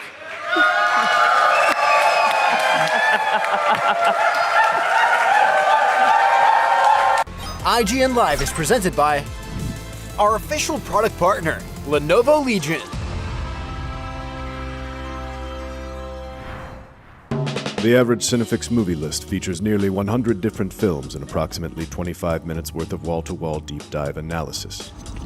To simulate that pace for this 30-second ad, we're featuring 26 different films, and before you say it, no, that math does not check out. We're not math people, we're movie people. We can't even count down from 10 without ending up at, 96. Subscribe to IGN Movies and TV for more Cinefix movie lists. Bad at math, great at movies. IGN Playlist is the best way to track your game collection. Now you can even import your entire Steam library to Playlist, making it easier than ever to review games, show off your collection of the world, and finally chip away at that massive backlog you keep meaning to get to. IGN Playlist, check it out. IGN Store has everything you need to level up your life. Red 6 standing by. Refresh your wardrobe with official gear you won't find anywhere else. Treat yourself to the coolest collectibles like an adorable SKA plush, your very own Assassin's Creed Hidden Blade, and a fully functional Pip-Boy 3000. Head to store.ign.com and start shopping today. Do you want to be the very best like no one ever was? Streamline your journey to becoming a master trainer with Planet Pokemon. Choose your Pokemon, filtering by type, stats, or game availability. Then use the full team builder to assemble an unbeatable lineup. Plan out the optimal set of moves, items, and abilities. Play to your strengths by analyzing your team's resistances and offensive coverage. Or really maximize your Poke potential by digging into the stats by adjusting EVs and IVs. And save multiple team builds for different strategies in different games. Plan your dream team today at planetpokemon.com.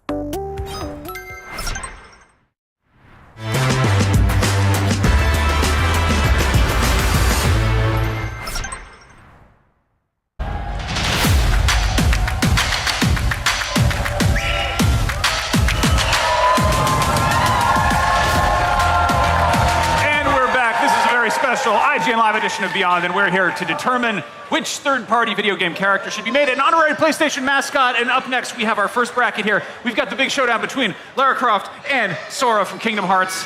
Brian, I know Sora's kind of a Sora subject, but could you make a case for why Sora's better than Lara Croft? I don't want to talk about this man anymore. Stop making me talk about Kingdom Hearts. I don't like his weapon. I think it's dumb to hit people with a key. It's a key. It's cool. A key. Keyblades are cool, man. He looks like one of those, like if you had like one of those wacky inflatable guys above a locksmith. Like, you know, it was originally a chainsaw, but Disney didn't think that was a good idea. Weird. Jada, Lara Croft argument? I mean, Lara Croft gets to lock her butler in the freezer. That's kind of a cool thing, that is cool. Right? All right? Old school fans, you guys remember that.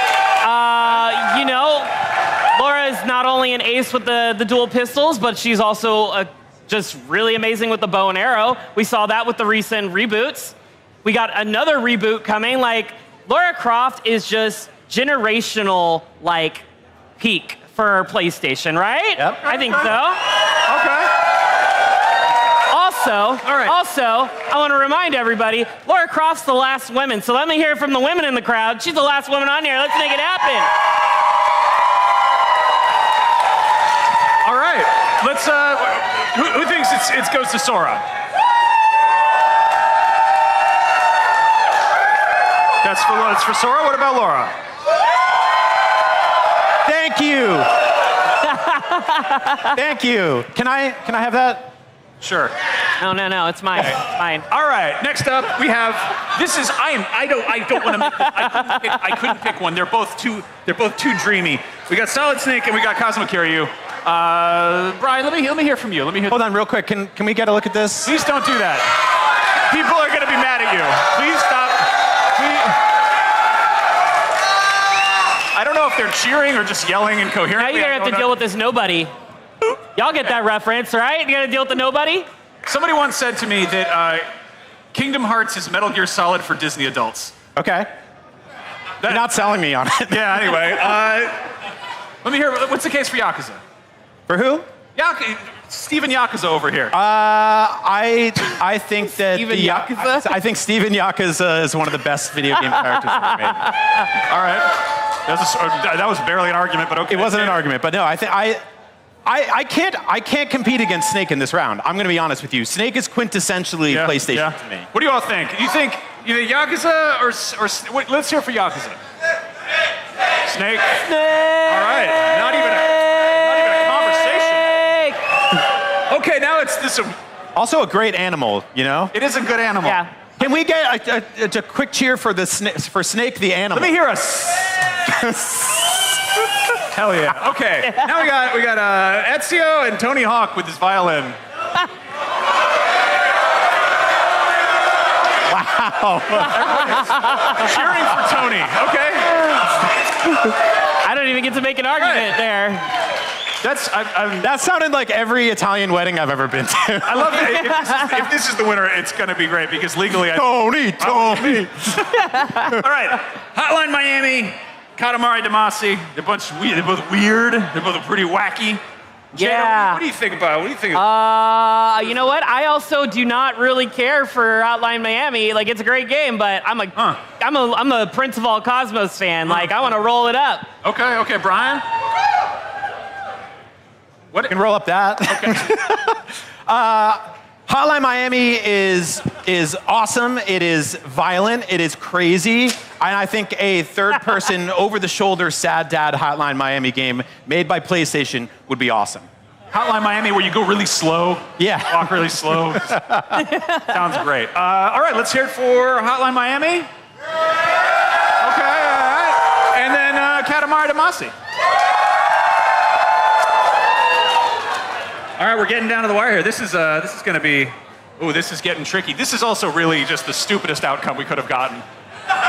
It's like, one of these things is not like the other. All right. Okay, so let's talk about Snake and Lara Croft. This is not a bad Final Four. Yeah, this is good. Aside from the fact that there's a human man holding a violin, yeah, it's not a bad Final Four. Put some wheels on that thing. I looks like swear, a- 360 it. This looks like a CAPTCHA, where it's like, prove you're a human. Which of these is not a real video game character? Okay, so let's just drop the jury thing. Who do you think? All of us, we can just take our own sides. Yeah. Who's a better PlayStation mascot? Is it Lara Croft or is it Snake? Oh, that's close. That's tough, right? It's really tough. That's like they were both PS1 games. They were hugely iconic. They both kind of undergone various transformations. I mean, Lara Croft is like, they're still making those games. Yeah.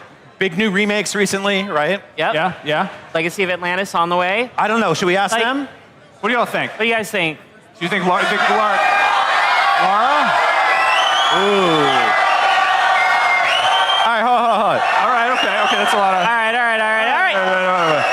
All right. All right. This might have to be this is going to be really close. I like the one extra snake at the end there. Snake.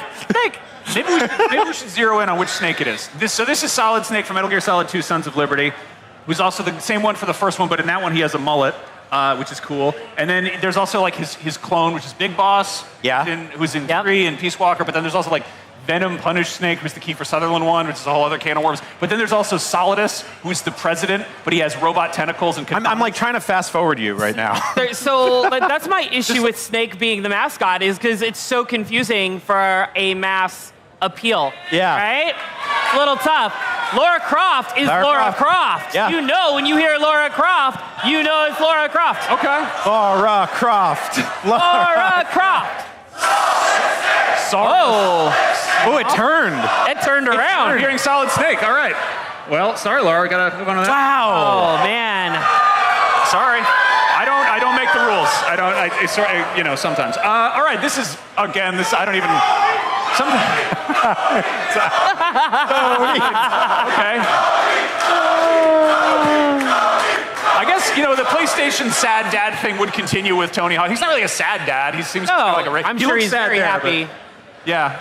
I interviewed him once a million years ago, and I was like, "What are you playing? Your kids playing any games lately?" He's like, "Yeah, Skyrim." And I'm like, "How old are they?" They're like 6. And I'm like, "Isn't that rated M?" He's like, "Dude, I'm a professional skateboarder. I don't know, man."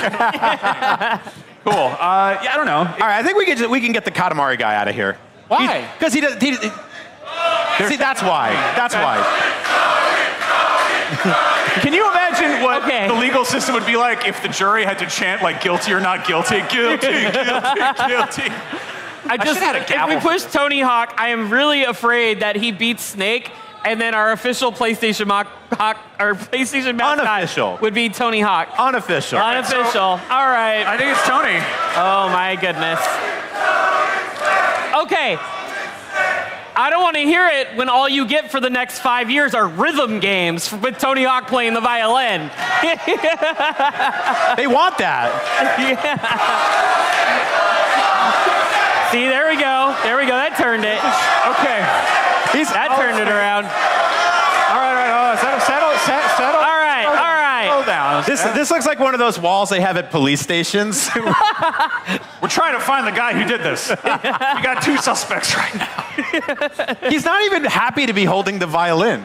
Look at, he's like, oh, I got a violin. Apparently, he's also into various other action sports besides skateboarding. Okay. And I think whiskey collecting. I was backstage. We originally had the Tony Hawk Pro Skater graphic of him skateboarding. And then Sidney Goodman was like, "That's Activision, though." And I was like, "Oh no!" And I scrambled to be like, "Tony Hawk, what is hobbies?" Okay, so it's down to these 2. Yes. Yeah. And is it up to us or is it up to them? Okay, let's make this interesting. Solid Snake, in his spare time, he does dog sled racing because he lives in Alaska. Which would you rather play as a video game? As a PlayStation exclusive, a PlayStation 6 launch title. You have your choice of Metal Gear Solid Snake's Iditarod action. Iditarod action. Or Tony Hawk, amateur violinist. All right. The yelling is just making up a weird word. It does. All right. Keep in mind. Let's do the thumbs. Yeah, I like the thumbs. If it's Snake, we're getting Iditarod action, you said? It'd be a dog sled. It'd be like a Gary Paulson book come to life. Okay. Yeah, give it up for Gary Paulson. If it's Tony Hawk, we have to buy a violin peripheral to plug into our PlayStation 6. It's working on what is it? Parents out there, you remember all the guitars and stuff you've been throwing out over the years. You don't want these violins as well. All right, so if you think that Tony Hawk amateur violinist should be the mascot, make a violin noise, and if you think Solid Snake should be, make a snake noise. Max, I think I heard a snake. All right, so there we have it. I couldn't.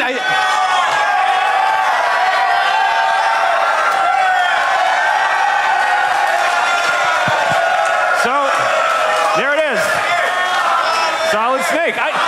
Honestly, I mean, Konami's not doing. I do have to say, I'm 100% sure our audience has never heard a violin before. But also, if you were to do a violin noise, what would that sound like with your? They were like. I don't know. Anyway, so thank you all for helping determine this. That Solid Snake is a cool PlayStation character who we love. Maybe someday he'll get a new video game again. That would be cool. If you had fun here, you can catch us every week talking about PlayStation on Wednesday and on IGN, on YouTube, wherever you get your podcasts. And if you're here at IGN Live, we're going to be doing a meet and greet upstairs in the fan fix area in a little bit. So come say hello. Thank you for hanging out, whether you're in the room or watching at home. We love you and beyond. Beyond!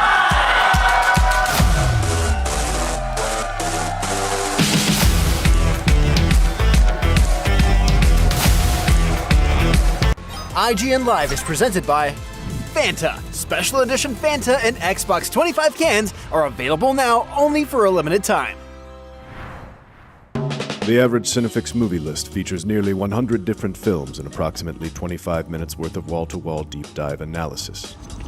To simulate that pace for this 30-second ad, we're featuring 26 different films, and before you say it, no, that math does not check out. We're not math people, we're movie people. We can't even count down from 10 without ending up at, like, 96.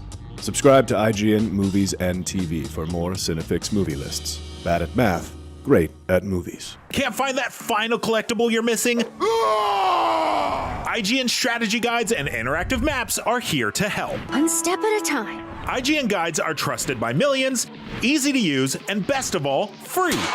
IGN has the very best, most complete and accurate guides for Shadow of the Erdtree, Baldur's Gate 3, Tears of the Kingdom, and so much more. See? It's good, right? Every guide is tested and verified for you by experts. Just search for IGN when you search for guides.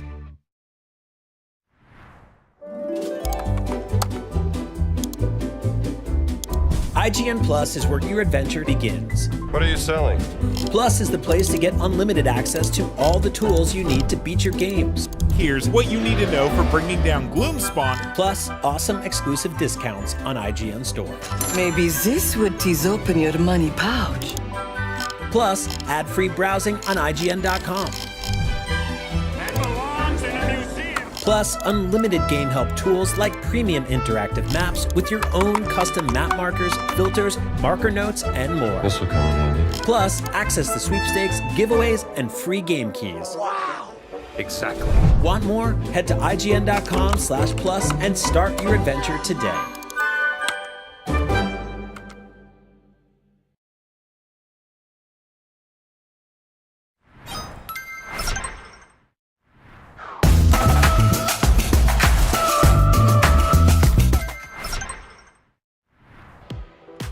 Welcome to the Indie Loop Showcase, an exclusive look at some of the most exciting games from indie developers around the world. Let's get right into it. The first game blends Diablo-style gameplay with a Stalker-inspired vibe and atmosphere. Take a look.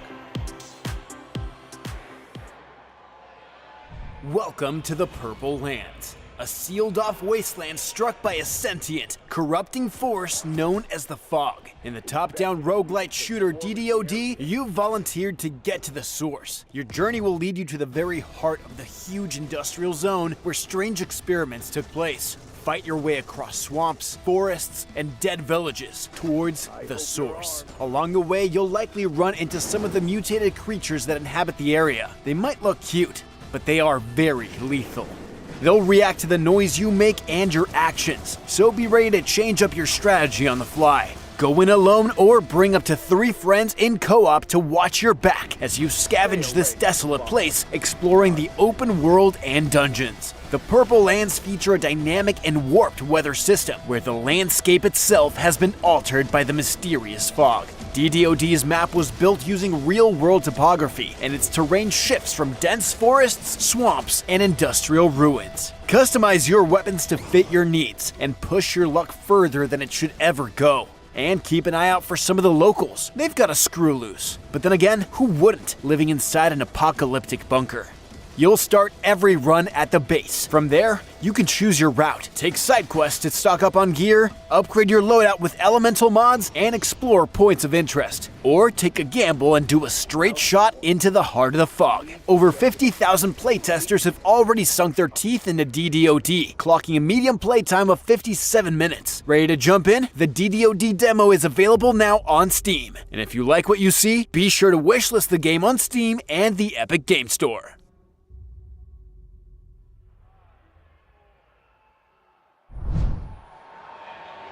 You can go hands-on with DDoD today right here at IGN Live, so make sure to check it out for yourself. Next up, in the future, humanity's final refuge amidst the post-apocalyptic wasteland is aboard colossal Titan trains. Only some bold survivors have escaped to become free railers in Engine Fall. Check it out. The world broke, but the rails didn't. The Titan trains kept rolling. Relics built to protect the rich and run on the backs of those with nothing. That used to be us, working their engines. Now, we hunt them to survive.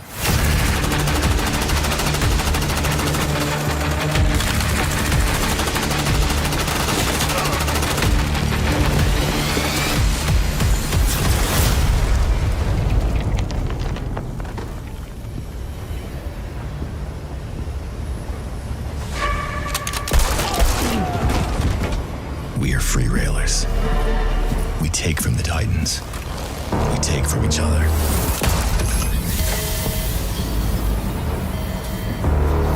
Fuel cores are everything out here. They mean freedom. But the more you have, the bigger the target on your back.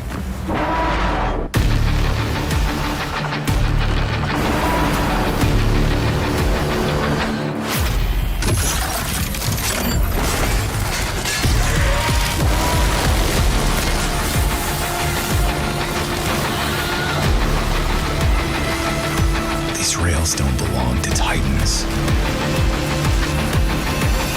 They belong to us.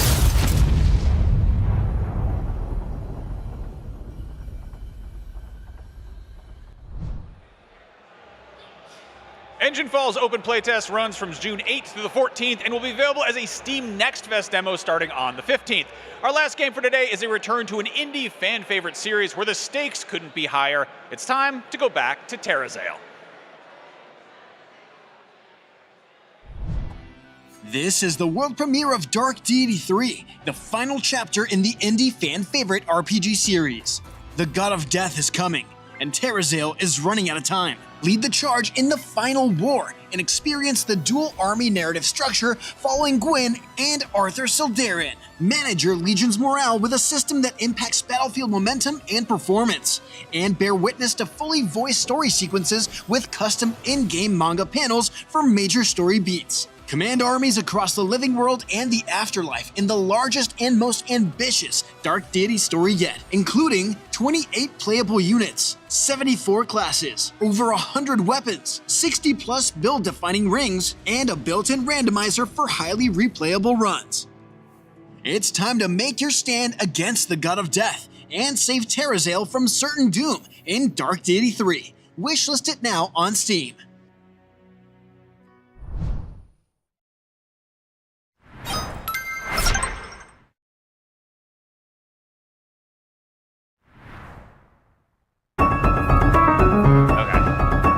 Wow. You're watching IGN Live! Hello! Sonic the Hedgehog and Princess Zelda are two of the most iconic video game characters of all time. And we have the voices who bring them to life with us here at IGN Live. Say hello to Roger Craig Smith, voice of Sonic. And Patricia Somerset, who plays Princess Zelda in Breath of the Wild universe. Wow, welcome to IGN Live. That's all the time we have. Sorry, everybody. What's it feel like, Jeff? How's that feel, right? You immediately went off script. I went off script, I'm sorry. The 30-second show, you guys know what I'm doing to him, right? The 30-second show? Yeah. Okay, good. These are all... I've been sitting on that, like, all backstage. You did such a great job. I'm gonna thank you. I had to tell Roger backstage, my name is Jeffrey, and he keeps saying Jeremy, and I think he's doing it on purpose. We did it on purpose. We did it on purpose. He's the best. Give it up for Jeffrey. Come on. There we go. Guys.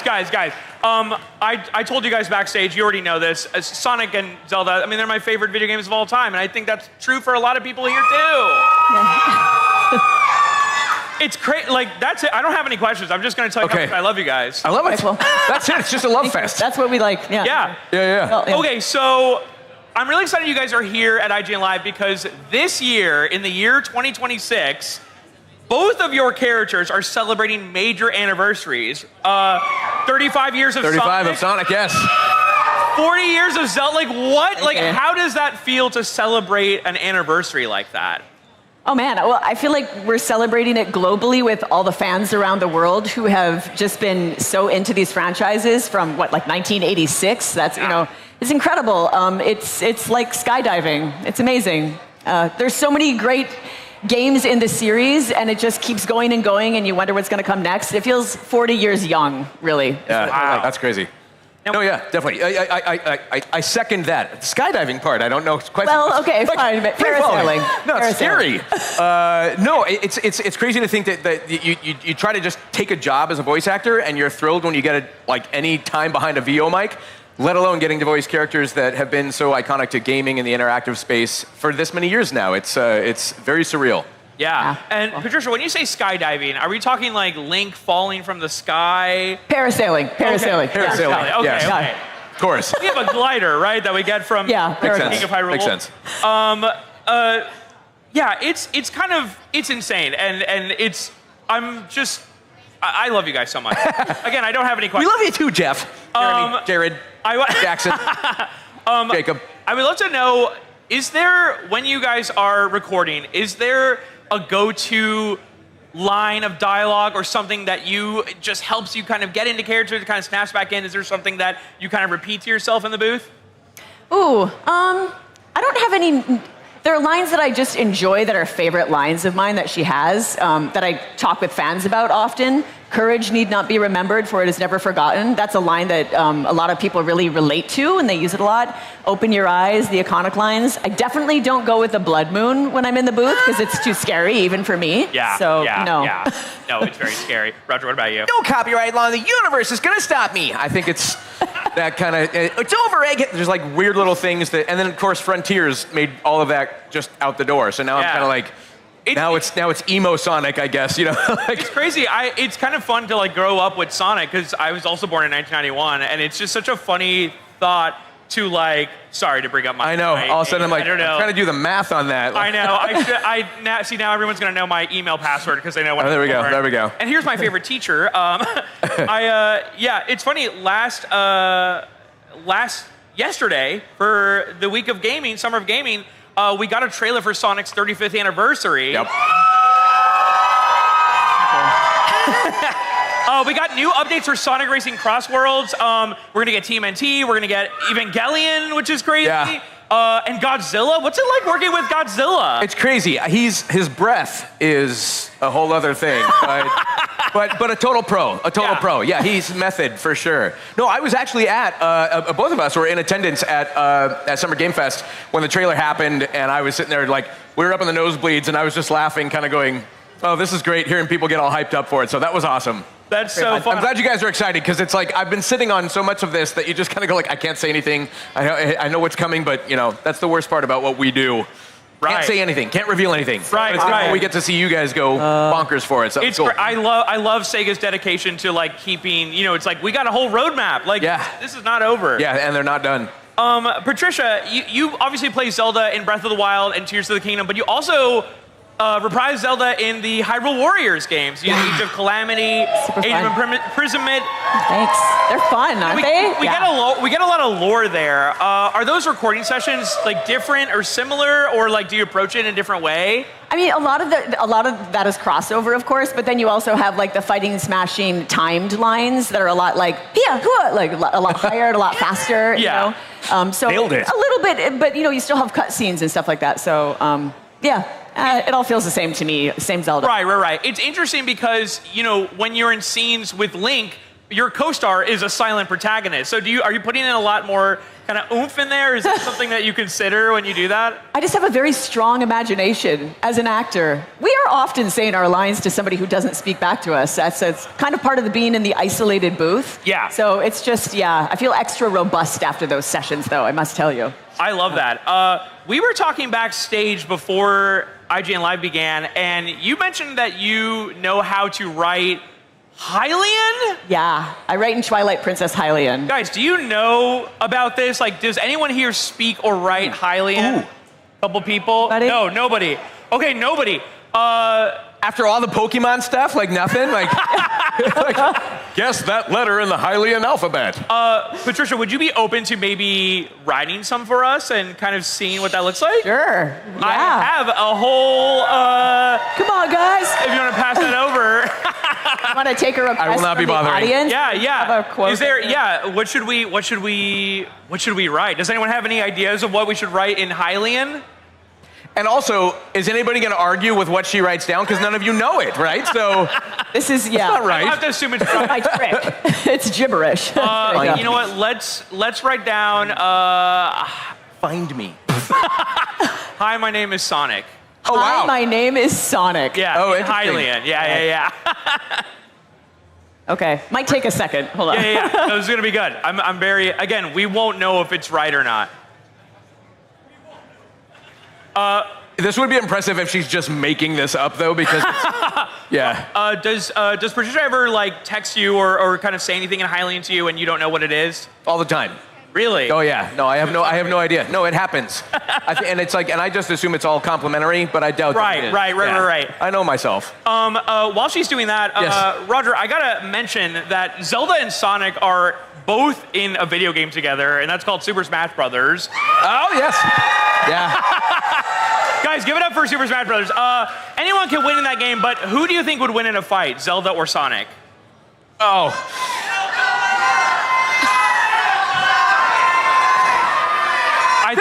No one can win in this sort of a situation. I cannot win.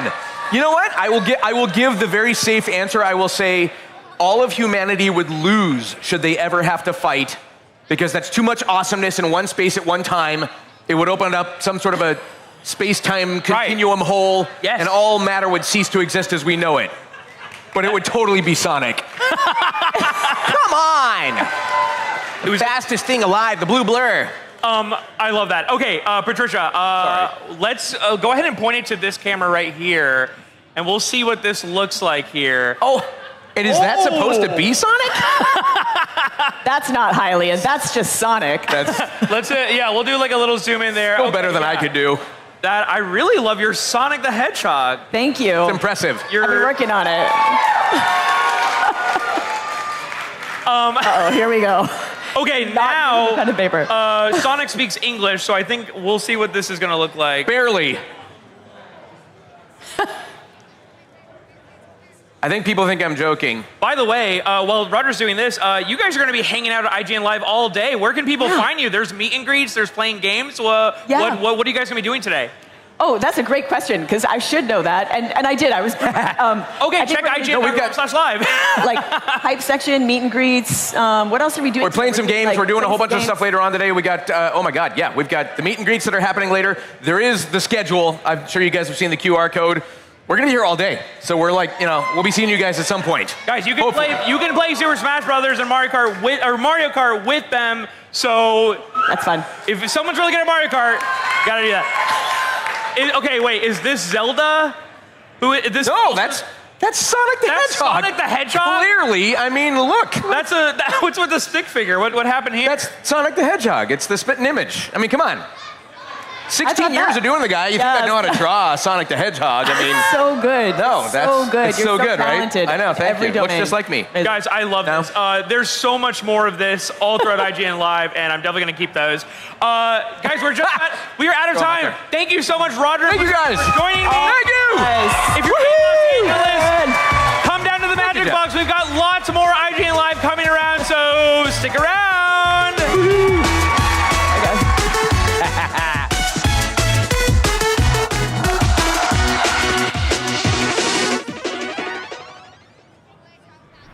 IGN Live is presented by Amazon Luna, here to play.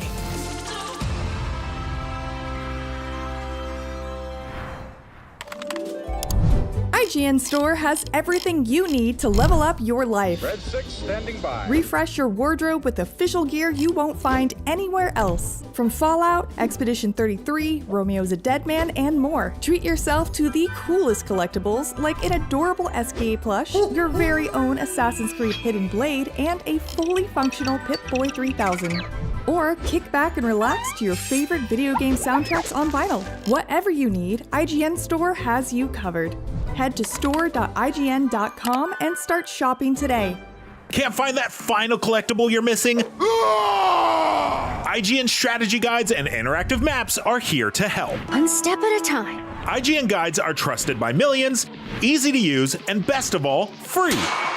IGN has the very best, most complete and accurate guides for Shadow of the Erdtree, Baldur's Gate 3, Tears of the Kingdom, Call of Duty Black Ops 6 Zombies, and so much more. See? It's good, right? Every guide is tested and verified for you by experts. Just search for IGN when you search for guides.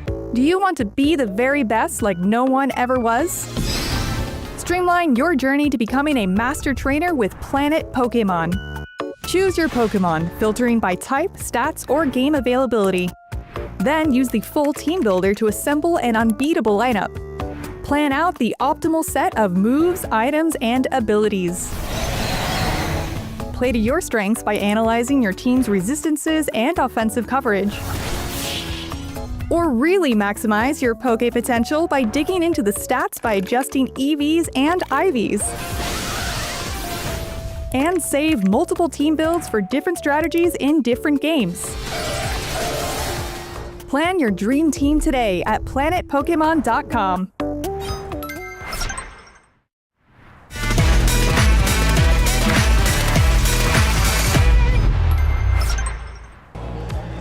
Oh hey, you're watching IGN Live. In just a little bit, we're heading into the bold unknown of Star Trek Shadow Frontier. And then the star of Drifter is here to show us how to drive in style. After that, Razer is here to show us their brand new accessories. And then it's maximum pleasure guaranteed with Tatiana Maslany. All that right here at IGN Live. And of course, a huge shout out to our sponsors for making this show possible.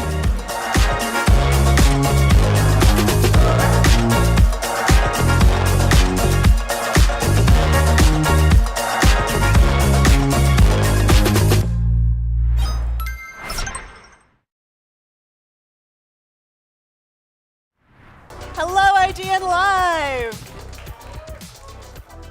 Well, if it isn't the smartest audience here, because you are going to see a reveal for the first time here at IGN Live in this room before the rest of the world. If you look up what this game title is online, there's nothing. So you're going to be among the first for unannounced game. No one knows what IP it could be. But I think you're in for a treat. I'm not going to talk about it anymore, though, because we're just going to show you.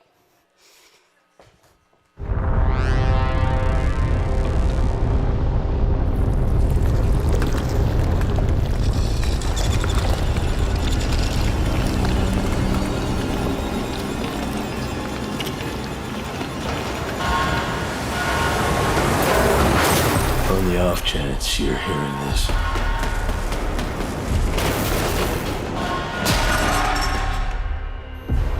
I'm out there. In the dark.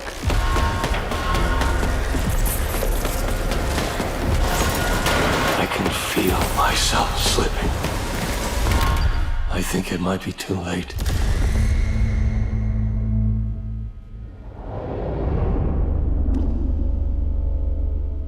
There is no coming back from this. This time, you have to let me go. Lara. That is not going to happen.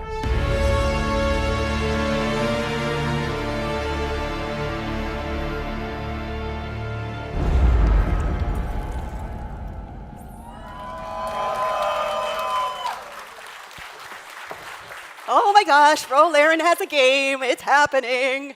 I would love to welcome to you all Sean Kittleston and Mike Gambicki to talk about the freshly announced sci-fi thriller we just saw, which is also in the Star Trek universe. Please welcome them.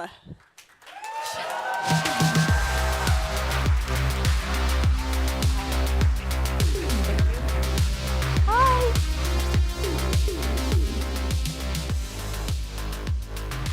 Star Trek Shadow Frontier. Yeah. Try and look it up. You guys like seeing Rolaren? We have some Michelle Forbes fans in the house.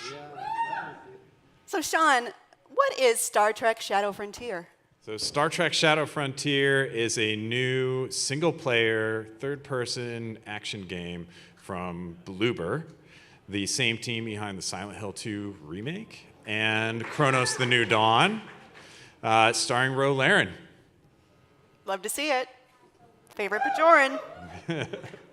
Now, what would you describe the genre as? I would describe the genre as a psychological thriller. Okay. Like if you like the games that Bloober has made before, if you like a really thrilling survival adventure, this is going to be a game for you. And if you're a Star Trek fan who really wants to dig into the psyche of a character like Rolaren, this game is for you. Yeah, we have a future fan in that. Well, it's really clear from the trailer that you're doing a dark tone, much darker than we traditionally expect from Star Trek. How did this idea come about? I think this idea came about from Bloober. Mike, do you want to talk a bit about where you guys started with that? Sure. So, well, you know Bloober, right? We love dark stories. We tell them from 18 years already. So we started with Layers of Fear, we gone on with the medium, and then we figured out that, combination of the two things, so this horror kind of dark storytelling mixed together with such an amazing IP as Star Trek would be just a great match. Yeah, and I think what we really wanted to see on the Paramount side was, is this team really passionate about Star Trek? Are these true fans? And are they going to bring something that we have not seen in a Star Trek game before? And from the production values that you can see in the trailer to the gameplay itself, this is not a Star Trek game like you've ever played before. It really looks that way. I mean, the trailer is setting the scene, this new scene, but not necessarily being specific on how the game plays. Could we talk about that a little bit? Yeah, what should we say? What can we say without getting phased? Oh yeah, well, definitely we don't want to spoil the story, right? And so we want you to discover it yourself. But yes, you'll be playing the role of Rolaren. You'll be stranded on an uncharted planet. Something will lure you to this planet, and soon you will figure out that there is not only a planet itself, but it's a bit of a graveyard of the spaceships, and you need to figure out what happened there. Why are there all wreckages covering this planet? So this is the, let's say, the beginning of the story, and I'll let you figure out yourself what's next. And you're going to explore, and you're going to use your tricorder, and you're going to do all the things that you would expect to do in a Star Trek game. So you will get to feel like you are Rolaren, and you have access to a whole world of Star Trek lore. Well, oh, go ahead. Just say on that, adding to what Sean said, that definitely you will be able to have all these iconic items that Trekkies love, right? So phaser, tricoder, but also we aim to provide you, while you play, with a lot of these little Easter eggs, items, things that will spark memories from, I think, the best times of Star Trek. So it's a very great game for Trekkies, for sure. But at the same time, if you're more into this darker, psychological-driven narrative games, you will find something for yourself there too.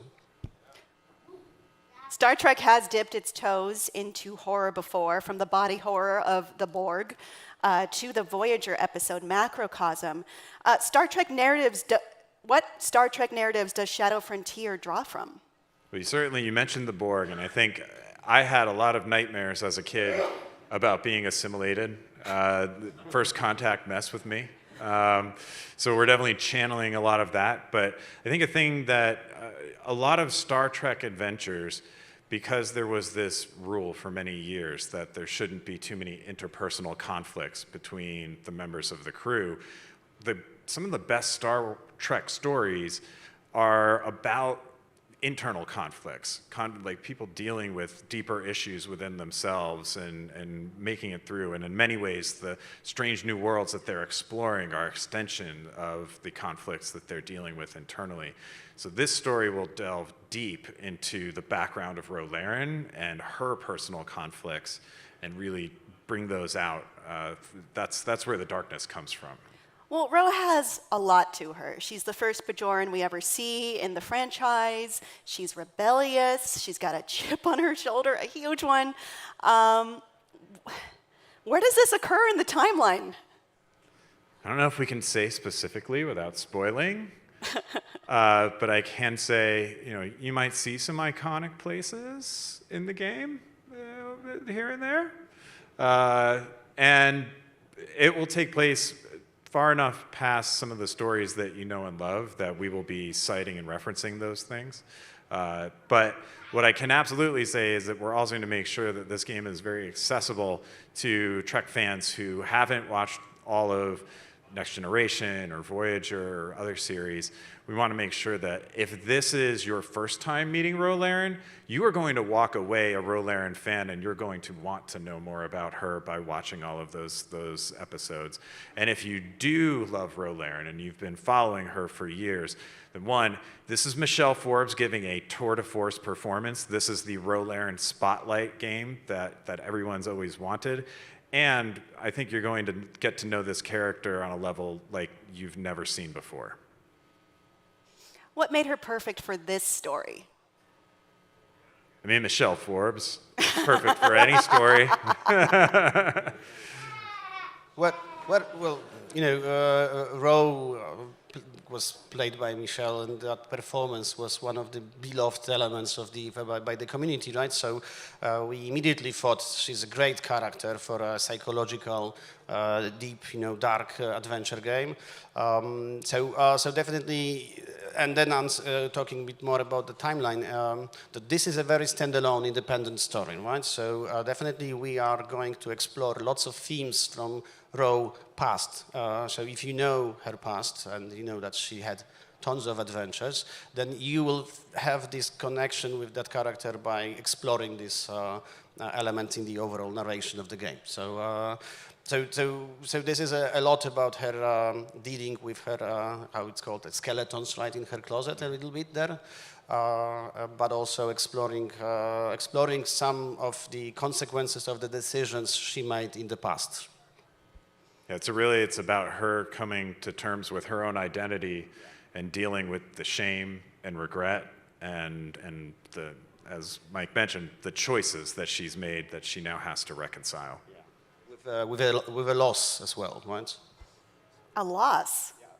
But I can't tell you more, sorry.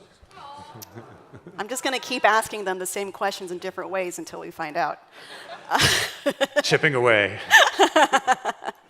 Well, in the trailer, one of the first things Ro brushes aside in Zero Gravity is a baseball. That's a familiar motif. Is that a cheeky reference to Captain Sisko or another reference to Deep Space Nine? We can neither confirm nor deny, but I think sharp-eyed fans who want to go through frame by frame will find an awful lot of Easter eggs in this trailer. Oh, really? almost as if I'd like you to play it again Yeah, in the well, background. definitely we encourage all the fans to share your thoughts with us, right? Like, go and analyze that trailer. There is for sure something hidden in it, and would love to see who guesses that first. Well, you did mention Michelle Forbes. We have had surprise cameos in Star Trek games before. Could we expect any other friendly faces to show up? I mean, Michael Dorn is available. He could do it. I'm sensing a wish list. I don't know. We can neither confirm nor deny. But I can say, I think for Star Trek fans, if you've been waiting for a AAA Star Trek game, congratulations, you're getting one. And hopefully this is just the beginning of a whole lot of AAA Star Trek for the fans who've been waiting patiently. You deserve to get more. Well, I mean, tell me more about that. I was told, this is a AAA, but is there more to come from Paramount? So Paramount Games, we just announced our new division, and our mission is to bring Star Trek and other Paramount franchises to games at the best possible quality, partnering with the best possible talent in games. So that means working with teams like Bloober, who you're all obviously excited about a new Bloober game, right? So that's what we're looking for. We're looking for the teams who are passionate about franchises like Star Trek. We're looking for teams who would be making a great game even without a franchise like Star Trek. And when you bring Star Trek and Bloober together, you get an amazing combination that is going to have an undeniable effect. Michael, you got anything you want to add to that? Oh, yeah, for us it's a huge privilege, first of all, to work on such an iconic sci-fi brand and bringing our kind of expertise in this dark storytelling to it is even more exciting, right? Because then suddenly we are open to create something that is already very well known, right? But we can add something from ourselves to it. There's nothing better for an artist, right, to commit to something that is already a part of a pop culture, of an icon. So all the team is extremely excited. We did study all the lore, and the documentation is amazing. Like just a couple of days ago, I've seen the full manual for Tricoder in our office, layering all the buttons and stuff, and that's amazing stuff. And you'll find that all in our game. So extremely excited to see that. Yeah, I think this game is going to be a goldmine for Trek fans to explore, and around every corner see something and say, I know that. And again, if you're not as familiar with Trek lore, this is just a great adventure game, and it's something that you're going to be able to play and get into the story and come away, I think, a bigger Star Trek fan than you were when you started. Play with a big fan and have them point at everything the entire time. That's what I'm going to do. You'll be that fan. I mean, it might be a group of us all being equally as excited. I have one question I have to ask you, though. When can we play Star Trek Shadow Frontier? Mike, do you want to do the honors? All right, so be ready for that. It's not that long, so we expect it coming in 2027. So you won't have to wait too long, folks. It's coming next year. I'm very excited for this. I thank you guys so much for bringing your reveal here to IGN Live and sharing it with this lovely audience. Thank you, Kim. Thank you, IGN, and thank you, all of you. And hey, to all the fans out there, get ready. Engage. All right, thank you all so much. Enjoy the rest of your IGN Live. Have a great one, folks. Hello and welcome to Name That Price! We're giving away a bunch of gaming items here today at IGN Live, and it is up to these fine people on the stage to guess how much each item costs. The closest without going over the MSRP wins it on the spot, Sydney! And it's all thanks to our friends over at Best Buy, the official retail partner of IGN Live 2026. From consoles to controllers, gaming PCs to midnight releases, Best Buy is always there with tech upgrades, new games, events, and whatever you need to up your gaming experience. Sydney Goodman, tell us what our players will be bidding on. Well, Seth, it is the GameSir G7 Pro, the first Xbox controller with TMR sticks, Hall effect, and clicky trigger stops. A true next-gen upgrade crafted for gamers who demand more. Thank you, Sid. Now, I want to raise the stakes even higher, because if you are the closest to guessing the MSRP without going over, you will also have a chance to compete in the final round for an even bigger prize. Are you ready to...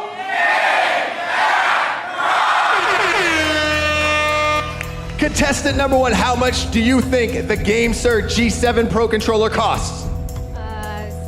$69.99.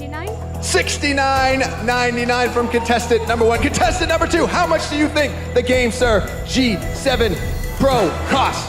I'm gonna have to go a little higher. Let's go with $170. $170. The crowd did not like that, I'm sorry.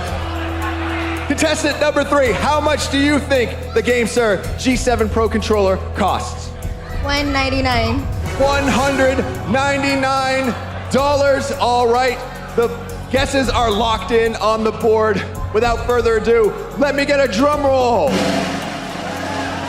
The actual manufacturer's suggested retail price is $79.91. Contestant number one, you win.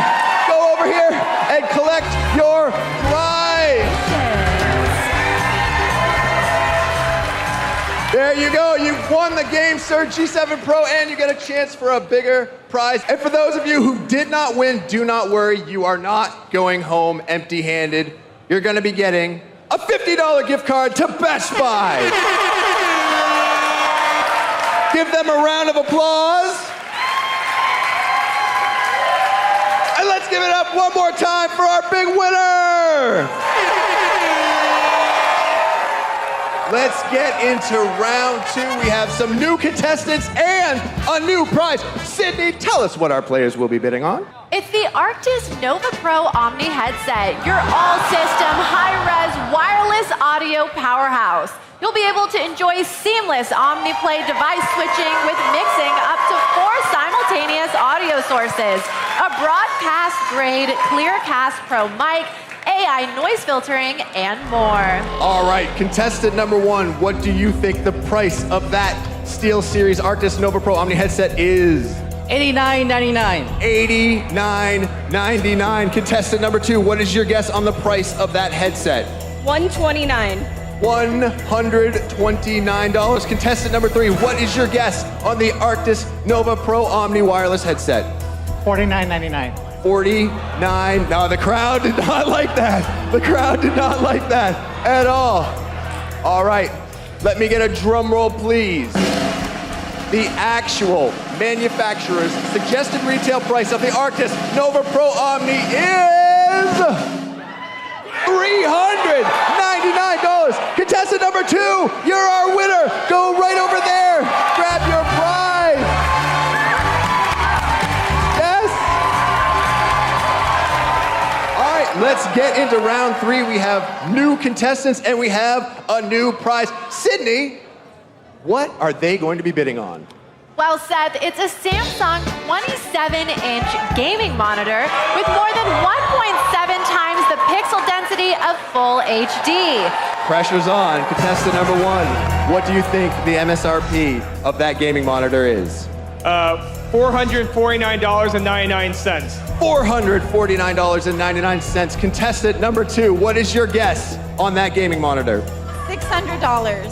$600 even. Contestant number three, what is your guess? I think $500. $500 even. All right. The contestants' guesses are locked in and cannot be changed. Let's get a drum roll, please. The actual retail price of the Samsung Odyssey G5 gaming monitor is $270. You all went over, but it doesn't matter. We're changing the rules. Contestant number one, you're our winner.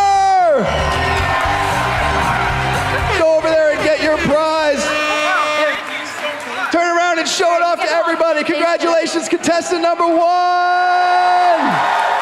guys have all done this before, but the stakes are even higher. The prize is even better. Let's unveil the final round prize. Whoa!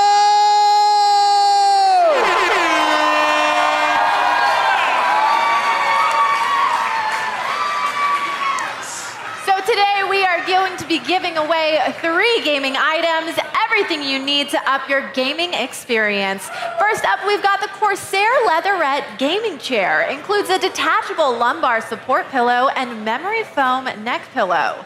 Next up, it's the Logitech Pro X2 Super Strike gaming mouse. Equipped with the haptic inductive trigger system and the advanced Hero 2 sensor. And finally, the Corsair Galleon gaming keyboard, fusing iconic Stream Deck technology into a high-performance keyboard, letting you command your entire gaming setup all from a single device. It's time to find out who is taking it all home. How much do you think this gaming bundle costs? I would say about $1,599. $1,599, contestant number 2. What is your guess for this gaming bundle? I'm gonna say $699.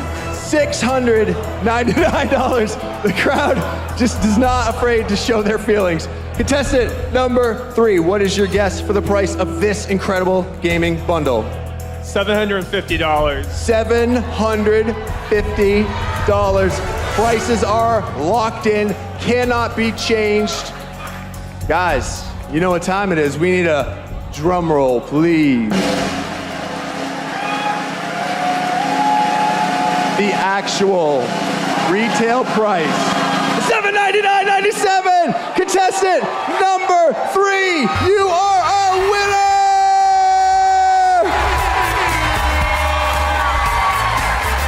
Congratulations for winning it all. And let us give another shout out to our partner, Best Buy! Yeah! With special deals happening every day, you'll be able to save on what you love. And with My Best Buy memberships, you'll get even more savings with exclusive perks and exclusive membership prices. Save time, save money at Best Buy. And don't worry if you weren't able to win today. You can come back tomorrow, because if you're a fan of movies and TV, we're gonna be giving away stuff just for you.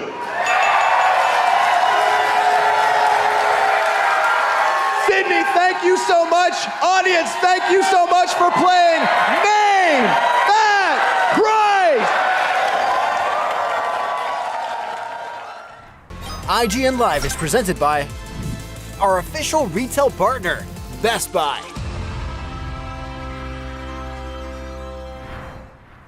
The average Cinefix movie list features nearly 100 different films and approximately 25 minutes worth of wall-to-wall deep dive analysis.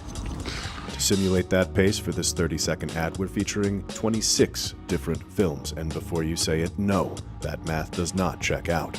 We're not math people, we're movie people. We can't even count down from 10 without ending up at, 96. Subscribe to IGN Movies and TV for more Cinefix movie lists. Bad at math, great at movies. IGN Playlist is the best way to track your game collection. Now you can even import your entire Steam library to Playlist, making it easier than ever to review games, show off your collection to the world, and finally chip away at that massive backlog you keep meaning to get to. IGN Playlist, check it out.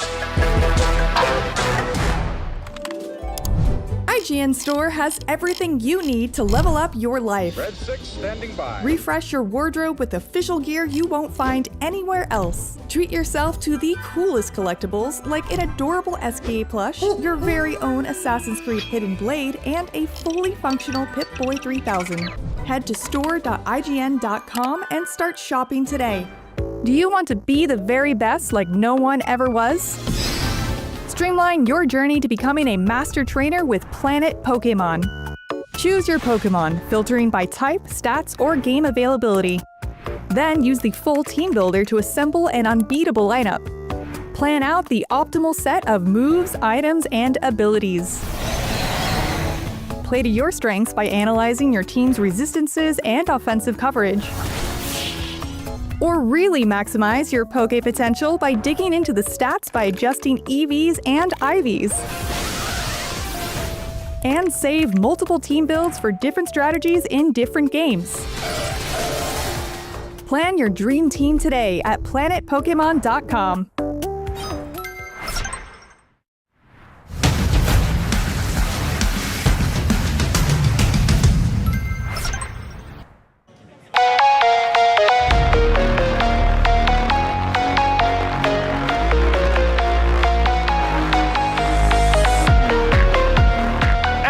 He first appeared in the Fast and Furious franchise, Han Sung-Kang has been a fan favorite throughout the entire series, and he's supposed to be right here. Has anyone seen Sung? I haven't seen him. No? What's going? What? Is that Lola from Drifter? What? Okay.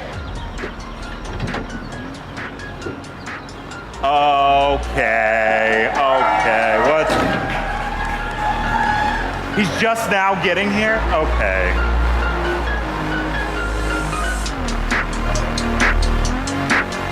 Did no one tell him he needed to show up early? Nothing? Okay. Oh no, take your time, Song, that's fine. Take your time. That's, yeah, that's fine.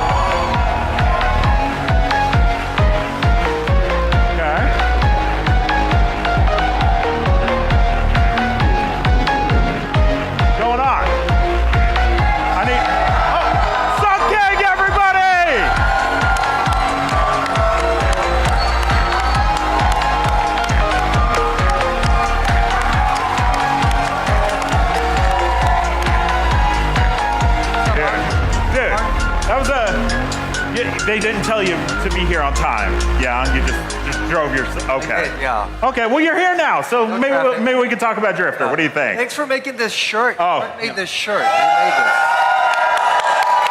Thank you, Mark. I'm not the star. You're right there. Okay.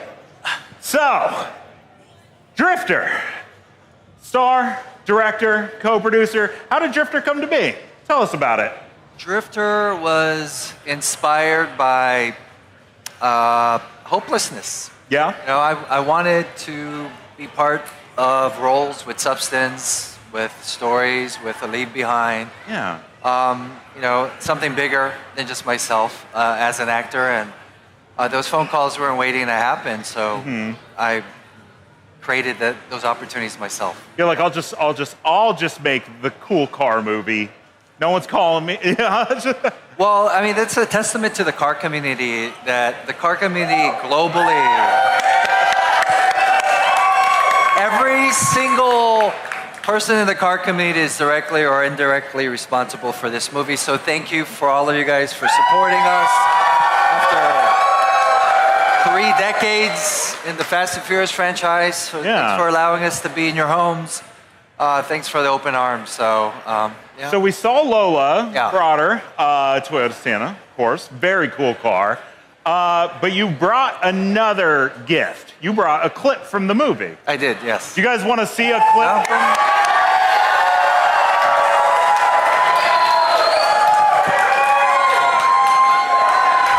Sounds like a yes. Yes. All right, let's go ahead and watch it. Oh, right there. You're a solo act. Always by yourself. Don't let anybody close.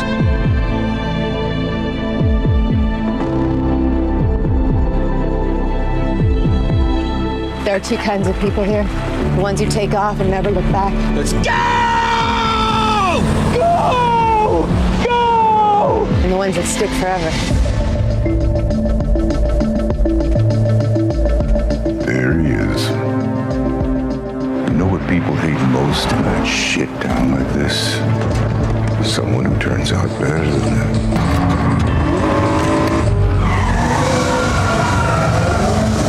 You know he's gonna let you down. He's a lowlight. Hate is noise, disrespect. That's a decision. Tree, what happened? I don't think I have a real chance with this type of guys. What are you talking about? What, you giving up already, huh? This chance you got shouldn't just happen to someone like you. Someone like me?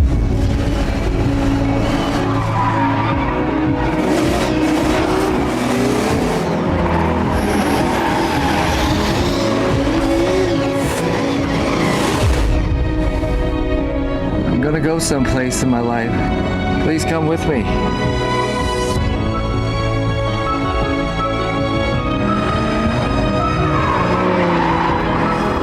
It's not about skill. It's about trust.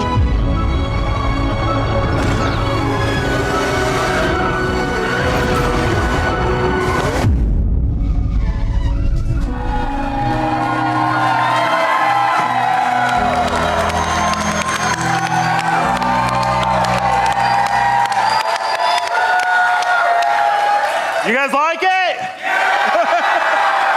I think they're excited for your movie. Thank you, guys. Thank you, everybody. Thank you.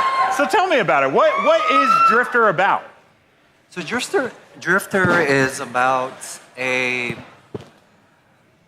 person that lives in the shadows, that doesn't belong, that has no voice, no place on this earth, no place at the table, if you will. Yeah. But he finds his passion, cars, drifting, and through that passion, he finds a community that allows him to follow his dreams. Yeah. To be a drifter one day. But most importantly, through vulnerability, he finds a community of people that support his dream. Yeah, when I've seen the trailer a million times, and now I've seen this clip a million times, and it seems kind of a little somber, compared to the stuff you've done in like Fast and the Furious and stuff like that. Is that what you were aiming for, a more kind of grounded, real tone? Yeah, grounded, real tone, that's a great way to describe it. I feel like traditional films have not respected the car community in the way that I see the car community, where I feel that a lot of times folks in the community are dismissed as not being three-dimensional people. And some of the best fathers, husbands, sons, brothers, friends are within the car community. So this is a love letter. It's a love letter to all these good people.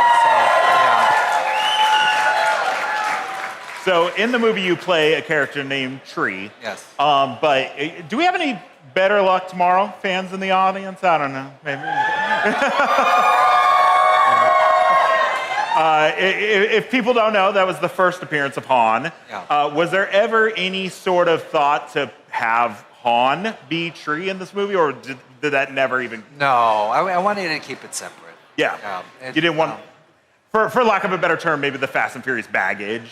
Not baggage. I mean, look, it's been a blessing being a part of the franchise. I've learned so much, been a part of things that have changed my perspective on life, changed my life, been able to be part of Hollywood storytelling. Yeah. Right, but now I want to make stories that are just more authentic to the community around me. And if it happens to be people in the car community, they still can be three-dimensional human beings with this cool backdrop of cars and drifting and whatever passion we have within the vehicles that we decide to also bring back as stars of the movie. Yeah. How from behind the scenes, there was this whole, I'm going to switch to Fast and Furious for just a quick minute. There was this whole, justice for Han. Everybody wanted Han to come back. What were you doing behind the scenes during those times? Were you waiting for a phone call, or did you always know that you'd come back?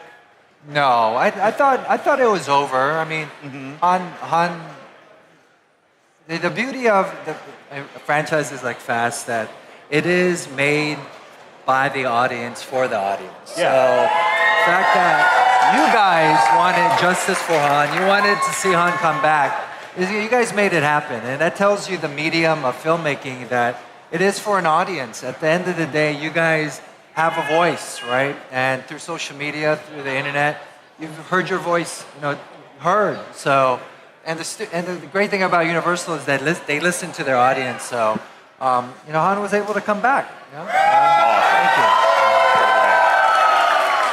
I cannot wait for wherever fast goes from here. I've fast-10'd my seatbelt, and now I'm ready for fast forever. So my hope is we see you guys again soon. Thank you, Mark. Man, it was awesome having you back.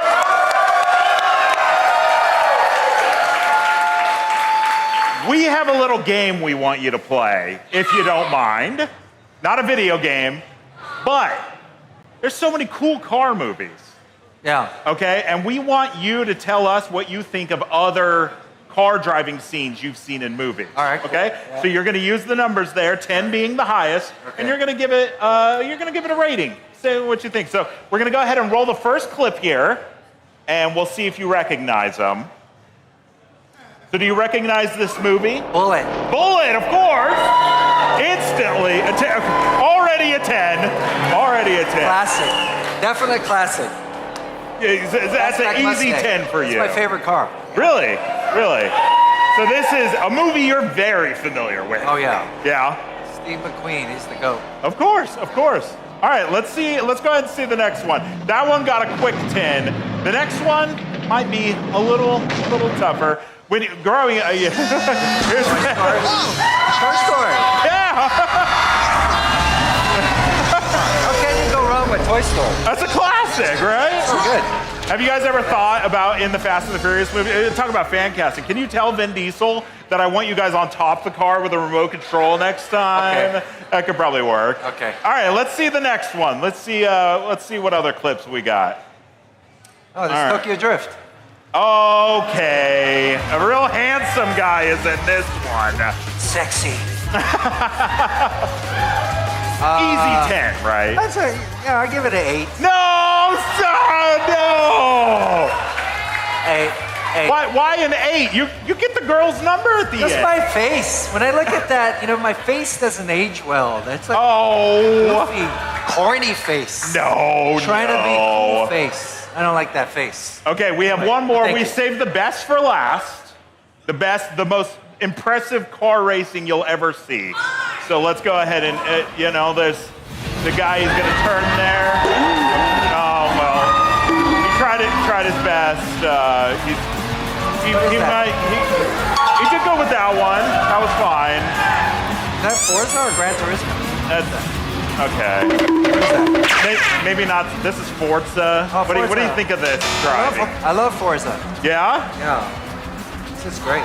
So, you think this is pretty good drifting, pretty good gameplay? No. No? Yeah. It's okay.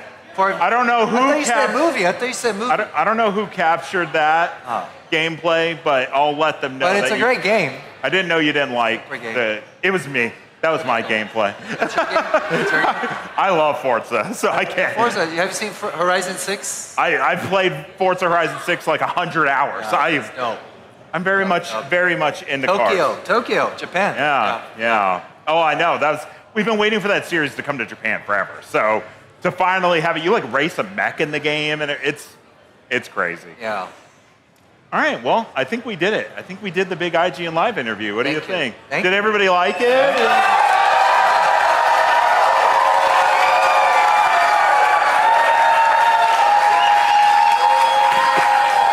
All right, guys.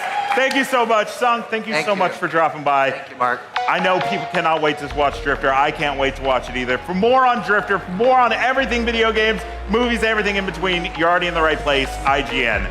Bye, everyone.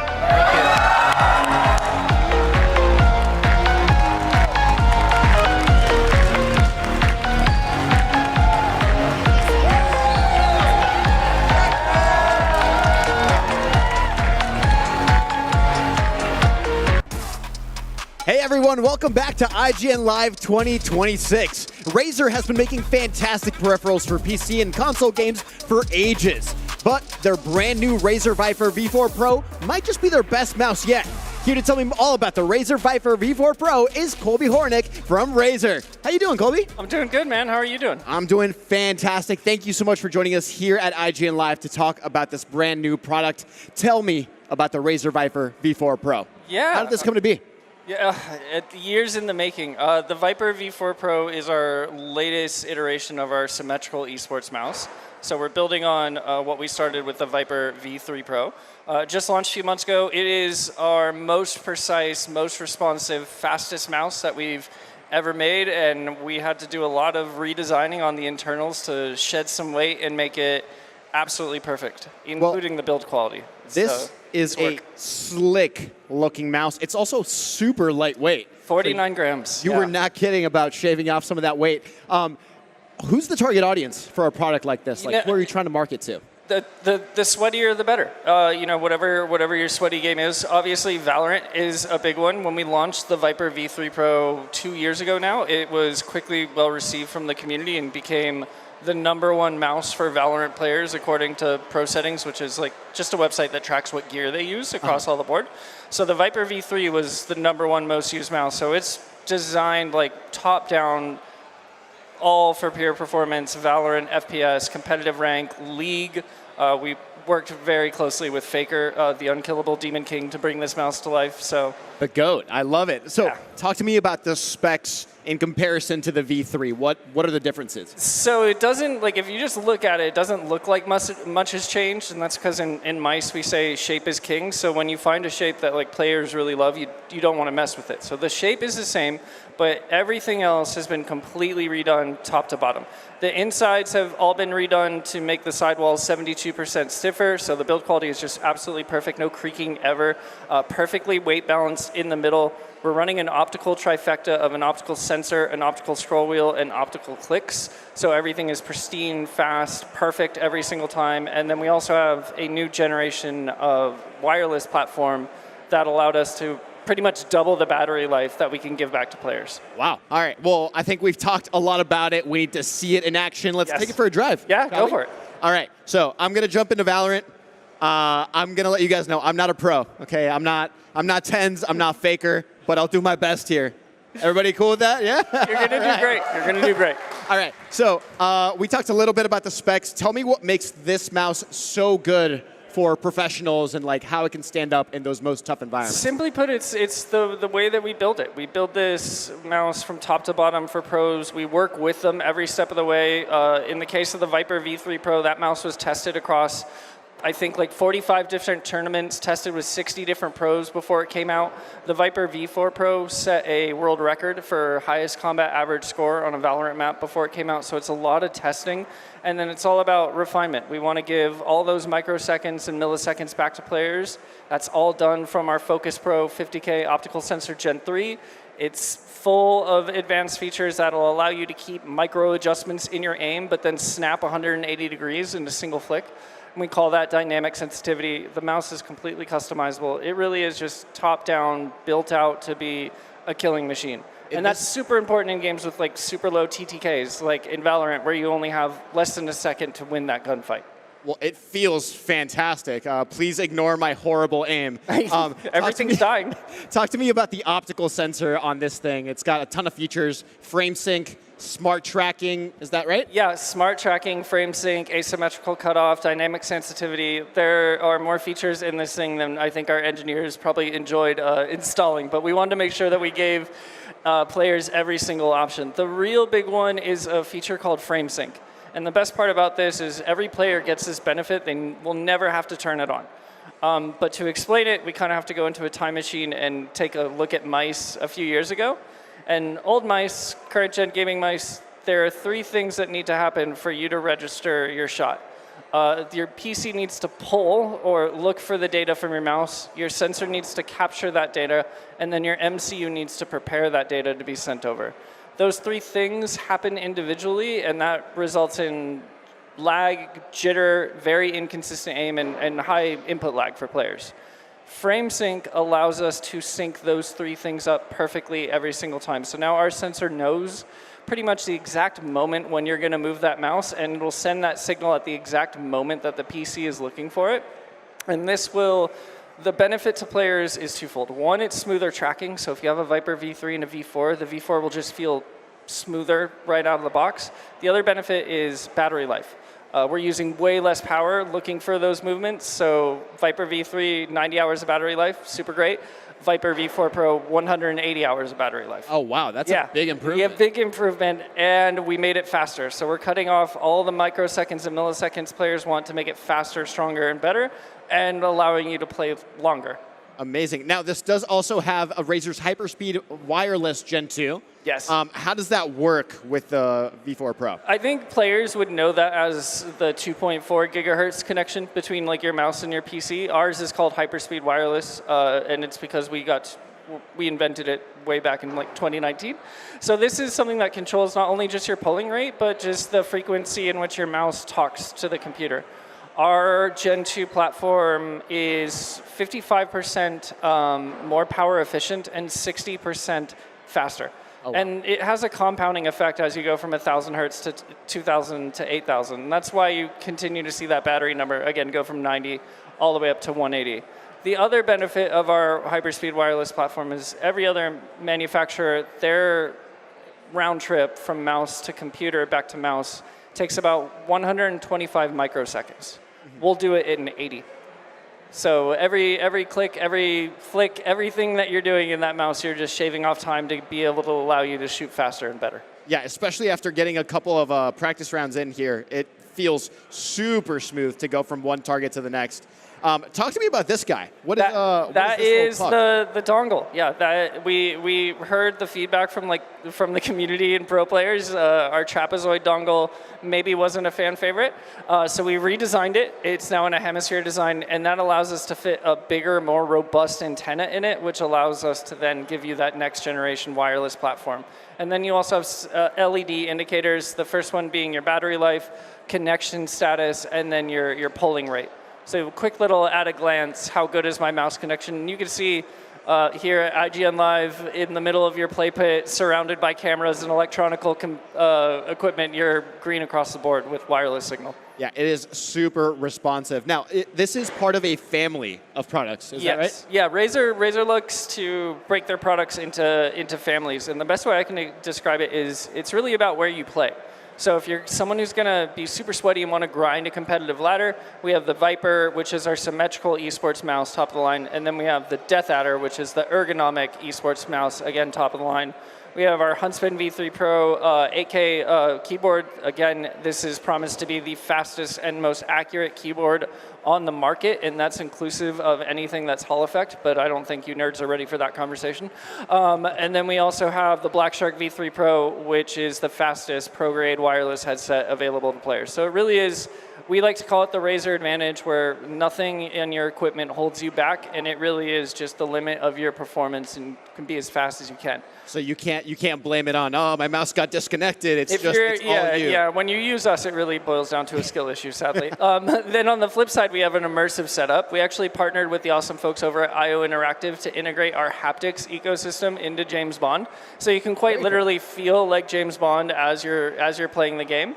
And if you're watching this right now, you could go to Razer's official Discord to learn about a giveaway that we're doing with IO Interactive. You could win a brand new 5090 Razer Blade laptop in the 007 skin, along with a Core X V2 eGPU, a laptop cooling pad, and a mouse, all branded in 007 stuff. We're giving that away. Just go to our official Discord and you can learn more. I saw like 6 people pull out their phones. I saw like one guy. Hey, I saw like the guy in front nodding. Yeah. So guys, definitely make sure to go to the Discord to check out that giveaway. I am sold. I'm actually, if you're okay, I'm going to steal this. That's yours, man. Keep it for my own setup. Colby, thank you so much for joining me here at IGN Live. Seriously, everybody here needs one of these in their life. Thank you for being here at IGN Live. Run, don't walk, as the Razer Viper V4 Pro is in stores right now. We've got tons more IGN Live ahead, so stick around.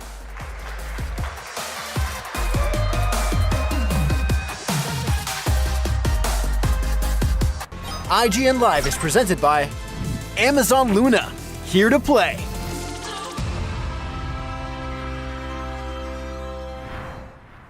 The average Cinefix movie list features nearly 100 different films and approximately 25 minutes worth of wall-to-wall deep dive analysis.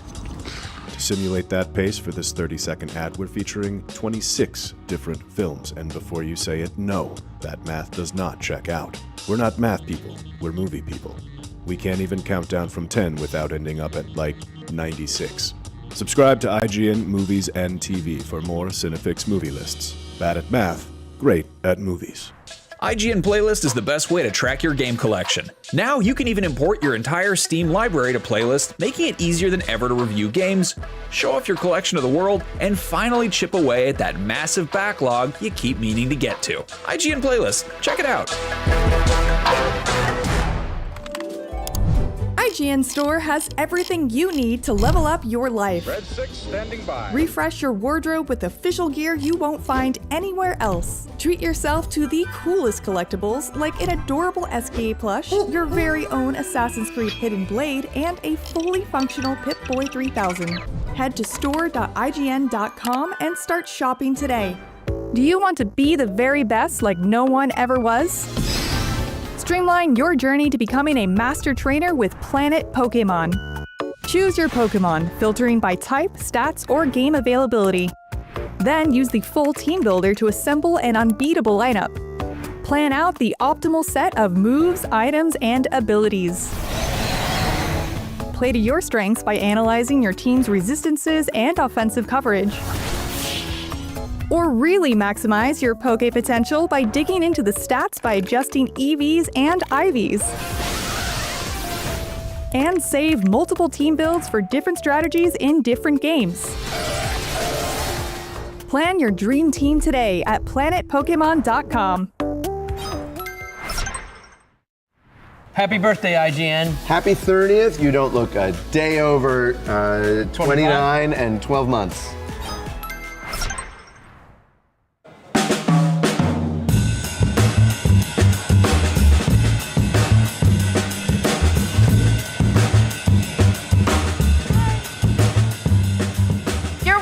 IGN Live, and our next guest is no stranger to genre-bending TV shows where anything can happen, and her latest series, Maximum Pleasure Guaranteed, might be her craziest yet.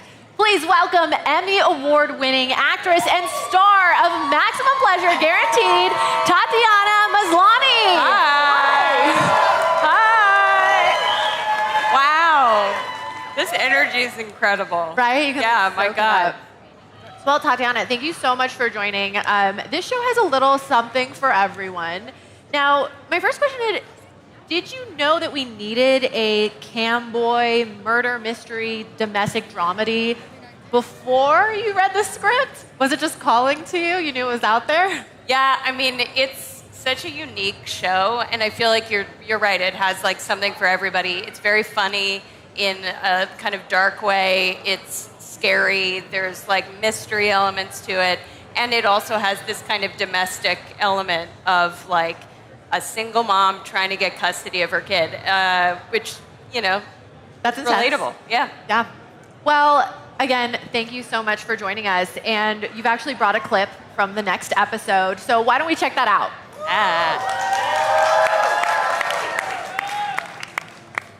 Just get in the chair! Sky, look at me. You don't have to do this. Get in the chair!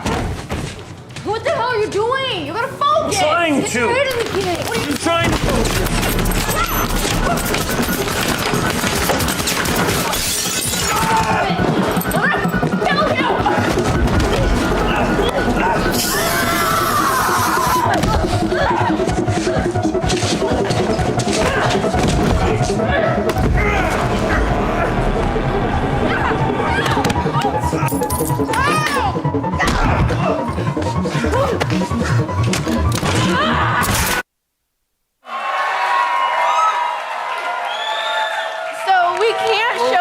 that clip ends, but Tatiana, besides a nail gun, does Paula get any more chances to get, we'll say, creative with things around her? I mean, I feel like she's not a fighter at all, so she's just kind of desperately grasping for whatever's around.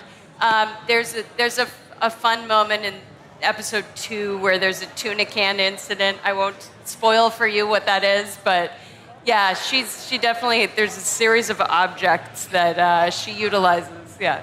I like that, very primal. For sure, yeah. Primal creativity. Well, so let's talk about inspiration a little bit. Are there any movies and TV shows that you're particularly a big fan of that motivated you to be in Maximum Pleasure Guaranteed? I mean, I think we were talking about the Coen brothers a lot, and Fargo and like all these kind of, but like shows that have, or movies that have this sort of like strange, surreal comedy, even though the subject matter is very dark. So that was a big one. But tonally, this show kind of lives in a hard to pin down place, which is what I love about it. Yeah, definitely. What's she doing? Yeah, what's she up to? Yeah. Well, as you said, Paula's no action hero. I don't want to take anything away from her, but she's just like us. Yeah. But she does find herself in these situations where she needs to defend herself with whatever's around, like we were talking about. Do you find it more fun to shoot fights when your character is a skilled fighter or more of a novice? Oh, I like it way better when I'm a novice because then I don't have to try as hard. I can kind of work for myself. But I think what I like about that kind of stuff is that you can sort of create a language of like human behavior that is clumsier. There's, opportunity for comedy. You don't have to be cool. There's nothing slick about it. So it can kind of have that raw feeling. I mean, even when we were doing, like that scene there, a lot of that is my stunt double, but she's like also working with the same vocabulary of like a person who is not equipped to be fighting like this. Yeah, that rawness. Yeah. And like I was saying, like the word primal just keeps coming up. Yeah. Because I think as like ladies out in the world, Sure. like we're always looking for objects to defend ourselves potentially. Yeah. But Paula, to piggyback off of that, has a lot of excuses to be, we'll say, scared as hell. And between this and Keeper earlier this year, you were exceptional at acting terrified. Oh, thanks. So what is the secret to looking really scared on screen? I mean, I feel like in the world right now, like you were saying, just like being a woman in the world is scary, that is not like a stretch to tap into that part.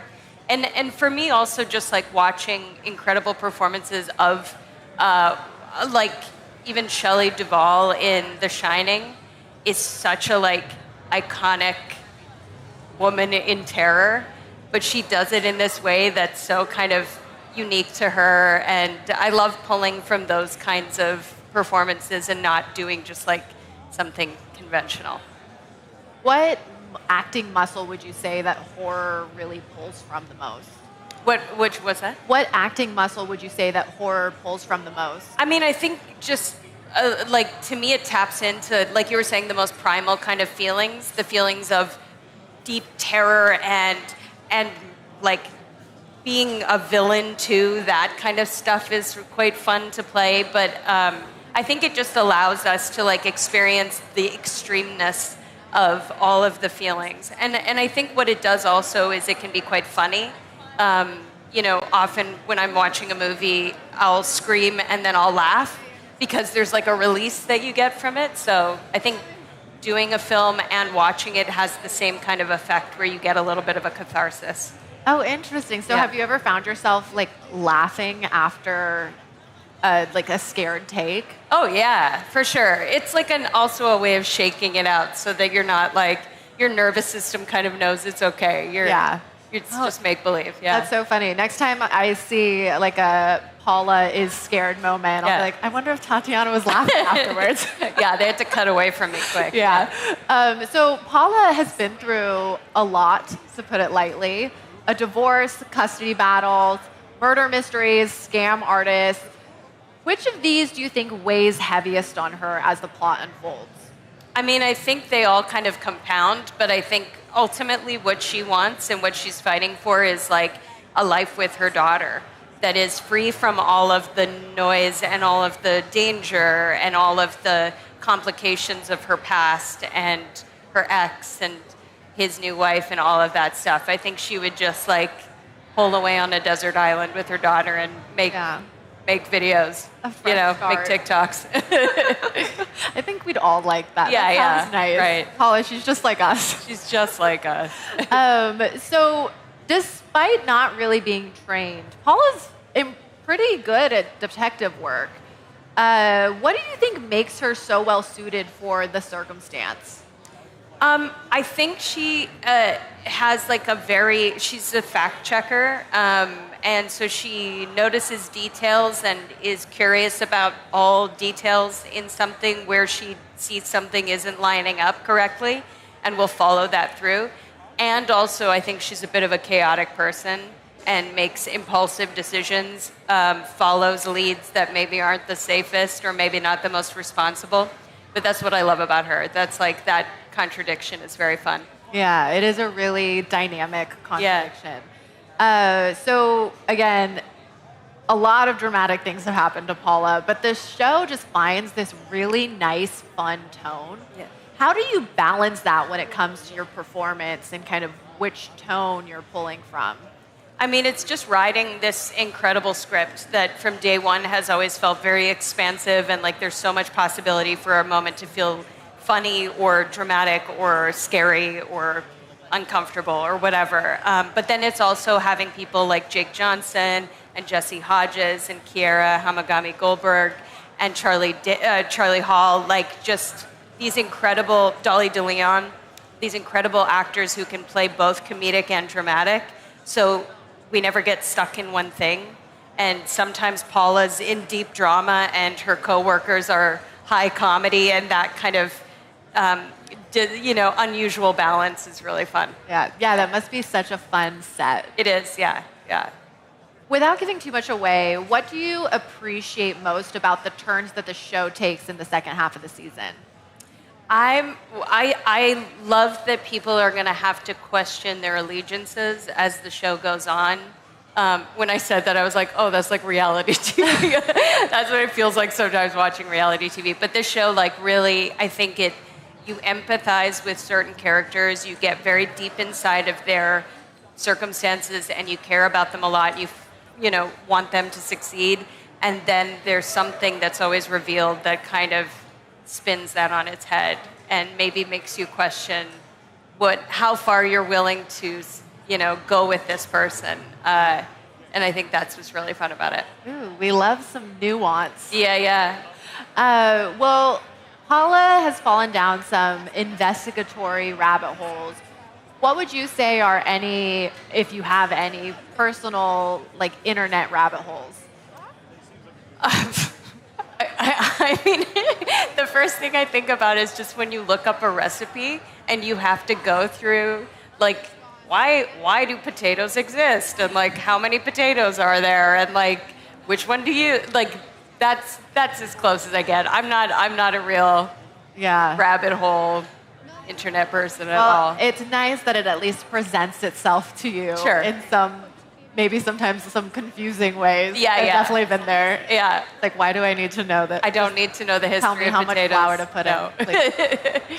So finally, before we go, what do you think is the most important takeaway for the audience watching Maximum Pleasure Guaranteed?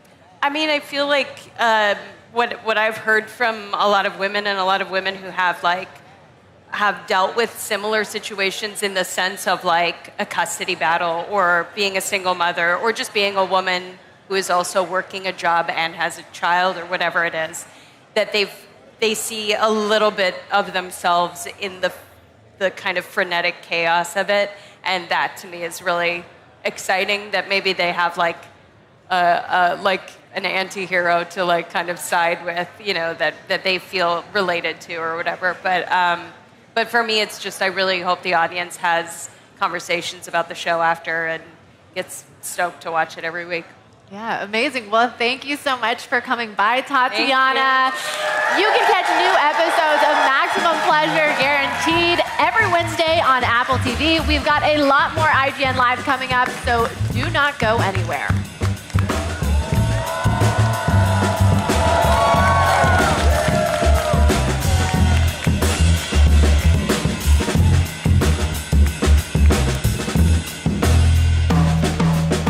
Coming to the stage is our host, Sydney Goodman. Hello, everyone. Thank you for being here. I hope that everyone's enjoying their IGN Live so far. So we're going to bring out Kay Kim, COO of Iggy Mob, Michelle Jang from Xbox Partnerships, and Glenn Gregory, ID at Xbox Director of Marketing. And we're going to chat a bit about indie games and Xbox. Come on out, everybody.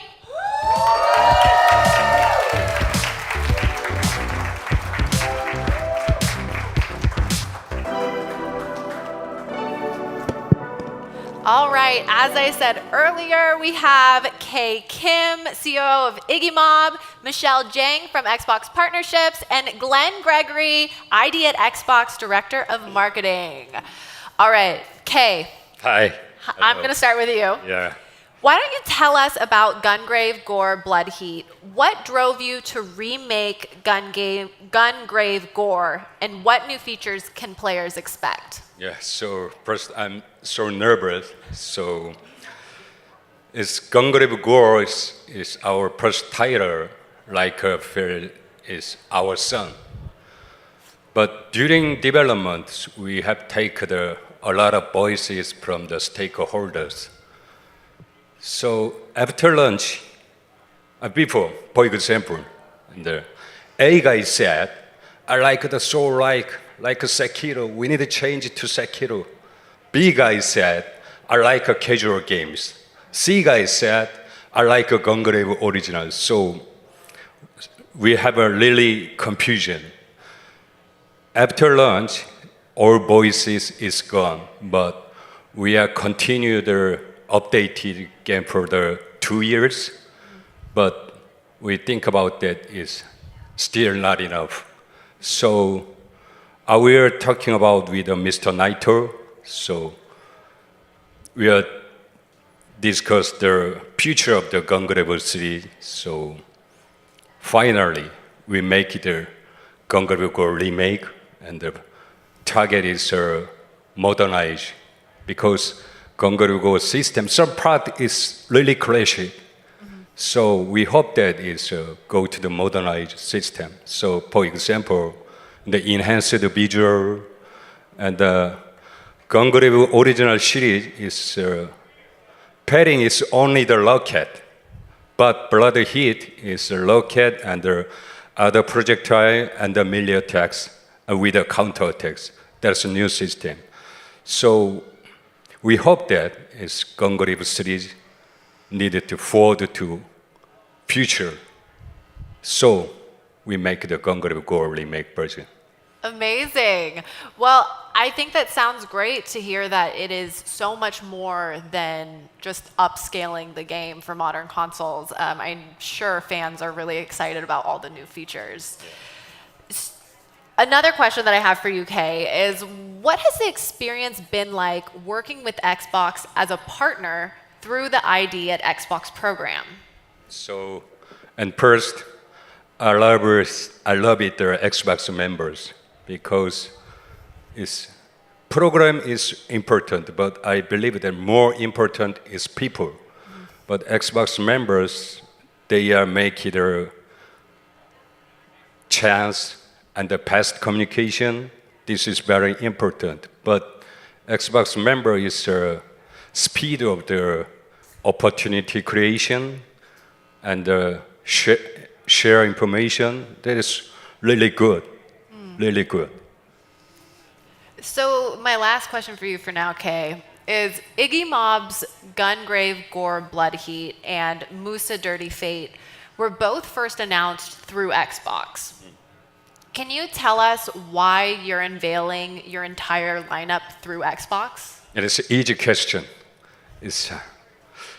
Xbox team is trusted us. I felt that because in this industry, if you don't make it a big success, people don't see that studio and next title. But Xbox teams, when I'm meeting with the Xbox team, I felt like you can do it. So me and our teams have a trust with the Xbox team. So our title is all announced using their Xbox channels and teams. So thank you very much. Yeah. Yeah, I think trusting the people that you work with is such an important part of the journey, especially when it's a creative project and it's like your baby, right? All right. I was kidding before when I said it was my last question for you. I have another one. What are some of the unique challenges that you've faced as an indie developer? And could you share any lessons that you've learned from your experiences for maybe up-and-coming developers? I have just one mind. My boss is not a CEO and stakeholders. Our boss is game players. It is simple. We are making game for. It's we make for the players. It is really simple and very important to mind. So don't forget this. Always thinking of the players. Well, and I think that comes through when the players play the game. You can tell when developers really care about their fan base. All right, Michelle. Sorry, I can't quite see you, but I'm going to lean through because I like eye contact. Do you have any tips and tricks for indie games from Korea to stand out to the ID at Xbox team? Yeah, that's a great question. I think one biggest piece of advice that I have for indie games coming from Korea is to not just see ID at Xbox as a platform where you launch your game, but to really see it as a relationship. We have a ton of studios, not only in Korea, but just all around the world that sign up for ID at Xbox and just immediately start building for Xbox as well. But the studios that really stand out to us are the ones who reach out, they stay engaged, and they really invest in building that relationship with us. So talk to us early. Talk about the games that you're developing, why you felt inspired to make it. The more we know about the game earlier on, the more we can do for you as a platform holder. That gives us chances to give feedback about your game as you're developing it, but also pitching your games to our idea Xbox showcases and other marketing opportunities that we have. And the last piece of feedback or advice that I have is to not be afraid to really lean into Korean culture in your games. As we might all know, there's a huge surge in Korean contents globally, whether that's K-pop, K-drama, or even K-games. And it seems like this sort of authentic Korean storytelling is really resonating with players worldwide. So personally, I think I'm most excited for games that just feel very unapologetically and unmistakably Korean. So real quick, I'm going to press you a little bit. Yep. What would you say makes a really good pitch? That is also a great question. I would say as much as the content of the game, for example, the gameplay time or the business model, all those things are really important as we look at games because we look at hundreds of games every single year from the ID at Xbox team. But I think what really drives us is the why. What compelled you to make this game now?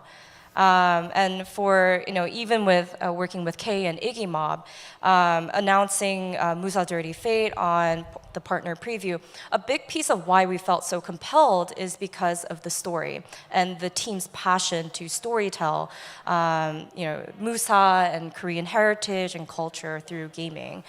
So the why and your passion and telling us about it is really valuable to us. Thank you. That was a really lovely breakdown. I love these conversations because, at least at this point in my life, I am not a game developer, but I am such a lover of games, and it really is so special to hear the insight of kind of what's going on behind the scenes, maybe even before the game's in marketing or people are super far along in their codes, or maybe they haven't even gotten to like the QA part of making a game. So it's really special to be able to hear more about what our favorite developers or our future favorite developers are doing to get these games in our hands. So thanks, guys. Just pausing there real fast. And as I say that, I realize that some of you guys might not even really realize what exactly it is that ID at Xbox does. So Glenn, I'm going to go to you to maybe give us a little bit more context of just how special the program is. Yeah, well, ID at Xbox started as our program for independent developers to be able to publish on Xbox. And it's sort of the spiritual successor of, for any of you who've been around a while, something we had called Xbox Live Arcade on the Xbox 360 days. So in that program, that was kind of the very first way that independent developers could actually publish on console. And it was kind of a closed system, so when we launched the Xbox One, we opened it up a little bit more so that all kinds of developers could join and start publishing directly on the Xbox platform. And so ID at Xbox, we have everything from very, very small games made by one person who was slaving away in their bedroom for years, all the way up to extremely large games with 300 people teams. And it's just kind of a way for people who are publishing digitally to publish directly. So it makes sense for a lot of large teams if they're not doing retail as well. But on the marketing and the developer support side, ID at Xbox is kind of a really curated program where we provide a little bit of a different kind of interface for developers than we do for the big traditional kind of EA, Ubisoft type people who have big infrastructure, big marketing teams, that kind of stuff. So a lot of the ID at Xbox teams are smaller, and sometimes it's their first game published on a console. So we'll kind of reach in and help them through our process and try and find opportunities for them. Mm-hmm. Thank you. So what are some ways that indie developers can reach audiences through Xbox? Yeah, so we try and create a lot of different programs. Discoverability for anybody is a challenge these days, and particularly for independent developers. But we are always kind of like, looking under every rock to find really cool opportunities, and really have to thank IGN for the amount of support that you guys have given us over the years. We've done quite a few ID at Xbox showcases on IGN. We had the most recent one was in, I think it was March of this year, and just tremendous support that IGN has provided for us. Our devs love it. It's a great way to showcase games that we're passionate about and we're excited about. And then we have a bunch of games here. I think we have, 12 or 16? I can't remember. We have a bunch of games here that you can check out.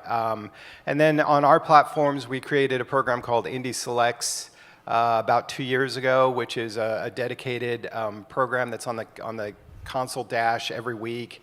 And this is something that I'm super passionate about. Our entire ID team is passionate about. We just have everybody at Xbox who's into indie games can just join this program. And we meet weekly, and we just talk about games, and we talk about ones that we've played. And if anybody's passionate about a game, they can say, hey, this game is great, put it in Indie Selects. And so it's a really curated program. Every game that's in there is one that we have played and that we feel good about promoting to the audience. And so we put it on the dash, and then we create trailers, and we have a social program. We work with partners like IGN to highlight it, and then we have our monthly picks that are our top 6 for each month, and we do a special program for those, and we have our top 6 for the year. And we send out awards to all those teams. And then, we just work with devs on cool opportunities, like including them in our showcases. We have a showcase tomorrow, and there might be, can't give any hints or anything. There might be some games that we've worked on our team, that are in that showcase. So you'll have to keep an eye out for that. And yeah, those are kind of, anything that we can do to try and bring additional exposure to the best independent games is what kind of why we're in this business and why we kind of keep going to work every day. Yeah, and I love that. And we are so close to out of time, so I'm gonna kind of rush you guys on a quick rapid fire. But I know as a game lover myself, sometimes it can be really overwhelming. So you're like, oh, there's so many cool indie games, but where do I go to find it, or where should I start? I have a feeling you might say by watching the showcase tomorrow. But rapid fire. If I was a player and I want to find my next favorite indie game, where should I go? What should I do? How should I find it? Well, if you have an Xbox, I'd recommend our Indie Selects channel. And then also our Game Pass team. We work closely with our Game Pass team. They do just an incredible job of curating really great indie games in there. And there's an indie game channel on the Game Pass, in the Game Pass section of the Dash too. And I'd recommend checking that out as well. Perfect. Real quick, you got 20 seconds. 20 seconds, all right. I will say, other than our showcases, follow us on Instagram and TikTok. We have a huge social media presence. And the types of content that we push out in our social media is a lot different than our showcases, where it's a little more curated. We have a lot of fun content coming out, so be sure to follow us too on that. Perfect. Well, thank you. We all have some very fun homework. That is all the time that we have, though. Kay, Michelle, Glenn, thank you all so much for the time. Thank you, everyone, for stopping by and everyone who's watching at home. Make sure to check out Gungrave, Gore, Blood Heat, and everything else coming out of ID at Xbox. I hope you all stick around for more IGN Live. Let's hear it for our guests. Thank you. Thank you very much. IGN Live is presented by Amazon Luna, here to play.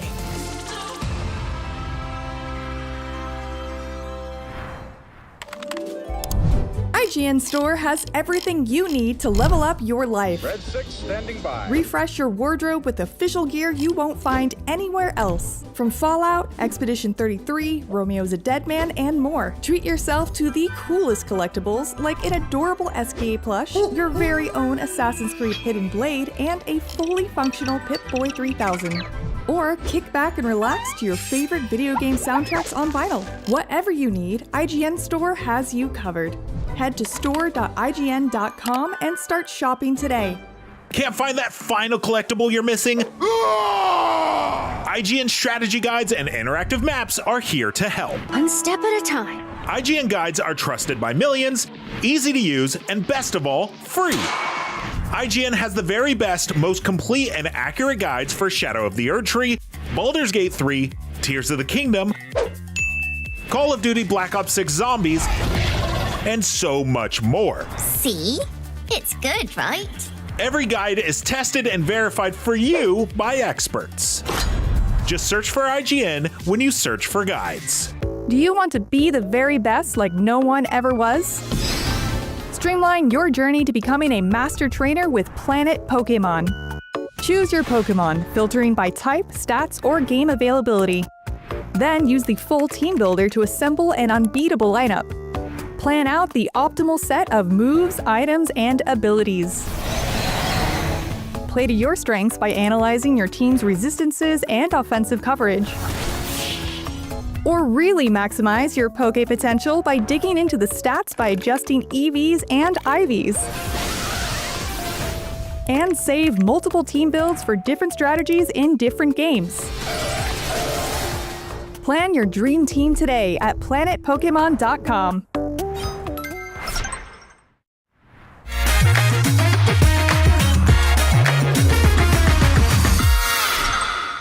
Hi there, you're watching IGN Live. In just a bit, we've got a big, crazy live episode of our weekly Nintendo show, NBC. After that, we're going to check out the huge new action game, Blood Message.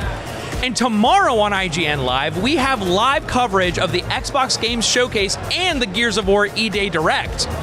All that's happening right here at IGN Live. And of course, we want to do a big shout out to IGN Live sponsors who help make the show possible. Thank you so much.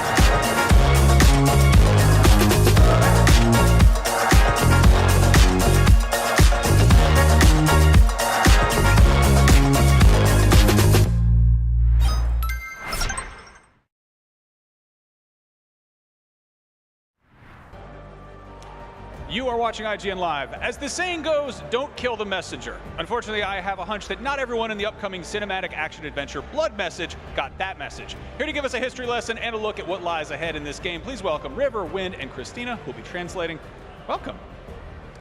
Hi, IGN. I'm River from the Blood Message publishing team. Yeah, Wind. Polish guy too, Wing, River. Yeah. Thanks for coming. You had an incredible reveal during the TGAs, or SGF, I guess, maybe TGAs too. Anyway, you showed off your game. It looks sick. It's awesome. There's a lot of combat. Can you talk a little bit about, I guess, how you would describe moment-to-moment fighting in this game and how it progresses over the course of the adventure? 我们的游戏非常的令人激动，然后我们在 Summer Game Fest 上面也展示了这个游戏非常令人这个激动人心的一个打斗的场面，可以告诉我们更多关于这个部分的一些内容吗？关于我们这次的一个实机试玩，然后以及整体的一个 demo， 我们其实是在营造一种 anniversary experience。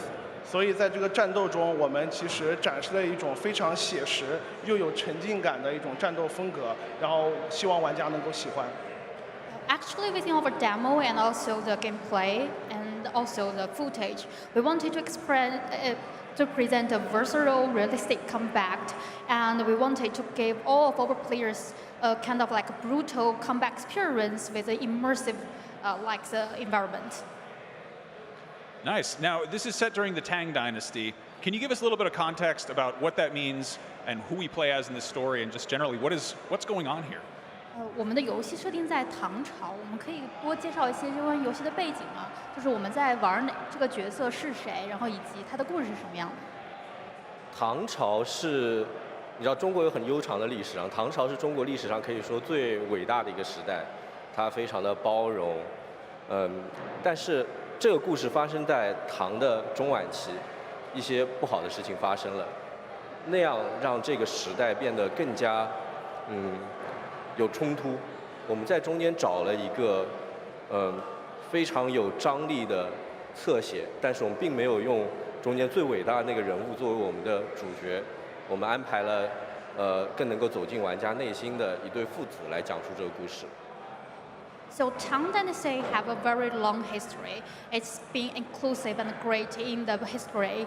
And even though we didn't choose somebody really famous within that dynasty, it's happened around the middle to the late of the Tang, and we wanted to find out the period of the story that within the field of the conflicts, it will give us kind of like aspect that is not really from the perspective of the emperor or the generals, but from the general ordinary people to say what is going to happen within these people.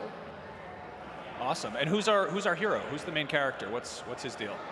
我们的这个英雄是谁？我们的主人公是谁？他要做什么？我们讲述了一个从边关去传递信息给到中原王朝，去给到我们的 capital 长安的这样一个故事。我们讲了其中一队人马的，可以说是队长这样的一个故事。So the whole story is about to deliver message. So from the western part of the China, we wanted to deliver the message to the capital of the Tang Dynasty, which is Chang'an. So the story is mainly focused on a troop of the soldiers who wanted to deliver the message to their homeland. 所以这也是我们这个英文名字叫 Blood Message 的原因，因为我们这个游戏的主要内容就是来送一封至关重要的书信。That's also the main reason that we called Blood Message in English, because the whole story is around how to deliver that important message to the homeland. Nice. Now, we're seeing a mix of different types of combat. You've got a lot of unarmed stuff, you've got some sword stuff, you've got a whole bunch of guys on horses just charging at you. How are you mixing up that, I guess, variety? Are we going to have to fight all those guys at once, or is it kind of coming into play in different ways? 我们的游戏的打斗场面有非常多，比如说我们会有一些用剑用刀的场面，不知道会不会今后有骑马的场面。然后我们想问一下，我们不同的打斗的场景是如何融合到一起的？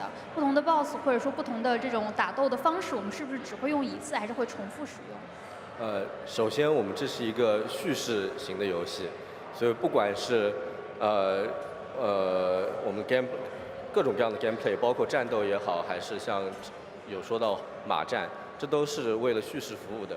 在之前我们的 PVP 当中，我们可以看到非常多的一些内容，比如说马战，比如说攻城，这都是存在的。So all in all, our game is a narrative-driven game. So all of the combats are served for this main purpose. So not only this kind of like house chasing, but also the siege warfare are all wanted to tell the story to our audiences.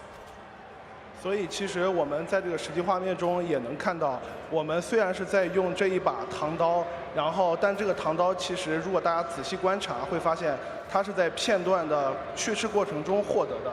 它一开始用的是一把榔头，这个东西是跟他的职业有关，但是在他推进叙事的过程中，他可能会获得更多的武器用来战斗。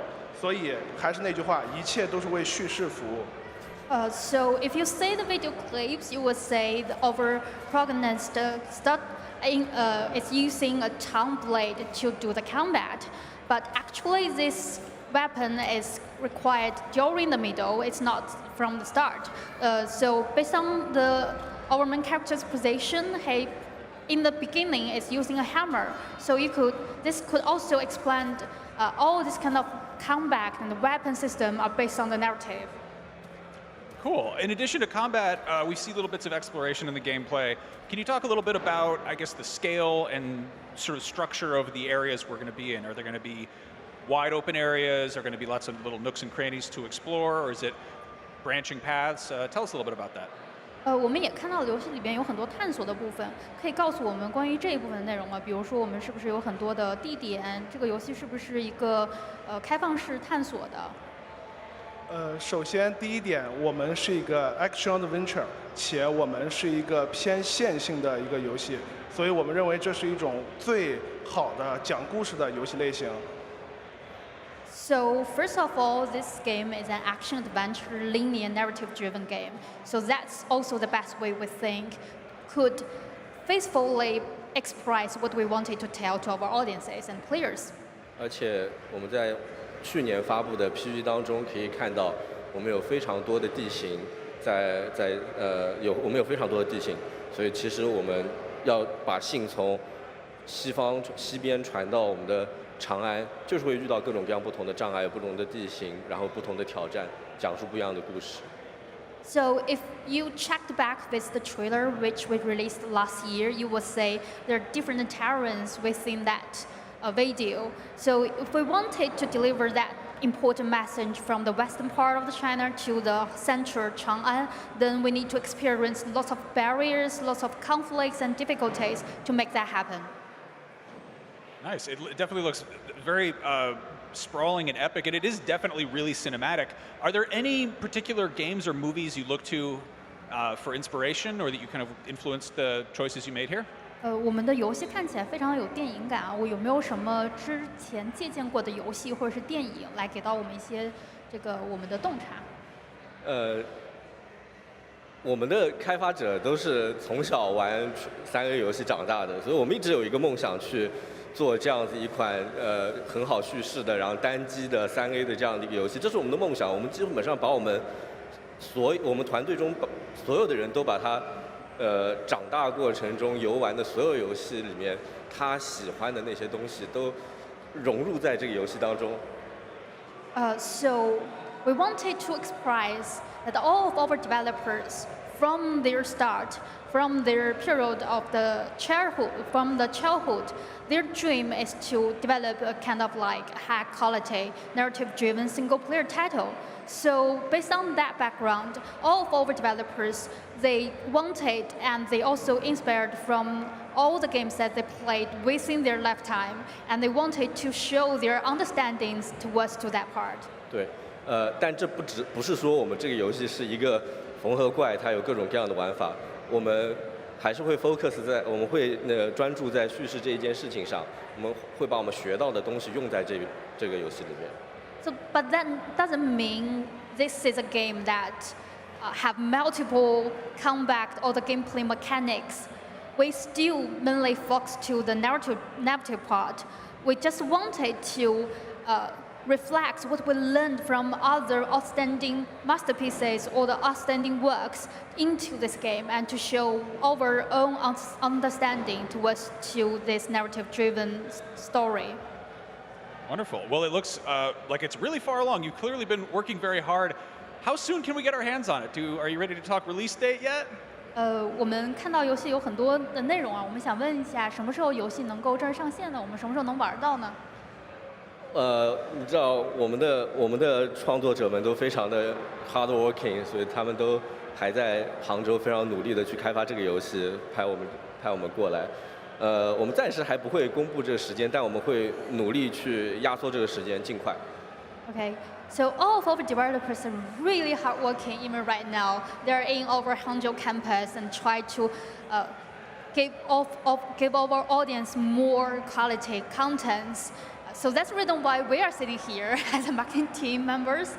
So we would not share the exact date at the current stage, but we would say we'll try our best and to make that happen as soon as possible.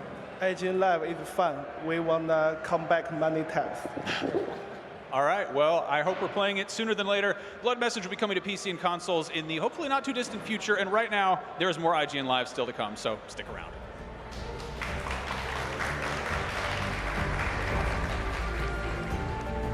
IGN Live is presented by our official retail partner, Best Buy.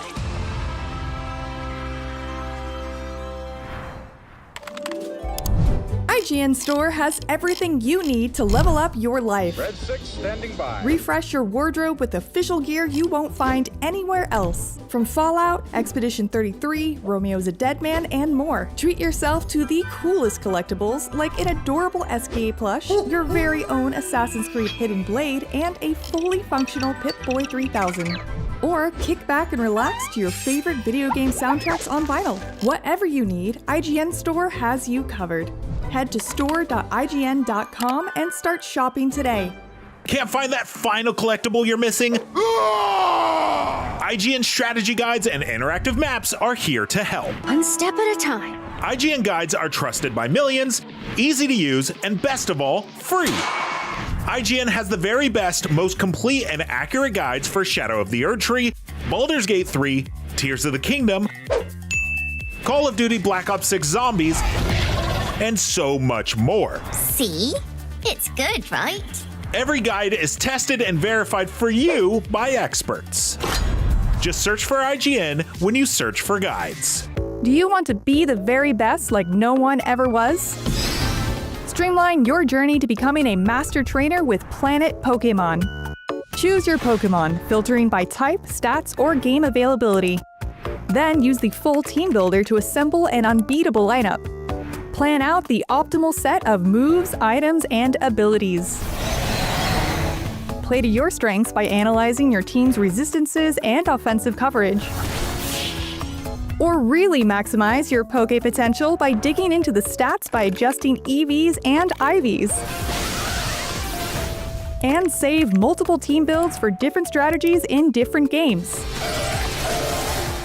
Plan your dream team today at planetpokemon.com.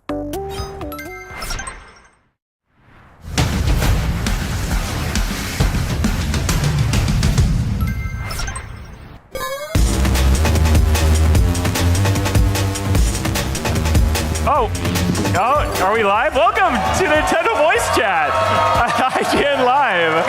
Hey, we got Seth Macy, Perry Schneider, Jada Griffin, Brian Altano. I'm Logan Plant.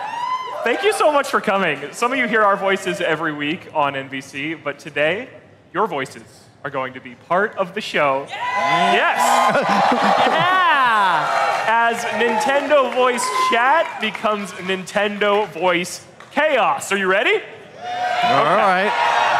Okay, cool. Here's what that means. I've collected 12 iconic characters, items, or other elements from Nintendo history. They're going to appear on this giant screen behind us one at a time. And at the same time, you all need to do your best impression of that character, that item, whatever it is. Please, don't spoil it. Don't shout out the name of the character. That'd be really sad. You would literally break my heart. Oh, no. Yeah. So if you see Mario behind me, you would do something like... Wahoo! Yeah, and then we guess who it is. Okay, does that make sense? Okay. All right. Well, we've got 3 rounds for each of my lovely panelists here, and we're going to start with Brian Altano. Ooh. So let's. All right, let's do this.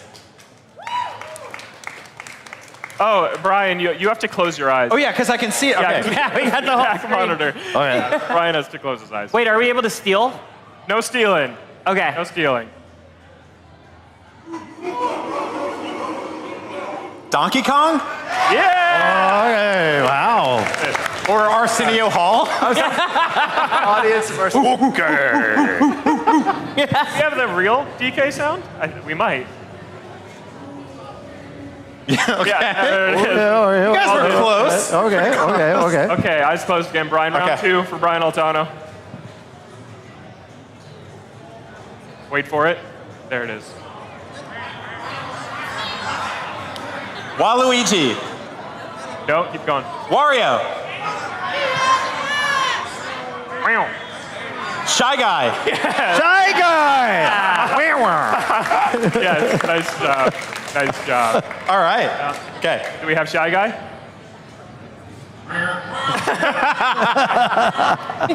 There it is. Okay. And That sounds like if you two had a son. Like, it's a perfect combination of both of your voices. All right, are we doing another one? Yeah, we're doing. It's easy, medium, hard. So this is your hardest. Okay. All right. One more for Brian. Here we go.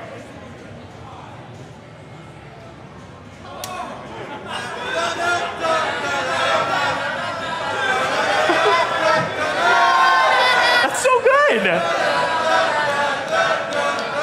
What? You guys. That's a whole song. What is song? What's the song? That's not a sound effect. It's a. This is really impressive. I know. Great. This is really good. Dun, dun, dun. Dun, dun, dun, dun. You give up? Yes. It's the Me channel. You guys make us proud, though. You guys was are amazing. perfect. Perfect. That's amazing. Yeah. Now I get it.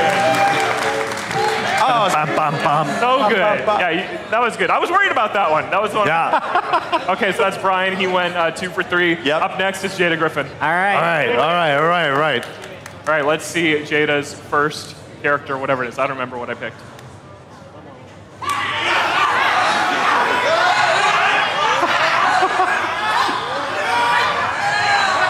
I have no idea.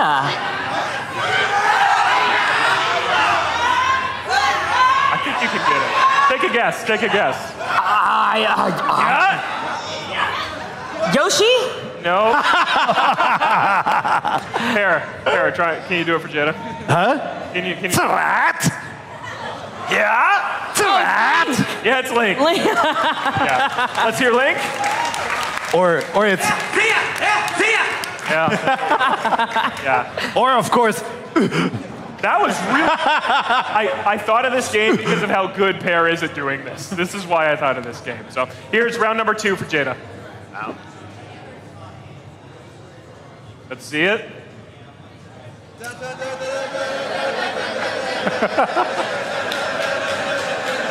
unbelievable.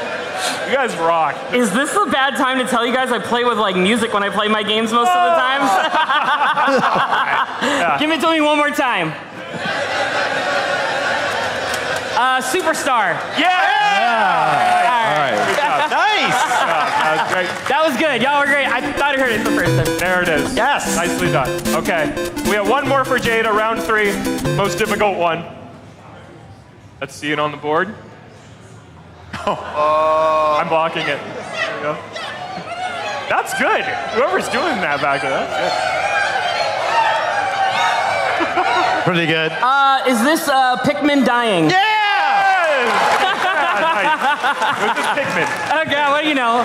It's a Pikmin living, but it will die. It will die. You gotta have that. Yo, that was. You gotta have that sad ending where it's like. See, I missed the easy one because I only play on hard mode, right?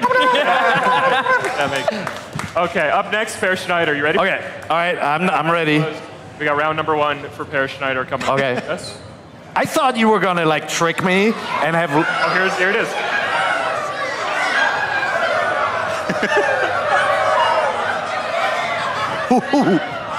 Any guess? What? Seth, you want to try this? What? I got it. I only know. I can do it. By spoiling. Logan. That's the best time. Oh, is it Yoshi? Yeah. Okay. Nice. All right. Yeah. Nice. I thought it was like the witches from Zelda or something, like Twin Rova. Sure, yeah. But not as deep cut. Yeah. Round 1. Twin robot, okay. Round number 2 for Pear Schneider. Okay. Oh. Ooh.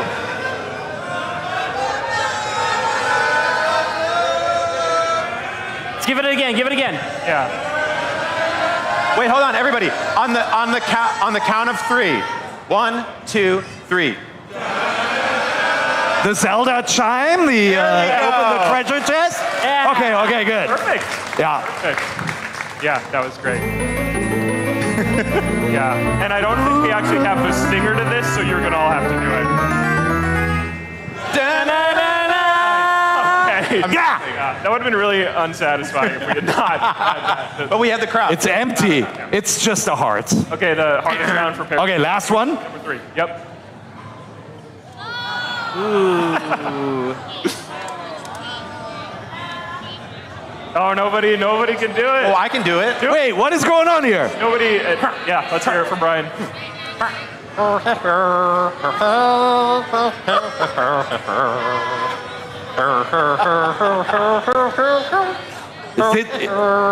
Is it the Star Fox theme? No.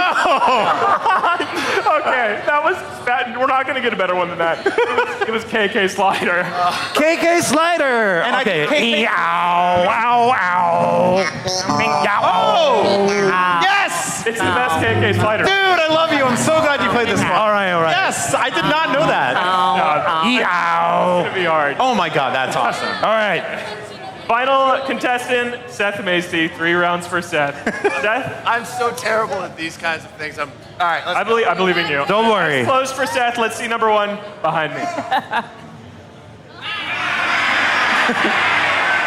Is it Waluigi? Yes. Yes. Okay. All right. Waluigi number 1. I thought Pear was the real one for a second. But fun fact, I went to Maine once and I hung out with Seth and he has a Waluigi license plate. I on his did. car. He does. It's You very can see it in the background of NBC. Why am I holding my eye? And he gets pulled over 6 times a day. Yeah, but All right. Round 2 for Seth.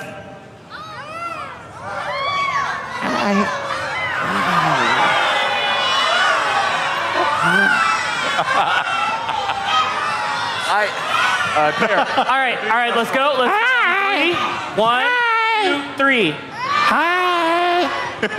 what? Hi? 1, 2, 3. That's good. It's Kirby. It's Kirby. Nice job. Yeah. All right, and our last round of the game, Seth's hard mode. Oh my God. Oh. All right, ready? 1, 2, 3. Is that a power-up mushroom? Nope. Let's try again. 1, 2, 3.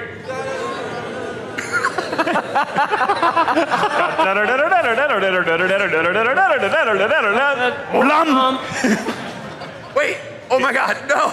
I know what it is. It opens our show every week. Or the alternate. The GameCube. Yes. Nicely done. Great job. That's our game. That was so much fun. You guys were awesome. You guys are amazing. Good job, guys. Yeah. Cool. Well, we've got to take a very quick break, but we'll be back with more Nintendo Voice Chat. We're going to look back on the first year of the Nintendo Switch 2 when IGN Live returns.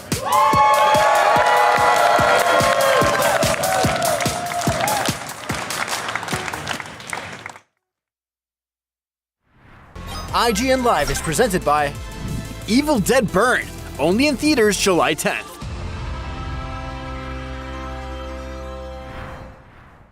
The average Cinefix movie list features nearly 100 different films and approximately 25 minutes worth of wall-to-wall deep dive analysis. To simulate that pace for this 30-second ad, we're featuring 26 different films, and before you say it, no, that math does not check out. We're not math people, we're movie people. We can't even count down from 10 without ending up at, 96. Subscribe to IGN Movies and TV for more Cinefix movie lists. Bad at math, great at movies. Can't find that final collectible you're missing? IGN strategy guides and interactive maps are here to help. One step at a time. IGN guides are trusted by millions, easy to use, and best of all, free. IGN has the very best, most complete and accurate guides for Shadow of the Erdtree, Baldur's Gate 3, Tears of the Kingdom, and so much more. See? It's good, right? Every guide is tested and verified for you by experts. Just search for IGN when you search for guides.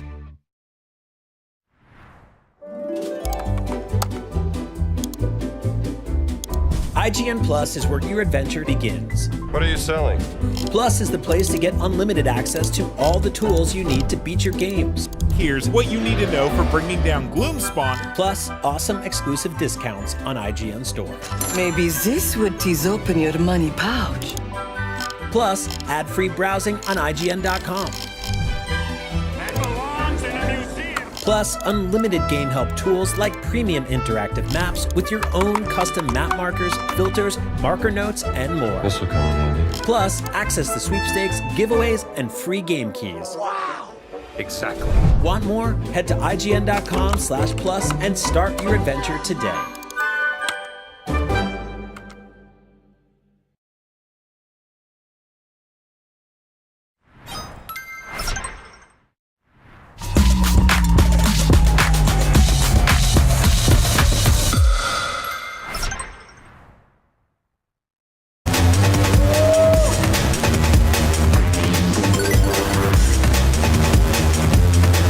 Welcome back to Nintendo Voice Chat at IGN Live.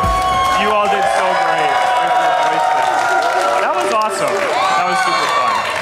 Yeah. Well, we got about 10 minutes left, and this weekend marks the first anniversary of Nintendo Switch 2. It launched last year at IGN Live. It was crazy. We were playing Mario Kart World. It was a blast.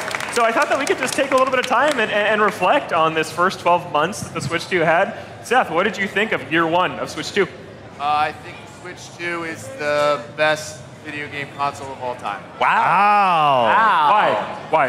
It plays all your Switch games, which was already the best console of all time, and now it plays new Nintendo Switch 2 games in 4K. Yeah. And I love it, and it's fast, and it's fun, and it sits in my house, and I play it all the time, way more than my other consoles. Yeah, best console of all time.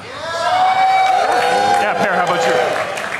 So the hardware definitely exceeded my expectations. I actually think I had worries about the magnetic attachments. You know, I like Joy-Con.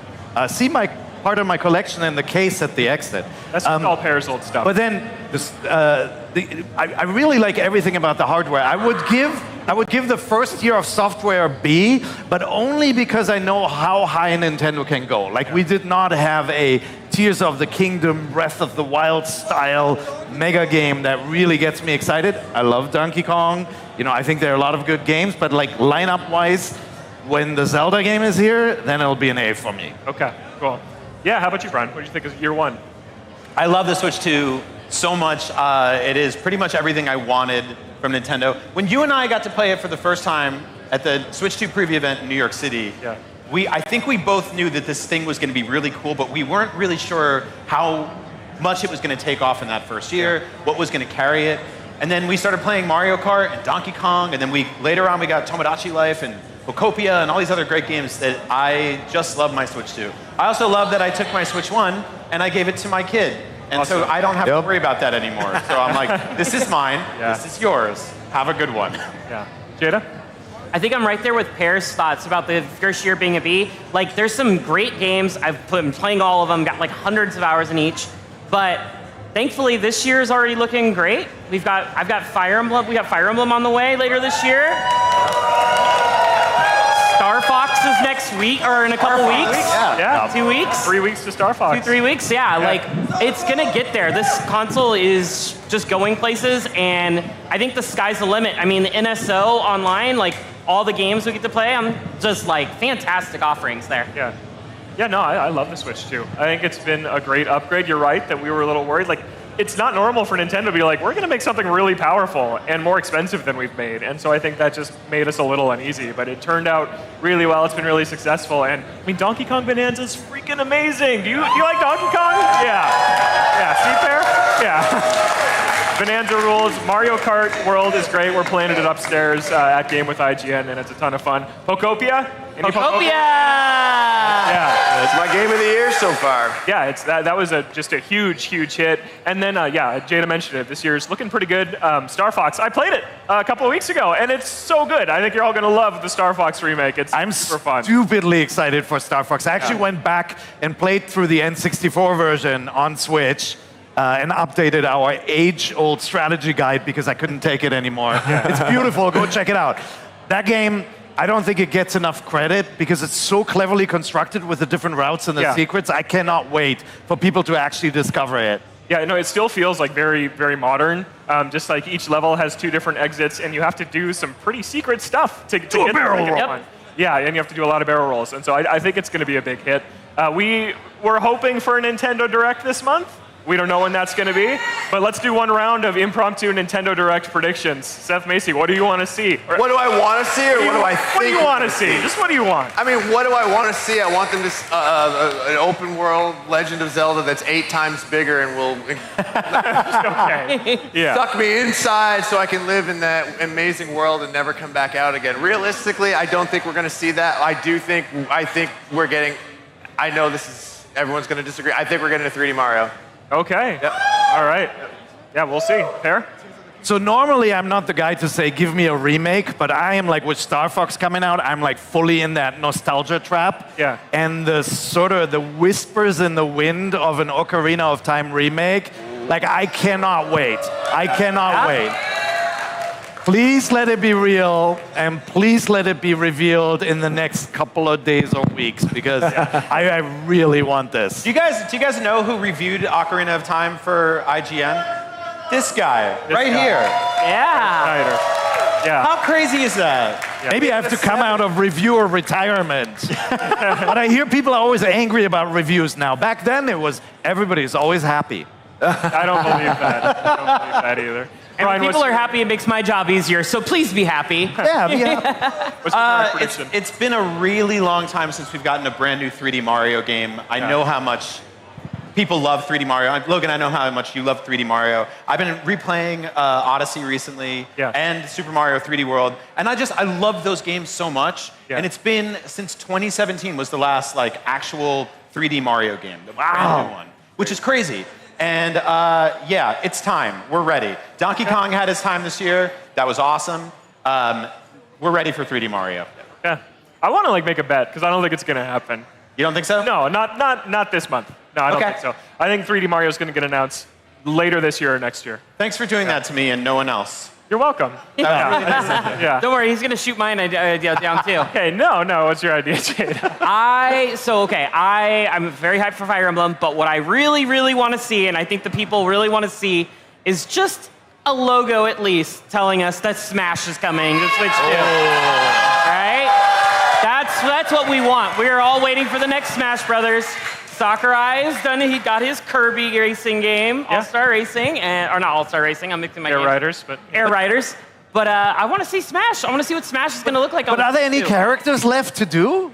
I mean, we did a whole bracket on Beyond about third-party characters. I'm sure that we could throw a few of them their way. Listen, you know what's awesome about Smash, outside of that it's an awesome game series, is that when they announce one, Smash characters show up in Nintendo Directs for 2 years. Yep. Yeah. They'll just randomly, you'll be watching it and all of a sudden King K. Rool will punch through this TV and kick you in the neck. And he's like, I'm going to be in this game. And you're like, oh my God, you're here. It's great. It's the best and it makes people insane and it makes me so happy that it does that. Yep. So what do you think, brand new Smash Brothers or Super Smash Brothers Ultimate Nintendo Switch 2 Edition with new characters? Oh, I would hope it'd be a new one. Park. I'd hope it'd be a new one, but I'm pretty sure it's probably going to be like a Mario Kart Deluxe kind of thing we got last gen. And they're just going to add more characters and more stages.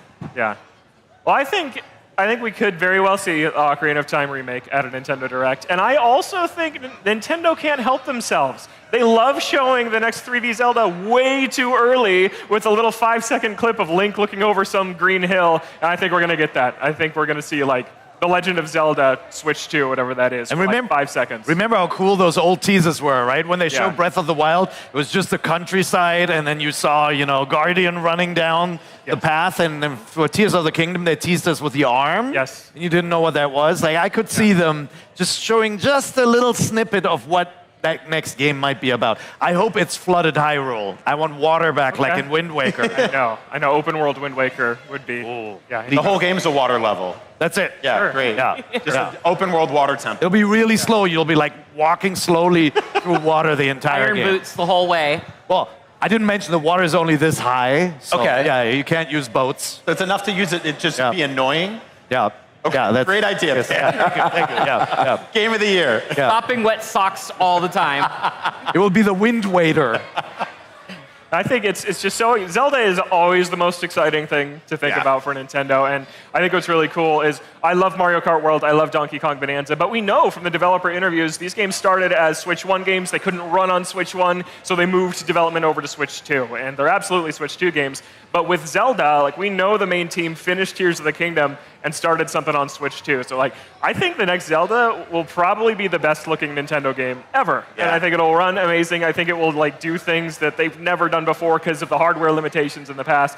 I just think there's a ton of amazing opportunities. My dream is I want there to be like this instant swap between a light world, dark world, where you don't need to go to a portal or to a giant chasm in the ground, but Link can just like do something and the world flips like on a dime. And I think that would be awesome. Yeah, I think that's what they're gonna do. I mean, yeah. Now. Yeah. We need it now, Logan. We do need it now. Yeah. Okay, we got like 2 minutes left on NBC. Any final predictions? We were talking about Zelda. I really want a remake of Legend of Zelda: Oracle of Ages and Seasons. I know. Yes. Great. Yeah. Well, I feel like people slept on those games. Give it up, Yeah. Like, do you think like Link's Awakening remix style, like the toy look? Or well, I love the art direction they did for Link's Awakening and Echoes of Wisdom, and like taking that and putting it in the Oracle of Ages games. We just played Min of the Hollower. I don't play that game. Play Min of the Hollower. Yes. Yeah. That is a game people are sleeping on. That's one of my favorite games this year, easily. Me too. And it reminded me a lot of the Oracle games, and so it makes me want to play those all over again. Yeah. The other one I think, Logan, we're waiting for is to see what our friends behind Luigi's Mansion 3 are up to. I see a Luigi hat. Next Level is an amazing development studio. If you haven't played Luigi's Mansion 3, it is just some of the most beautiful animations I've ever seen in a video game. And if they're making Luigi's Mansion 4, I'm totally cool with it, but I would love to see them on something new too. Yeah, I would too. My prediction is Luigi's Mansion 4. Luigi's Mansion 3 sold so dang well. Like they It got did really well, yeah.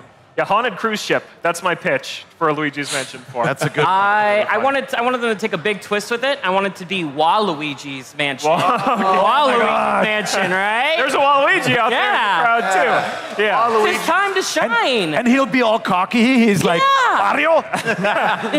Waluigi's timeshare condominium. Sure, why not? There you go. Awesome.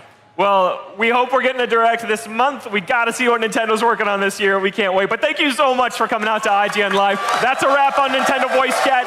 Thanks for being here and lending your amazing voices to our show. That's right. And that's a wrap of day one on IGN Live. Give it up. Yeah. If you want to come down and join us tomorrow, head to IGN.com/live, get your tickets. Come party, look at this. This is amazing. Day 2 of IGN Live tomorrow has live coverage of the Xbox Game Showcase, a special live episode of Game Scoop, plus new looks at big games like Call of Duty Modern Warfare 4 and Tomb Raider Legacy of Atlantis. That's right. Until then, thank you all for watching, and we'll see you tomorrow for day 2 of IGN Live. And thank you to this amazing audience in the building right now. Thank you. You guys ready for some giveaways? Yeah. Are you guys ready for some giveaways? Yeah!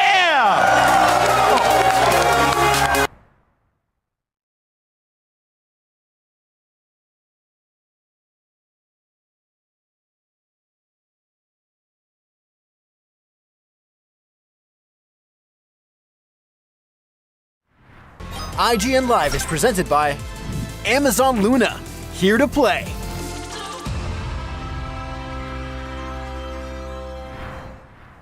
The average Cinefix movie list features nearly 100 different films and approximately 25 minutes worth of wall-to-wall deep dive analysis.